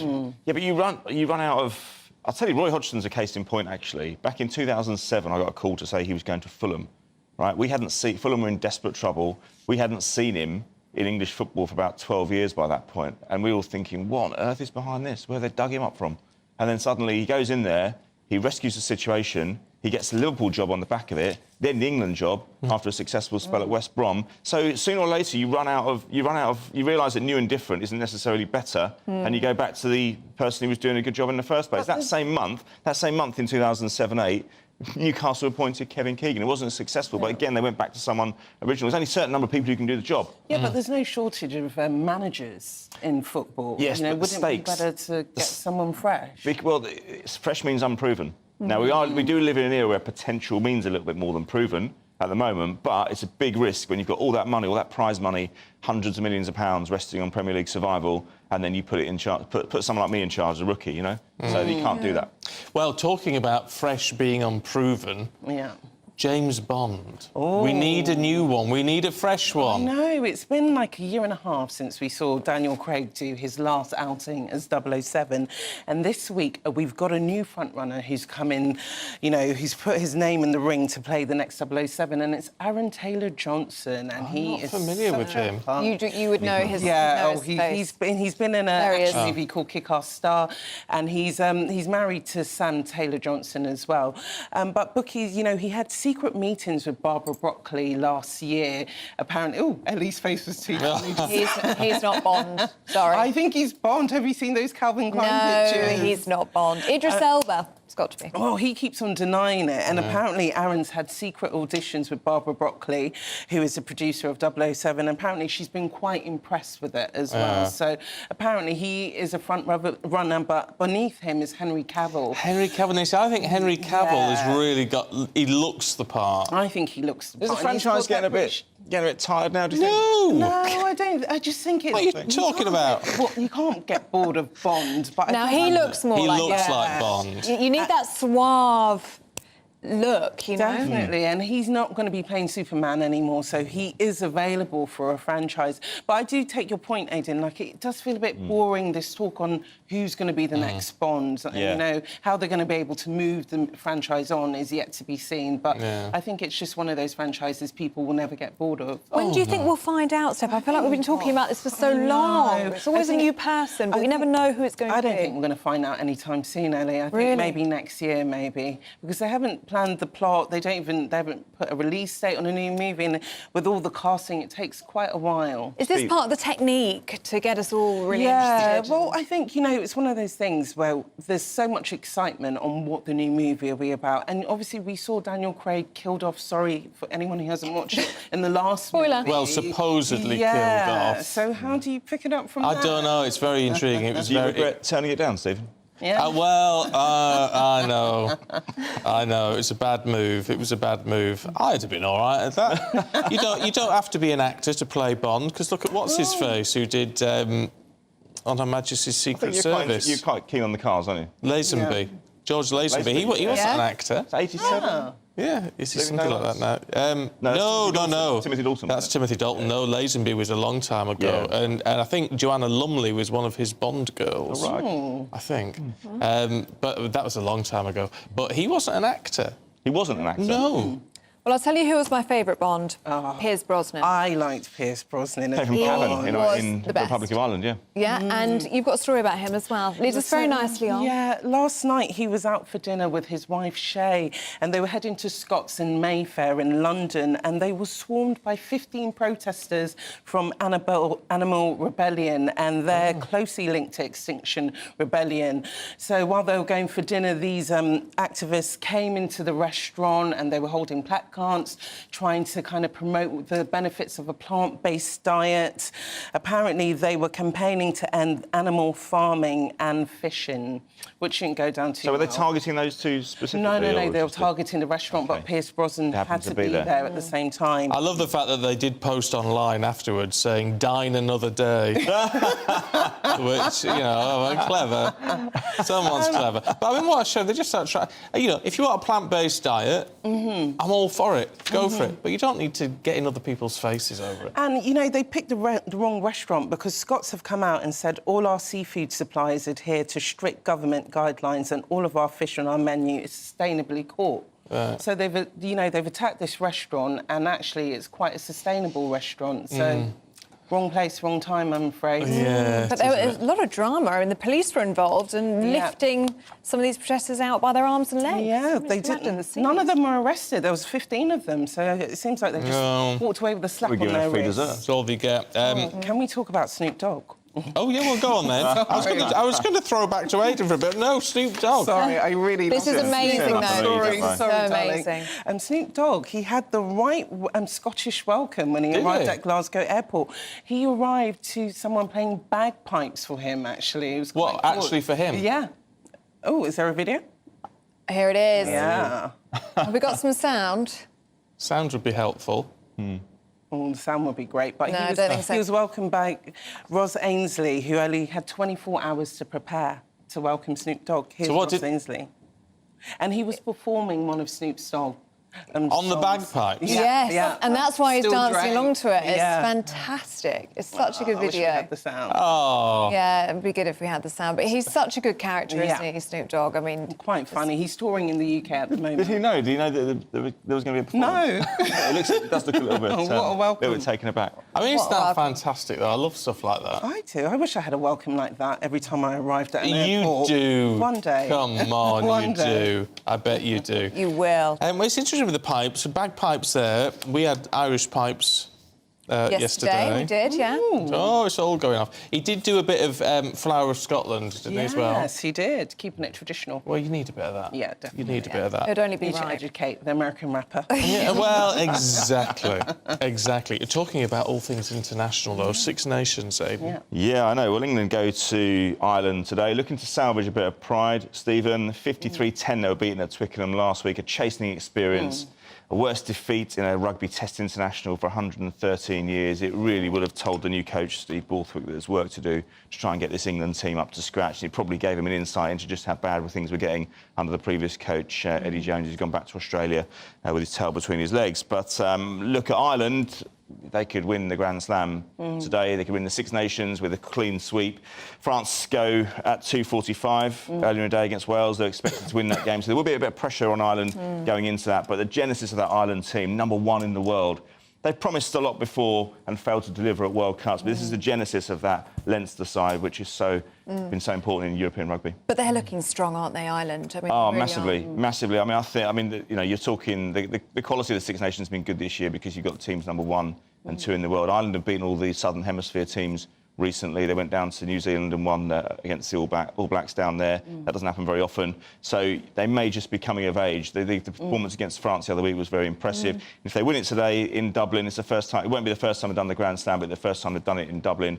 And I'm just hoping England give a good account of themselves. I don't expect them to win, but if they could at least ask me questions of the best team in the world, then that would be a step up from losing 53-10 at home to France, wouldn't it? But England will want that, won't they? England will want to put on a good show. Yeah, look, they've got the quality to win the match. Don't get me wrong. Who knows? Ireland might choke under the pressure. But having said that, in sport, we tend to see that when the top sides... You'll see today if Ireland have got the mettle to win the World Cup. They've got a big opportunity here to do something special. If they can back that up with the World Cup later in the year. And as I say, they've flattered to deceive on occasion in the last sort of 10, 15 years. But this just feels like their time. When is the final? final. No, it's the final round of games today. This weekend we've got, as in football, you play all the last matches of a tournament played on the last day, on the same day. In football, actually, it's different. You kick off simultaneously. So we will know by the end of the Ireland-England match where things stand. We've got Scotland against Italy first up at 12:30. Then Scotland against Wales, 2:45, and then 5 o'clock Ireland against England. So how do you decide who's going to be the winner? Sorry, like I'm good well, at it's football, a league. but on It's rugby, a league. I'm a No, bit... it's a league system. So it's 6 Okay. nations. Italy tend to finish bottom because they're the weakest of the 6. But that could happen to Wales, actually, to be honest with you. But so it's a league system. It's not like a final. It's not a knockout. That's what it would be in the World Cup. Okay, So in the World Cup, you start off with a group, same as you do in the football and most other tournaments as well. Something like Wimbledon tennis is different. There's no league involved in that. It's just a draw of who, like the FA Cup, for example. Makes sense. I wouldn't have even thought to have asked that question. Oh no, because I like football, but rugby just goes over my head a bit. I would love World to go Cup's to a different. That's rugby the few. That's because you have to kick the ball higher. Yeah. Don't they? That's funny. And our agent's not as green as his cabbage looking, as we say up north. I just want to ask you, and it's a shame to... I want to celebrate rather than be downers on it all. But we had 2 big showbiz deaths yesterday. Gosh, I really admire Jacqueline Gold. I've met her many times, and she's always had something inspiring to say towards female business owners and female empowerment. And it's amazing what she did for Ann Summers, changing it as a brand where initially in the 70s it was seen quite seedy as a backstreet sex shop, and she really empowered the lingerie industry for women. I knew her father. Quite well. He died on January 4th. Passed away, so they've had double tragedy. Well, he lived in Caterham near the M25, and the Ann Summers depot was about a mile away from that. So you can see how the business plan kind of developed. And, right now in the UK we have 88. Stores dedicated to Ann Summers, and most women have been to an Ann Summers party as well. So, definitely her legacy will be remembered, and the fact that she battled breast cancer for 7 years, it just goes to show she's a fighter. So she put on a long fight. She did. Lance Reddick. No fight at all. We don't know what's happened there. It's come out. His agent said he died of natural causes, and it's very scary sometimes when you follow someone on social media, and it was only like 2 days ago he posted at home playing with his dogs, and now he's passed away overnight, which has shocked Hollywood because, he was known for being in The Wire. And next week we have John Wick coming out, the 4th movie coming out, and he actually stars in it as well. So it's very poignant. And he was a very beloved character in Hollywood, as we've seen the tributes that have been coming out from people, including Stephen King, who said he was actually re-watching The Wire. Yeah, I mean, it's all... And for those, if you haven't watched it, on Amazon Prime, there's a show called Bosch, which is a detective thing, and he's in that, and and I love that. I got Anne to watch that, actually. She was saying, what should I watch? I said, watch Bosch. It's brilliant. And again, he just plays that... He always plays these sort of quiet but steely characters. Characters that you remember, like in the movie. And there's a thing as well, with black actors as well, when they're in mainstream parts like that, they are remembered and they are quite credible, so he will be missed. Yeah, what a loss, what a talent. I mean, so many people are just talking about him today, calling him a class act. What a way to be remembered, hey? Yeah, well, that's true, but not 60. No age at all. No age to go. No, Aidan and Stephanie, thank you so much. To see you. Thank you. Brilliant. Yeah, see you tomorrow. Oh, yeah, you back in tomorrow as well, Steph? Maybe. You better have be. I'm insisting on it. It is 9:47. Let's run you through some of the other top stories this morning. The Home Secretary is in Rwanda today to discuss the deal to send illegal migrants to the country. Sola Braverman touched down in the capital Kigali, and she says the plan will act as a powerful deterrent against dangerous and illegal journeys. The £140 million deal would see people who claimed asylum in Britain deported to Rwanda to have their application processed and stay there if successful. Joe Biden has joined Britain in welcoming the International Criminal Court's decision to issue an arrest warrant for Vladimir Putin for war crimes in Ukraine. President Biden says President Putin has clearly committed war crimes and has described the decision as justified. Meanwhile, the Foreign Secretary, James Cleverly, says Moscow's top officials need to be held accountable for committing atrocities. The Kremlin described the decision as outrageous. China is de facto Russia's biggest trading partner, both ways. It's its biggest importer of Russian goods, and it's the biggest exporter to Russia. So China alone carries great influence, probably more than anyone else, with Putin. And the thinking is that this war was as much a surprise to China as it was to the rest of the world. Junior doctors have agreed to suspend strike action and enter pay talks with the government.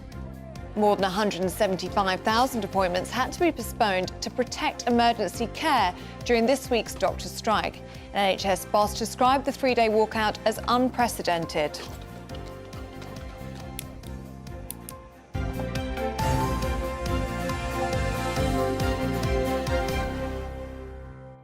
Now, for those of us who've got dogs and cats, did you know... Sorry, I'm distracted. Of course you knew. We are more likely to experience disturbed sleep. That's according to groundbreaking research by scientists in America. Did they have nothing better to do? Oh, Stephen's not very happy about Well, this it's one. just like so ridiculous. If you've got a small creature in your bed, they're likely to disturb you. What a shocker. Yes, this is all to do with animals having a greater risk of you having a sleep disorder, while cat owners had a higher risk of having restless leg syndrome. I suppose that's something to do about Timmy cuddling into your legs at night. Yes, talking of which, Perhaps. let's see Timmy. Thank you very much indeed. Where's the lovely picture? Because he does keep... Oh, we don't have... You don't have the picture. Right, let's talk to owner of Master Doctors. They made me send it in at 4 o'clock yesterday afternoon, and now you haven't got it. What's going on? Let's talk to the owner of Master Dog London, Robin James, who's with Sky this morning. Good morning. How are you? Cutest dog. I'm really well. How are you? Yeah, we're all right. Fantastic. You had a good night's sleep? I didn't have a great night's sleep, to be honest. I was up at 4 a.m. with Sky, who decided to have an accident in the middle of the night, so very hard to go back to sleep after that. But yeah, apart from that, we're doing really, really well. And do you find that Sky does disturb... I mean, Sky is so cute, but do you find that he does disturb you during the night? Is that for a cuddle, or is it usually because of an accident? Well, with a puppy, generally it's for an accident. But for a dog in general, they're winning, right? When they sleep with us, they've won the battle, because there's always this battle of who's going to go onto the bed, and we as soft-hearted humans let them onto our bed, and then for years later probably regret it very quietly. They do have leg spasms, so they might wake you up in the middle of the night, they might jump off the bed, they might decide to lick you, give you a kiss in the morning. All of these things can deprive you of your sleep. But do we care? Do we care, Let me tell you about something you would care about. Oh, go on, then. Your dog has a wet nose, and you see this cup? Yeah. It fills up this cup very, very quickly, and that's forming lots of wet spots on your bed. Their nose, obviously, has got always wet, full of bacteria. So personally, I wouldn't recommend them in the bed. So where'd you put Sky? In Sky's bed, next to my bed. Oh. Right. Sky has her own personal orthopedic mattress bed, and she's very, very happy in there at night. So she's in the room, but In the not room, in the but bed. not in my bed. And is that what you'd recommend? Because I think I most pet 100% owners... recommend that they're in their own bed. And then what you'll find is, as they become more independent, more trusting, they're actually happy to be in their bed in the kitchen, where it might be a cooler floor, or where they can see everything in the home. So, you know, dogs evolve and they become more independent. But in the beginning, when they're puppies, it's right to have them in your room with you, but it's a great time to crate train them so they get a really good night's sleep and that they are meant to be dry through the night. So, you know, she's learning, but within, you know, a few days, she'll be completely fine during the night, and then she'll be fine during the night for the rest of her life. OK. Well, I know you're a dog expert. I am. But what about cats? Let's have a look at Timmy. OK. Eventually. Because he likes getting in. Is it ever going to happen, this? I don't know. There you go. Oh, look, he's so look, he handsome. is so Now, you see, handsome. but he likes to be on the bed. In the duvet. In the duvet. He's under the won, duvet. but he's won. Yes, he's won. But I like him to win. OK, well, that's fine. Listen, it's personal, and if you're fine with it, then it's absolutely fine. Cats do have these sort of jolty knees sometimes when you're sleeping. Oh. You might just wake up and not realise why you've woken up, and do what feels right for you. Because at the end of the day, you know, that's what a dog is. Everyone doesn't come with an instruction manual. You just do intuitively what's right for you. But it's always good to know a few facts here and there. Lovely stuff. Look, really good to see you. Really good to see Sky. Lovely to see you. Lovely to see you too. Very sweet. That is it from us. Sad to say, we're back tomorrow morning at 6 o'clock, of course. But Esther and Phil are here in just a moment with Saturday Morning. Hello, very good morning to you. Welcome to your latest weather update from the Met Office. I'm Jonathan Vautry. Showers is certainly the name of the game as we move throughout this first part of the weekend. Low pressure is in charge, keeping things relatively unsettled across much of the UK. These frontal systems that you see will help pep up those showers at times and also produce some longer spells of rain. So for many of us, as we move throughout the day, there is the risk of some slow-moving showers in there. Mainly more persistent across parts of Northern Ireland and into Scotland, so turning into a slightly damper day here. Elsewhere, some of those showers could certainly be heavy for a time, and there is the risk of some hail and rumbles of thunder in the mixture as well. We're in the sunny intervals in between, though. It will feel relatively pleasant, and we'll see temperatures climbing towards 14-15 degrees Celsius across some central areas of England. Not feeling as pleasant where you're stuck underneath the persistent cloud further to the north. That band will gradually shift its way off to the east throughout this evening, but we could see some strong winds for a time across parts of the Highlands and into Orkney as it does so. Elsewhere, the showers will tend to ease their way off as we move throughout the night, so generally a number of clearer intervals developing as we move into the early part of Sunday. That will allow temperatures to drop off a bit more compared to last night, but generally holding up around 5-6 degrees Celsius. Just a bit chillier further towards the north, and perhaps some icy stretches where some of those showers have been lingering across parts of Scotland, but they will clear their way off. And for many of us, Sunday is looking like a really fine and dry day and a good one to be getting out. Some cloud lingering across far eastern coastal areas of England, and certainly make the most of the sunnier weather that you have across Northern Ireland in the morning before that rain begins to build its way in. Temperatures, though, just slightly down compared to Saturday. As we move throughout the new working week, that rain that you saw across Northern Ireland will gradually push its way across all areas of the UK, and so we will see a return to a slightly more unsettled picture. Enjoy your day. Bye-bye. I'm Michael Portillo. Join me on GB News on a Sunday morning for topical discussion, debate, arts and culture, and sometimes even ethical dilemmas. I don't always agree with you, Michael. Michael Portillo, Sundays on GB News, the People's Channel, Britain's news channel.